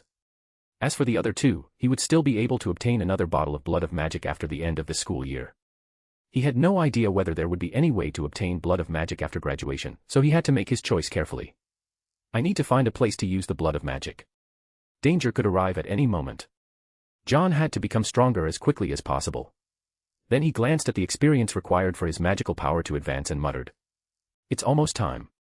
His trip to the dark dimension had turned him into a sponge thrown into water, greedily absorbing the energy within. As a result, his experience had risen rapidly. Level 7, which should have taken years to reach, was now within his grasp. I don't think we're that far apart anymore, Grindelwald. John narrowed his eyes. Previously, the difference in strength had forced him to rely on elaborate schemes even against Voldemort. Reaching level 7 meant becoming one of the most powerful wizards in the world. The title of Second King would truly become worthy of its name. Constellation Society. As soon as John entered, he saw two golden little figures wrestling with one another. Standing on a round table, they were surrounded by other golden little figures waving their arms and cheering them on. The one on the left kept retreating. Turning its head, it saw that it had reached the edge. One more step and it would fall off the cliff. It opened its mouth and let out a childish roar. Ah! With all its strength, it pushed the other golden little figure back. Then, grabbing its opponent's arm, it executed an over-the-shoulder throw. The defeated golden little figure tumbled off the cliff and onto the floor beneath the table. Dizzy, it staggered to its feet, swayed a few times, and collapsed again.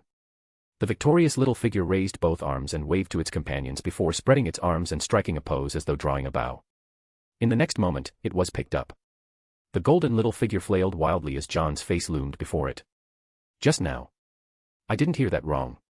John picked up the golden little figure and examined it. These golden little figures, created from runes, had actually begun to make sounds. Previously, they had possessed no ability to speak. Open your mouth. The golden little figure obediently complied. It stretched its mouth open as wide as it could, and John saw that the golden lines inside resembled various nerves.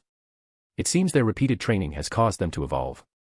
Setting the golden little figure down, John stroked his chin. His gaze shifted toward the pile of magical materials inside the Constellation Society, and he narrowed his eyes thoughtfully. Perhaps I should pay more attention to these little fellows. Originally, John had only intended to use the golden little figures as the core of his guardians, because their nature was very different from magical creations such as Crumplehorn Snorkax. The golden little figures lacked the energy necessary to sustain themselves. If they remained away from the Constellation Society for too long, they might even dissipate. They were originally formed from the fusion of pure soul fragments and words. They have no bloodline at all, more like intelligent cores.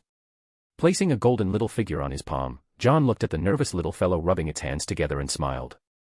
I need to change you a little and truly make you creations of the Wick family. The golden little figure tilted its head, not understanding. But it was enough for John to understand. These little fellows only needed to obey orders. You'll follow me from now on. I need to give you a name. John's words caused the golden little figure to jump up and down with joy. The other golden little figures hurried over as well, bouncing around in the hope that John would choose them too. To them, John was a god, their creator. To be chosen by their creator was the greatest honor. Then I'll take one more. John selected another from the crowd of golden little figures, choosing the one that had accompanied him on his previous outing. The two little fellows sat on John's shoulders, so excited they could hardly contain themselves. Looking at the dejected golden little figures, John chuckled. Come with me. I need to make you complete. The disappointed golden little figures immediately became energetic again. They lined up neatly behind John and followed him through the door he opened. Beyond the door was a starry sky. Various celestial bodies revolved around them, and the golden little figures on his shoulders let out amazed little wow sounds. This was one of the spaces belonging to the 9 doors, the celestial zone. Most of the celestial bodies were currently dim. Not long ago, during the Battle of Hogwarts, they had erupted with brilliant starlight and formed the rainbow bridge that could block everything. John casually beckoned one of the celestial bodies over and placed a golden little figure on it. One celestial body after another descended, and the golden little figures climbed onto them like children discovering their favorite toys. The celestial bodies rose and surrounded John. Taking out a bottle of crimson blood from his handbag, he poured it into the blood of magic. Giving it a shake, the blood inside began to merge, finally gathering into the shape of a large cat with an excessively long tail. The cat constantly shook its mane inside the bottle, unable to stay still for even a moment. It really is exactly the same. John laughed softly as he stared at the bottle. The blood came from the Zoo of the Forbidden Forest, and like its owner, it was brimming with vitality. All right, come closer. It's time to drink. John brought the golden little figures and the celestial bodies nearer, while the pile of magical materials was kept 5 meters away. He downed the blood of magic in one gulp. The large cat entered his body, causing his magic to become restless. John let out a muffled groan. A wave of magical power spread outward from him, causing the surrounding celestial bodies to sway and nearly throw off the golden little figures riding them. Purple energy crackled in his eyes like arcs of lightning as John drew his wand. All right, we can't let all this magic go to waste. The rampaging magic was channeled into the white wand. A powerful surge of energy shot out from the wand and crashed into the pile of materials. John raised his right hand. Silver spread across it as he guided the celestial bodies, scattering them throughout the area. Guardian Charm. Intense purple light erupted from his eyes. The energy exploded once more, expanding outward as a shockwave. The magical materials melted into liquids of various colors. As the shockwave touched the golden little figures, they all cried out in surprise, and changes began to occur in their tiny bodies. Then the golden little figures exploded, transforming into countless shining golden runes. The melted materials flowed toward the runes. The runes entered the materials, causing them to grow arms and legs. Bodies gradually formed over the golden veins. The purple light turned silver, and silver-white mist overflowed from John's body. Within the starry sky shrouded by the mist, one imposing figure after another appeared. John did not immediately attend to the little fellows and instead stood still. Closing his eyes, he breathed quietly. The silver-white mist that had flowed from his body was gradually drawn back in and disappeared. When he opened his eyes again, black mist flashed through them, mixed with silver and purple. I didn't expect that creating too many things at once would almost tear me apart. John flexed his fingers. The silver-white mist from before had been fragments of his soul. Fortunately, there was no real harm. This time had been different from before. The last time he created something, there had been no danger to his soul. Perhaps it was because he had created more than 50 beings at once. With the crumple-horned Snorkack, he had only needed to focus on one. This time, splitting his attention among 50 creations, he might have become one of the created beings himself had his mastery of magic not been so solid. Fortunately, everything turned out well. Wiping away his sweat, John looked at the darkened starry sky and brushed the celestial body beside him. Like a moon, it emitted light and illuminated the stars. One after another, the golden little figures groggily climbed to their feet, while the scattered celestial bodies returned to their dimensions. Seeing their dazed expressions, John stroked his chin. I think they need something to wake them up. Scales spread across his face, and his body rapidly enlarged as he let out a roar that shook the starry sky. Startled, the golden little figures grew larger. Great antlers resembling those of deer sprouted from their heads. Their cute little bodies transformed into heavily armed giants. Seeing this, John returned to his human form and nodded in satisfaction. Now you can truly be called Divine Guardians. The Divine Guardians looked at their creator and scratched their heads in confusion, unable to understand why John had suddenly become smaller. Then they noticed the armored figures around them, and chaos immediately broke out among them. Covering his face, John sighed. It looks like you'll need some time to adjust. I'll call you Star Spirit Guardians. Chapter 601, 601, Level 7, Bottleneck. The golden little figures had gained another name. Star Spirit Guardians. They could sustain their magical power through the power of the stars and required no food. In their star spirit form, they were the golden little figures, bouncing around and letting out childlike laughter. This form allowed them to consume the least amount of energy. Their second form was the Guardian form. White magical armor covered their bodies, with golden patterns engraved upon it. Those patterns were magic circles that constantly offset external damage. The armor was white like porcelain, yet capable of withstanding attacks stronger than themselves. Their arms were covered in black scales like dragon hide. Golden blades protruded from their pauldrons, and the great antlers on their heads could gather magical power to unleash attacks. In Guardian form, the star spirits possessed extremely high resistance to dark magic, and their strength was astonishing. Such creatures could be called the perfect beings of the magical world. Yet John could hardly bear to watch them. He saw two guardians ramming each other with their large heads while letting out silly laughter. Nearby, another guardian had grabbed two others and was tossing them around like balls. My perfect guards. John covered his face in pain.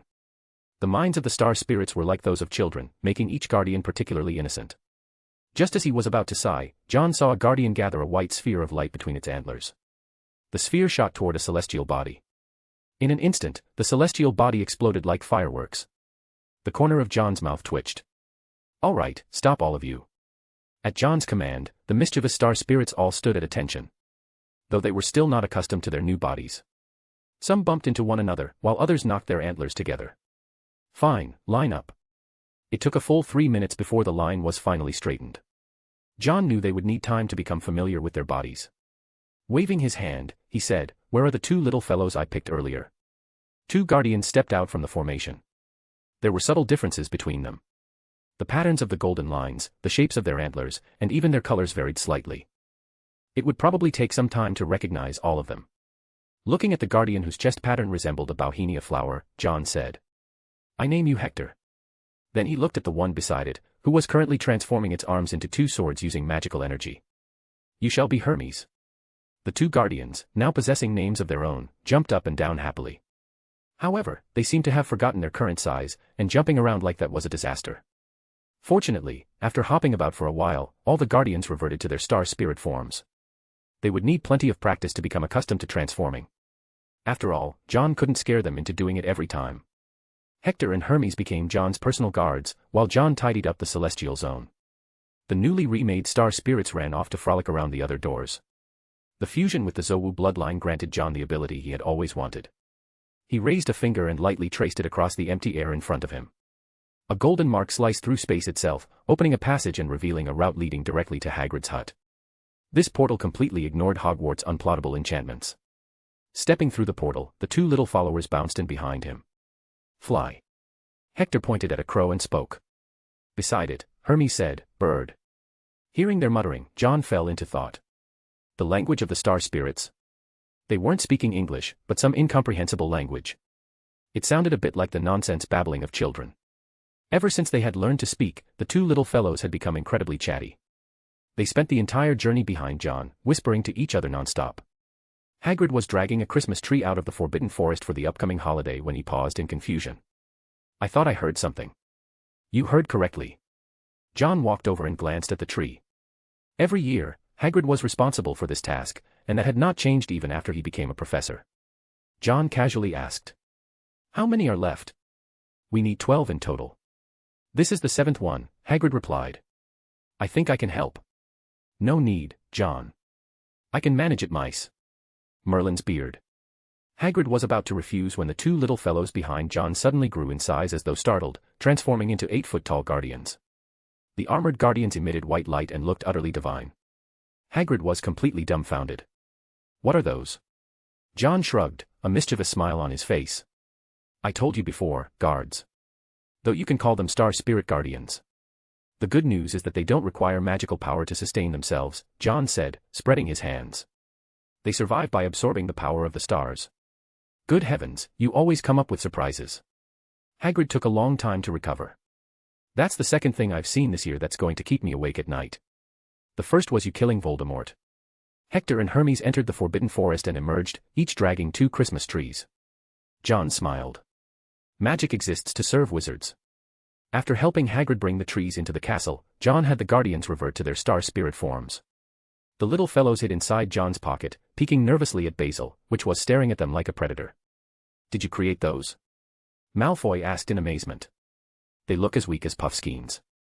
Puffskeins were adorable magical creatures popular with children. Their fluffy appearance made them common household pets. "They can punch you unconscious for 3 days, Draco." John stopped Malfoy from trying to poke Hermes with a fork. The little fellow's punches hurt far more than expected. Tomorrow marked the beginning of the Christmas holidays. Malfoy was preparing to escape Hogwarts, where everything had to be kept secret, and enjoy a romantic trip to France with Astoria. Daphne, however, knew nothing about it.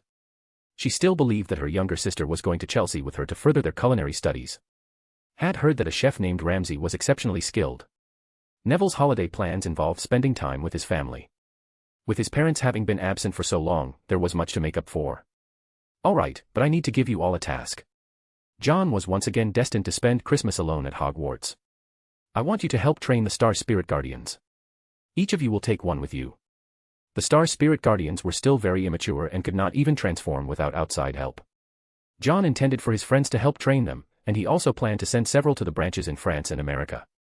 No one in the Constellation Society objected, though when John looked at Malfoy, he seriously doubted whether the Star Spirits would pick up bad habits from him. Perhaps his expression was too obvious, because Malfoy felt insulted. "Who are you looking down on?" Malfoy snapped. "I have a real talent for teaching." "Fine." John sighed, looking deeply concerned. Malfoy was both furious and aggrieved. "Astoria, he's doubting me." Astoria hesitated. "Does Draco really have to train one, John?" "I don't have a choice. There are too many of them, and I can't manage alone," John said with a troubled expression. Malfoy despaired. Even his own girlfriend didn't trust him. He swore that he would make John see him in a new light. It was just a little Star Spirit Guardian. He would train it into the very best one. Even though nobody believed in him, Malfoy still believed in himself. That optimistic spirit lasted until he entered the Constellation Society and saw one of the little fellows in Guardian form shatter a boulder taller than himself with a single punch. His focus immediately shifted from teaching the Star Spirit Guardian to figuring out how not to get punched to death. Astoria adored the cute little Star Spirits. Aside from their frightening Guardian forms, the little creatures were incredibly deceptive. That evening, John did not return to his dormitory. He remained in the Constellation Society, inspecting each Star Spirit to ensure that the adorable golden little fellows wouldn't suddenly beat his friends to death. John let out a breath. It turned purple, then turned into a fireball. His eyes gradually became unfocused as he summoned the panel. Staring at the grayed-out magical power display, there was no joy in reaching the next level. A bottleneck. Looking at the level 7 displayed on the panel, John felt a headache coming on. He seemed to have reached the limit of his magical power. To go any further, would he have to rely on the Elder Wand? "I need a way to keep progressing." Standing at the peak of the wizarding world, John was still unsatisfied. He knew that the gods above wizards were far beyond level 7. Now, he had reached a bottleneck. If he broke through it, he would transcend. If he remained trapped by it, then he might become the next Grindelwald. Or Dumbledore. Chapter 602, Christmas Gifts, Watson Abandoned. Christmas break began. With a Star Spirit tucked into his pocket, Malfoy waved goodbye to John. They boarded the Thestral-drawn carriages and headed for the train. Like an old man left behind, John watched as the crowd around him gradually dwindled. Compared to everyone else, why do I seem so lonely?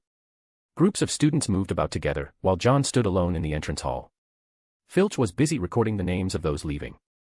Professor McGonagall came over and asked in confusion, "You're not going home this year, Wick?"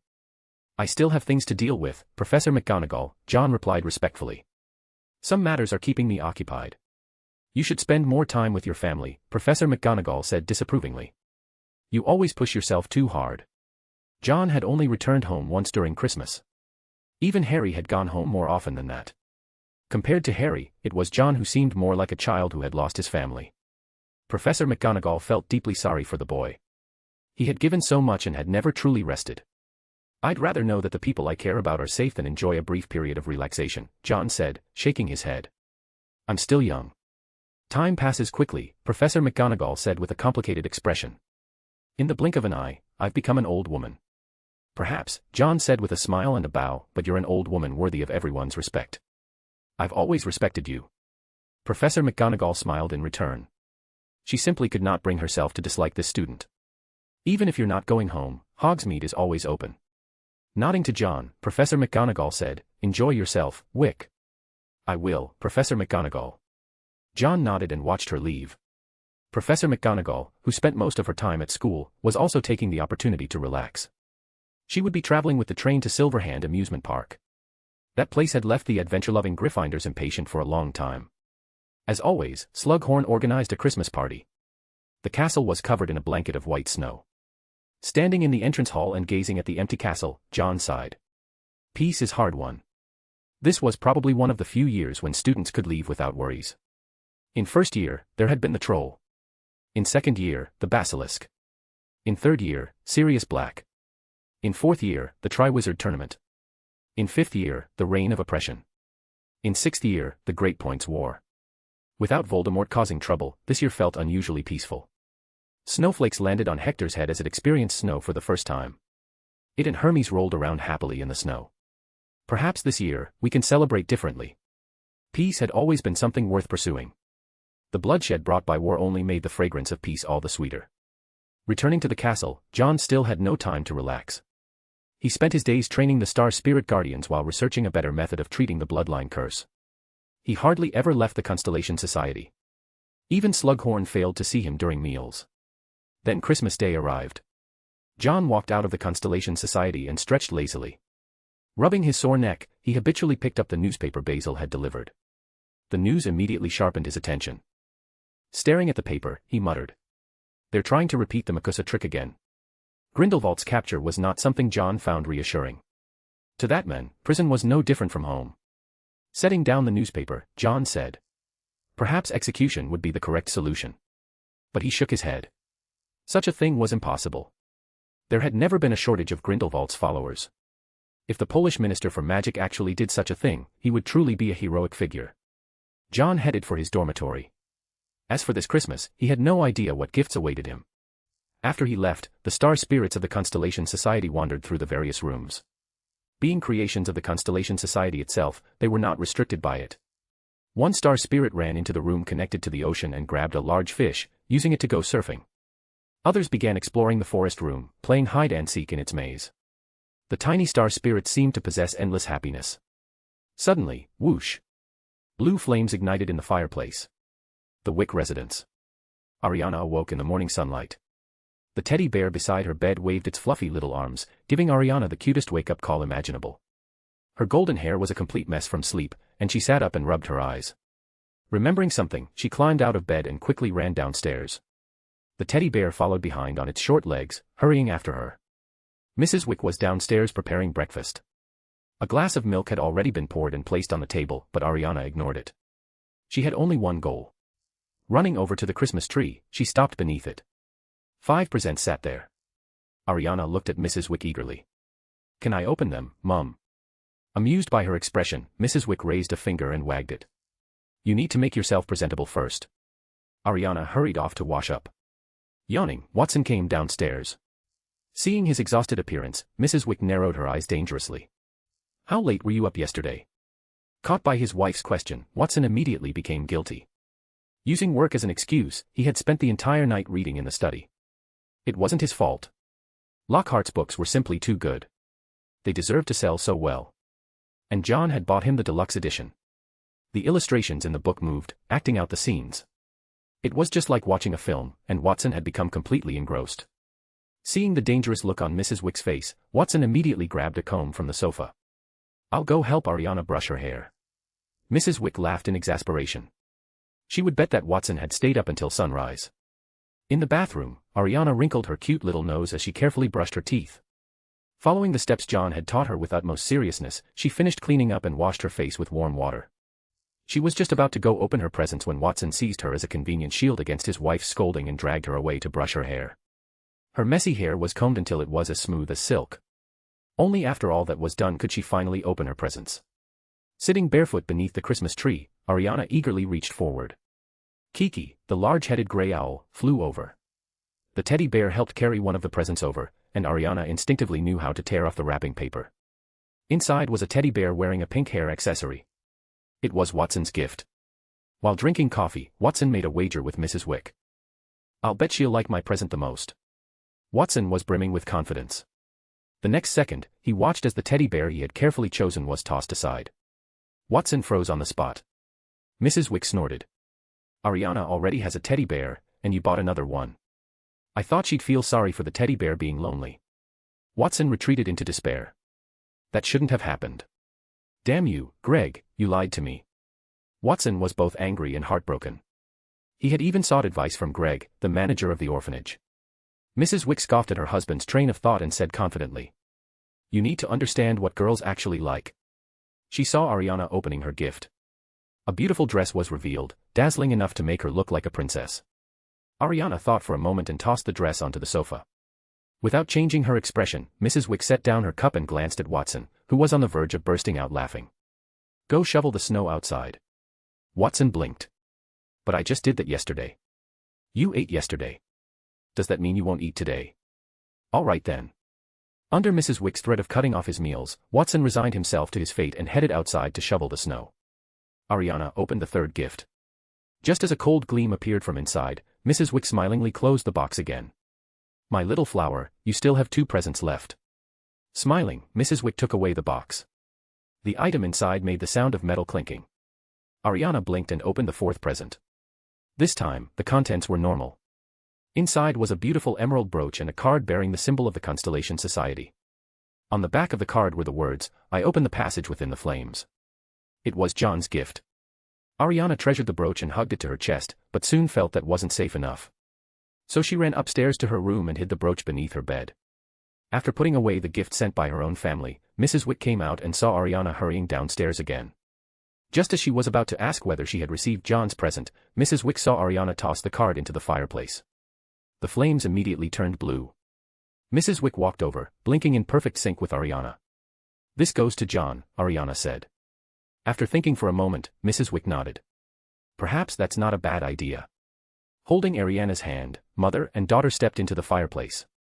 As the flames swallowed them, the fire returned to its original color. Watson pushed open the door and came back inside. "The snow's getting heavier outside. I think I can clear it a little later." No one answered. Except Kiki. Watson stared blankly at Kiki.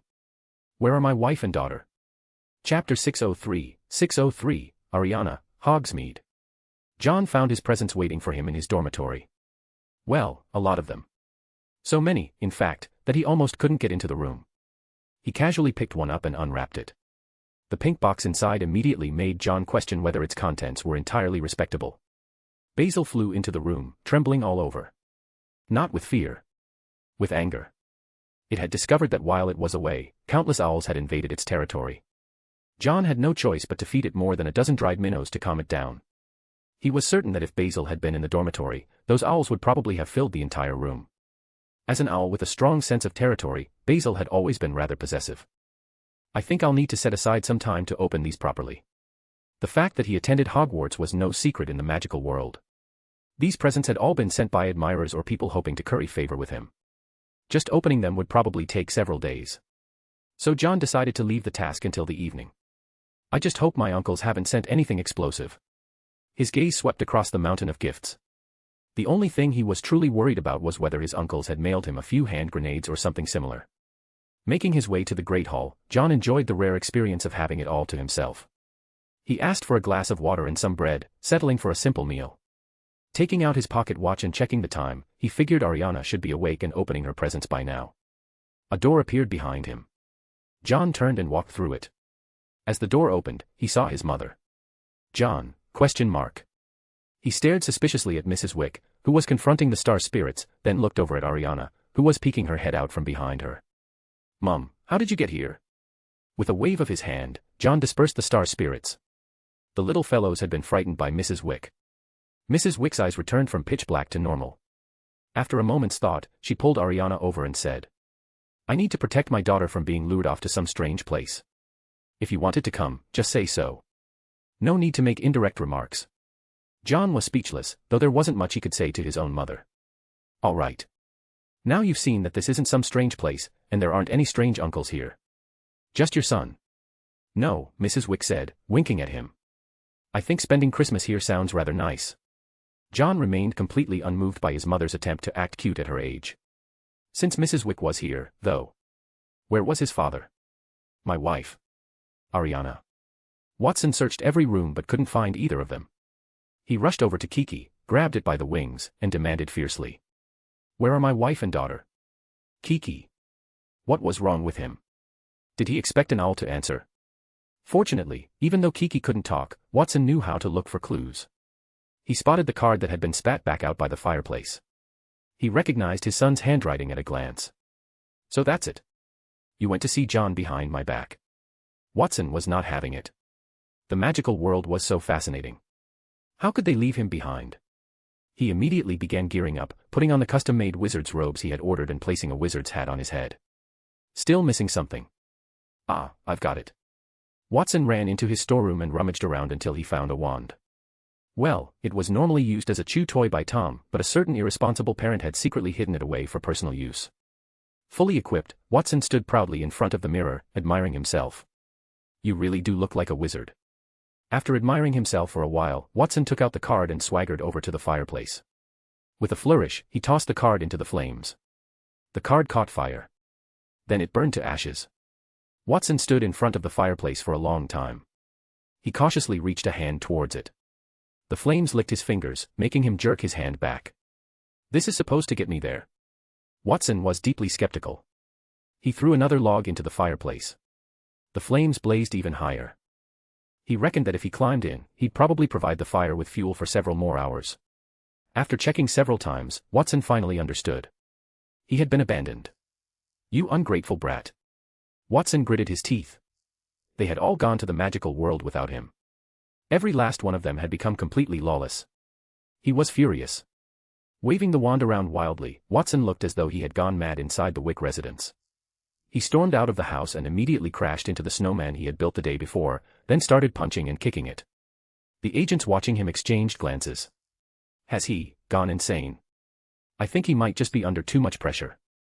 An older agent calmly analyzed the situation. Or perhaps he's doing this deliberately for our benefit, hoping we'll let our guard down. That makes sense. The younger agent looked at his senior with admiration. The older agent lit a cigarette and said gravely. As expected of you, Watson Wick. You must have discovered us long ago. An excellent performance, but you can't fool me. The older agent let out a cold laugh. Pack it up. Pack it up. The younger agent was dumbfounded. We're supposed to be watching him. There's no point. He's already discovered us. Everything we see from this point onward is only what he wants us to see. The older agent said coldly. This round goes to him. Let's withdraw. Otherwise, we'll never get to see the real Watson Wick. All right. The younger agent was once again completely convinced by the older agent's reasoning and believed him without question. Little did they know, he was simply a heartbroken middle-aged man abandoned by his wife and daughter. Hogsmeade. As soon as Mrs. Wick entered the village filled entirely with witches and wizards, she felt an irresistible itch in her hands. It was like an instinct buried deep within her bloodline. A lingering after-effect of the great witch hunts. Ariana took in everything around her without missing a single detail. Clutching her teddy bear, she wandered through the village full of witches and wizards. This was John's Christmas present. A journey for Ariana to experience something entirely new. Although John wasn't going home, he could bring Ariana here instead. He removed the bracelet from Ariana's wrist and extended his wand towards her. I'm here. With John by her side, Ariana no longer needed the restraining bracelet. Mrs. Wick was soon drawn towards Gladrag's wizardwear, thinking it would be a good place to buy Ariana a few outfits. For some reason, ice cream was especially popular during winter. Perhaps it was the same logic as eating hot pot in summer. John noticed Filch presenting his membership card for Florian Fortescue's ice cream parlor and receiving 2 strawberry mapo tofu flavored ice creams. He ate one himself and handed the other to Madame Pants. The two chatted and laughed together, and even Filch's habitual stoop had straightened. After thinking it over, John decided to keep that little secret to himself. Would you like a warm butterbeer? John pointed towards the 3 broomsticks. Ariana curiously pressed herself against the window to look inside. The pub was packed with people, making Ariana take a nervous step back. Mr. Wick. The owner of Gladrag's wizardwear hurried over and respectfully said to John. Your mother has purchased 13 ladies' robes. John took a money pouch from his handbag and handed it to the owner. Make sure my mother enjoys herself. The owner's hand nearly dropped the pouch to the floor. Money truly worked wonders. Grinning so broadly that his eyes disappeared, the owner repeatedly assured John that he would take excellent care of her. Seeing that Ariana didn't like the crowded pub, John thought for a moment. Then let's go somewhere else. I think you'll want to visit there too. Ariana tilted her head, wondering where they were going. The Hog's Head. Compared with the 3 broomsticks, this place looked like a rubbish bin in the middle of a slum. The nearly deserted inn echoed with the bleating of a goat wandering out into the open. Behind the bar, Aberforth rested his chin on one hand, looking utterly bored. Ever since Voldemort's downfall, even the dark wizards who used to spend money in his pub had disappeared. If this continued, he would probably go out of business. Jingle. The door opened. Aberforth slowly looked over, assuming it was another dark wizard coming to conduct some shady business. But the moment he looked up, it was as though someone had cast the full body bind curse on him. His eyes slowly widened. A breathy gasp escaped his lips. Not welcoming guests? John asked from the doorway. Aberforth's eyes remained fixed on the figure behind him. The little girl holding a wand was curiously looking around the empty pub. Ariana. At last, he managed to speak. But the calm words he had intended became choked with emotion. Looking at the old man, Ariana felt an inexplicable sense of familiarity. Then, in a voice Aberforth had not heard for so many years, yet had never dared forget, she softly called out. Brother. Chapter 604, 604, Killing Grindelwald, the Election. What should we do with him? Poland, Ministry of Magic. Grindelwald's capture had brought joy to some and worry to others.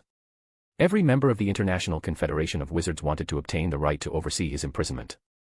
This infamous dark wizard had once sparked a revolution that plunged all of Europe into fear.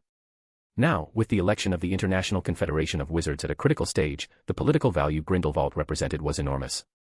Grim, the head of the Polish Department of Magical Law Enforcement, paced back and forth, his face filled with anxiety and fear.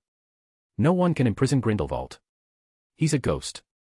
Anywhere can become his cradle. Grim was over 70 years old. His youth had coincided with the height of Grindelwald's power. The old man knew exactly how terrifying that man was. What had Makusa done back then? Their imprisonment of Grindelwald had increased America's prestige within the international magical community. And then he escaped.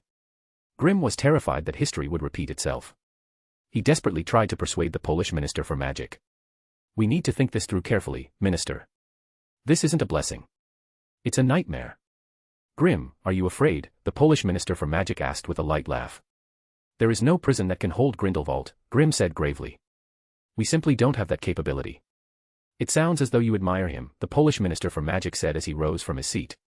Walking over to Grim, he reached out and straightened his tie while asking in a low voice, You're afraid? Right now, you sound exactly like one of his followers. I once admired him, Grim admitted. But Dumbledore made me understand that it was wrong. Grindelwald's revolution was filled with selfishness and danger. The Polish Minister for Magic paused for a moment, then released the tie with a smile. I understand your fear of him, he said, stopping before a painting of a moving windmill in his office. He watched the blades turning gently in the breeze. But we cannot abandon our responsibility simply because we are afraid. He's not a tool for your promotion. Grim snapped, tearing off his tie and throwing it aside. That man will overturn everything we have. I know you want to use him to boost your election support. Listen to me, ING. ING was the Polish Minister for Magic's name. Calling him by name, Grim roared angrily. You'll drag Poland into the abyss. But the Polish Minister for Magic looked deeply into his eyes and said. We're already in the abyss. Corruption. Poverty among the people. He met Grim's furious gaze. Tax evasion. A ministry that can barely afford to pay salaries. Tell me, Grim. Has your integrity earned you prosperity in the ministry? No. The only reason you can stand there with such confidence is because of the inheritance your bloodline gave you. Every official who enters the ministry isn't thinking about how to save society. They're thinking about how to carve another piece of rotten flesh from a decaying society and greedily stuff themselves with it. With every step the Polish Minister for Magic took forward, Grim took one step back. Grim's expression changed from anger to shock, and finally to silence. Tell me, the minister asked, are we not already in the abyss? There was nowhere left to retreat. Looking at the colleague who had become a stranger, Grim asked in a trembling voice. What are you going to do? I'm going to change things, the Polish Minister for Magic said, enunciating every word. Starting with killing Grindelwald. Kill Grindelwald. Grim cried in horror. No. You can't. Why not? The Polish Minister for Magic angrily pointed towards the door. Look at what he's done. Just because he's Grindelwald, does that mean he should be exempt from execution? The International Confederation of Wizards will never agree. The ministers for magic from every nation all wanted a share of the credit from this massive operation. All that political capital. All that credit. But my people will agree. The Polish minister for magic looked deeply at Grimm. I don't want to wait until the same mistake happens again before trying to make amends. But Dumbledore. Grimm said with difficulty. Grindelwald had once been as close to Dumbledore as a brother, right? Even after his defeat, he remained the person Dumbledore cared about most. I'll do it myself. The Polish minister for magic paused before continuing. I'll kill him in front of everyone. Grimm looked at his back with a complicated expression. At that moment, the Polish minister for magic had become, in Grimm's eyes, a lone warrior fighting for magical society. Originally, Grimm had looked down on the minister. Although he had captured Grindelwald, he had also brought even greater trouble upon the ministry. But those words changed something. After leaving the ministry, Grimm went to the local wizarding district. It was nowhere near as prosperous as Diagon Alley in Britain, nor did it possess the spacious romance of France's hidden magical settlements. What remained here were the ruins left by the war that had shocked the Muggle world half a century earlier. Countless buildings had collapsed. That war had not only devastated the Muggles but had also dragged the wizarding world into disaster. It was from that moment onward that Grimm's admiration for wizard rule over Muggles had shattered. Against the power possessed by Muggles today, the wizarding world could only struggle to survive. And compared to the crumbling buildings that seemed frozen in the previous century, the magnificent and luxurious Gringotts looked absurdly out of place. He's right. Standing in the middle of the road, Grimm looked around him and muttered. We need to change. This was yet another meeting of the International Confederation of Wizards. On Christmas Day, Barty Crouch Sr. glanced at his pocket watch. The gift should have been delivered by Owl already. Thank you, Pious. Pious Thickness. He was a fortunate man. After being controlled, he had been kept alive because his captors still needed to use his identity. When the Aurors found him, Pious had been fast asleep in a cellar, hugging a bottle of aged wine. The fact that he was attending this meeting alongside Barty Crouch Sr. showed that Barty intended to cultivate him. After hesitating for some time, Pious asked. Minister, you could easily have arranged for your son to work at the ministry. Why let him waste his time? Hearing the question, Barty Crouch Sr. sighed. He's doing well at Silverhand. Pious wanted to say something but held back. He knew that Barty Crouch Sr. was trying to make up for what he had done to Barty Jr. Allowing such an exceptional wizard to spend his days tending flowers in a garden was a waste. But Barty Crouch Sr.'s guilt towards his son prevented him from being forceful. Even this year's gift had been sent through Pious. He should have been at the inverted garden with his son, but the responsibilities of being minister for magic required him to be here. As a father, he had once been obsessed with the power in his hands. Now that he possessed that power, its responsibilities and the emptiness that came with it left him constantly longing for his family. This will probably be the last assembly, Barty Crouch Sr. said as he looked at the ministers from other countries gathered in the chamber. Germany wants Grindelwald extradited, while America wants to obtain something from him. Barty Crouch Sr. watched as they argued endlessly. The British Ministry of Magic should have intervened. If nothing else, it would have been doing Dumbledore a favor. But Barty Crouch Sr. remained silent. His gaze stayed fixed on the Polish Minister for Magic. At that moment, the Polish Minister for Magic finally spoke. Ladies and gentlemen, he said, looking at the two ministers who were arguing, I believe what we should be discussing is not where Grindelwald should be imprisoned, but how to calm the fear spreading throughout Europe. It's very simple. Transfer him to America. We have the strictest security measures in the world and can reassure everyone. Rubbish. Grindelwald is connected to the disappearance of our Minister for Magic. We need him to explain himself. The German and American representatives were on the verge of another argument. The Polish Minister for Magic raised a hand to stop them. Then he looked towards the entrance. Two Aurors escorted Grindelwald into the chamber. Forced to his knees, Grindelwald floated to the center of the room. He looked up at the Polish Minister for Magic. I have never understood, the Polish Minister for Magic said as he descended the steps and walked towards the center, why we are discussing where to imprison him. He violated our most sacred laws. He looked around the chamber. Why? Have all of you become blind to this disaster? When did criminals become bargaining chips? The representatives from every nation fell silent. Then let me tell you the truth, the Polish Minister for Magic continued. The other solution that none of you wish to mention. Grimm stepped forward and handed his wand to the Polish Minister for Magic. The minister raised it. The representatives immediately became agitated. What are you doing? Put down your wand. This is a violation of the law. He must be returned to Germany for trial. Shoo. The Polish Minister for Magic raised a finger, signaling for silence. You're afraid. Afraid of his followers. Afraid of someone else. He pointed the wand at Grindelwald. Fear spread through Grindelwald's eyes, but he was unable to speak. In that case, the Polish Minister for Magic said calmly, let someone who isn't afraid do it. I will bear the consequences. Avada Kedavra. A flash of green light. The silence of death descended upon the chamber. Chapter 605, Sin and Suspicion. What have you done? The German representative stared blankly at the fallen body. He looked at the Polish Minister for Magic, then roared. What have you done? In front of everyone, you used an unforgivable curse to take a person's life. That is an unforgivable crime. He loudly condemned the Polish Minister for Magic. Handing his wand back to Grimm, the Polish Minister for Magic faced the accusations from all sides and openly admitted. Yes, I am guilty. The German representative, who had been shouting for his arrest, froze. My crime is that I cannot bear to watch my people suffer. My crime is that I love this land beneath my feet. My crime is that I did not kill this devil sooner, allowing my people to suffer under his attacks.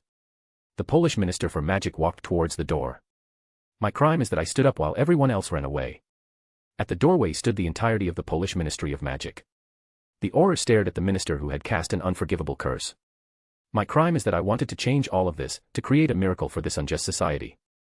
He stopped before one of the Aurors and calmly extended his hands. Arrest me, Auror. The Auror took a deep breath. He couldn't do it. Auror, perform your duty, the Polish Minister for Magic shouted. No, I can't, Minister. The Auror threw his wand to the ground. The Polish Minister for Magic walked to another Auror and once again held out his hands. I trust you, Minister. That Auror also threw down his wand. Then a third. A fourth. One after another. The representatives of the various countries stepped out of the hall and saw the men surrounded by everyone. Holding the murder weapon, Grimm walked out and stopped before the Polish Minister for Magic. I know you hate me. I brought this disaster upon us. The Polish Minister for Magic extended his hands and said solemnly. Do what you must. As the head of the Department of Magical Law Enforcement, Grimm represented the justice of the ministry. Yet at this moment, he did something that left everyone stunned. He snapped the wand used to commit the killing and threw it aside. Then he grabbed the Polish Minister for Magic's hands and smiled. I cannot arrest a hero. He stepped behind the Polish Minister for Magic. On one side stood the representatives of every nation. On the other stood the entirety of the Polish Ministry of Magic. Then the camera shutters began to click. On one side stood those high above, dividing up benefits from their lofty positions. On the other stood those below, united together. The image spread rapidly through newspapers across the world. At the fastest possible speed, it circulated throughout the entire wizarding world. At that moment, the name of the hero who had slain the Dark Lord, Griffiths, became known everywhere. Some condemned the cowardice of the Ministries of Magic, accusing them of ignoring Grindelwald's crimes out of fear of another powerful wizard's authority. Some lamented Poland's inability to recover after decades of decline. Countless others praised Griffiths' courage. He had become the man who spoke out against the old magical order. Barty Crouch Sr. took a long look at the Polish Minister for Magic. His instincts told him that things were not so simple. He lowered his voice and said to another ministry official accompanying him, Lippy, I need you to check Grindelwald's body. Lippy Corbell, who had once infiltrated Voldemort's ranks and helped clear Barty Crouch Jr.'s name. She was also Tommy's friend. Minister, this is. Grindelwald would not die so easily. Barty Crouch Sr. had once used Polyjuice Potion to swap out his own son, so he suspected that Grindelwald might have done the same. Lippy nodded at his words. While everyone's attention was still outside, she hurried into the hall to examine the body. The dead Grindelwald's face was pale. Lippy examined him carefully. Specialis Revelio. She drew his wand and cast the revealing charm. The corpse did not change. But from the corner of her eye, she noticed a scar appear on Grindelwald's finger. She froze and was about to inspect it more closely. Step away from him, please. A tall Auror appeared in the hall and looked directly at Lippy. Several more Aurors emerged around them, each with a cold expression as they stared at her. Lippy noticed that their hands had already moved to their wands. After quickly calculating the odds, Lippy raised both hands with a grin. Easy there. I'm just curious. There's nothing to be curious about, the tall Auror said with a sneer. This is Grindelwald, isn't it? That's Grindelwald we're talking about, Lippy stressed. The tall Auror gestured for him to move away from the body. Lippy complied. The tall Auror reported Lippy's actions to the Polish Minister for Magic. She used a revealing spell on the body, the Auror said in a low voice. She also noticed the scar. The Polish Minister for Magic remained silent for a moment. Did she suspect anything? I don't think so, the tall Auror replied calmly. She only saw the scar. The Polish Minister for Magic nodded slowly. Good. He turned and looked out of the window at the snow-covered wizarding district. The British Minister for Magic is indeed difficult to deceive. The tall Auror asked, should we take action? No. The Polish Minister for Magic shook his head. If Barty Crouch Sr. truly suspected something, he would not have left so easily. He is testing us. The tall Auror fell silent. After a long pause, he asked, then what should we do next? The Polish Minister for Magic's expression gradually became solemn. We continue. He looked at the newspaper on his desk. On the front page was a photograph of himself raising his wand. Beneath it was the headline, The Hero Who Killed Grindelwald. A smile slowly appeared on his face. Now, he said softly, the real play begins. She's probably discovered something. The tall Auror asked, should we deal with her? Leave her for now. Gradually reverting to Grindelwald's appearance, Grindelwald walked over to the painting of the windmill and admired it. I don't understand. Why here? The tall Auror asked. This place is poor, corrupt, and weak. Grindelwald glanced at him and said meaningfully, you taught me a lesson. Only the strong are worth following. The smaller and weaker people are, the more they yearn for greatness. They have been reduced to dust, and I can make them great. He took out the Elder Wand and muttered, survival of the fittest. The strong survive. Power above all. I saw the reason for my failure, so I chose another path. He looked at the windmill hanging on the wall. Originally, a copy of the International Statute of Secrecy had hung there. Grindelwald had never changed. His goal had always remained the same. To allow wizards to live openly. To make magic great again. But this time, he had chosen a different road. A road unlike the one he had taken before. The survival of the fittest. The sacrifice of the few, so that the many might awaken. This time, I've seen far enough, Ural. At the Hog's Head Inn. 3 people stared at each other in silence. A starling hung from each of the goat's ears, swinging back and forth like they were on swings. Clean this place up. John glanced at the table and gave the order without the slightest politeness. Aberforth froze and was about to lose his temper. Then he saw Ariana poke the table with her finger. There was something on it, either grease or someone's dried snot. A tooth, which had apparently flown there during a fight and become embedded in a pillar, also caught Ariana's attention. Aberforth walked behind the counter and took out a rag that looked like it hadn't been washed in years. After casting a cleaning charm on it, the cloth revealed its original yellow color. Though, to be fair, yellow might not have been its original color either. Aberforth returned and vigorously wiped the table clean. Just as he was about to leave, John pointed at the chairs. With a dark expression, Aberforth went over and carefully cleaned each chair as well. Only after touching one to make sure it was clean did John sit down. What would you like to drink? You have butterbeer here? John glanced at Ariana and said calmly, of course, I hope it's hot. Aberforth did not argue. Instead, he went into the room behind the counter and busied himself for a while. When he returned, he carried 2 mugs of butterbeer. The mugs looked as though they had just been taken out of the box.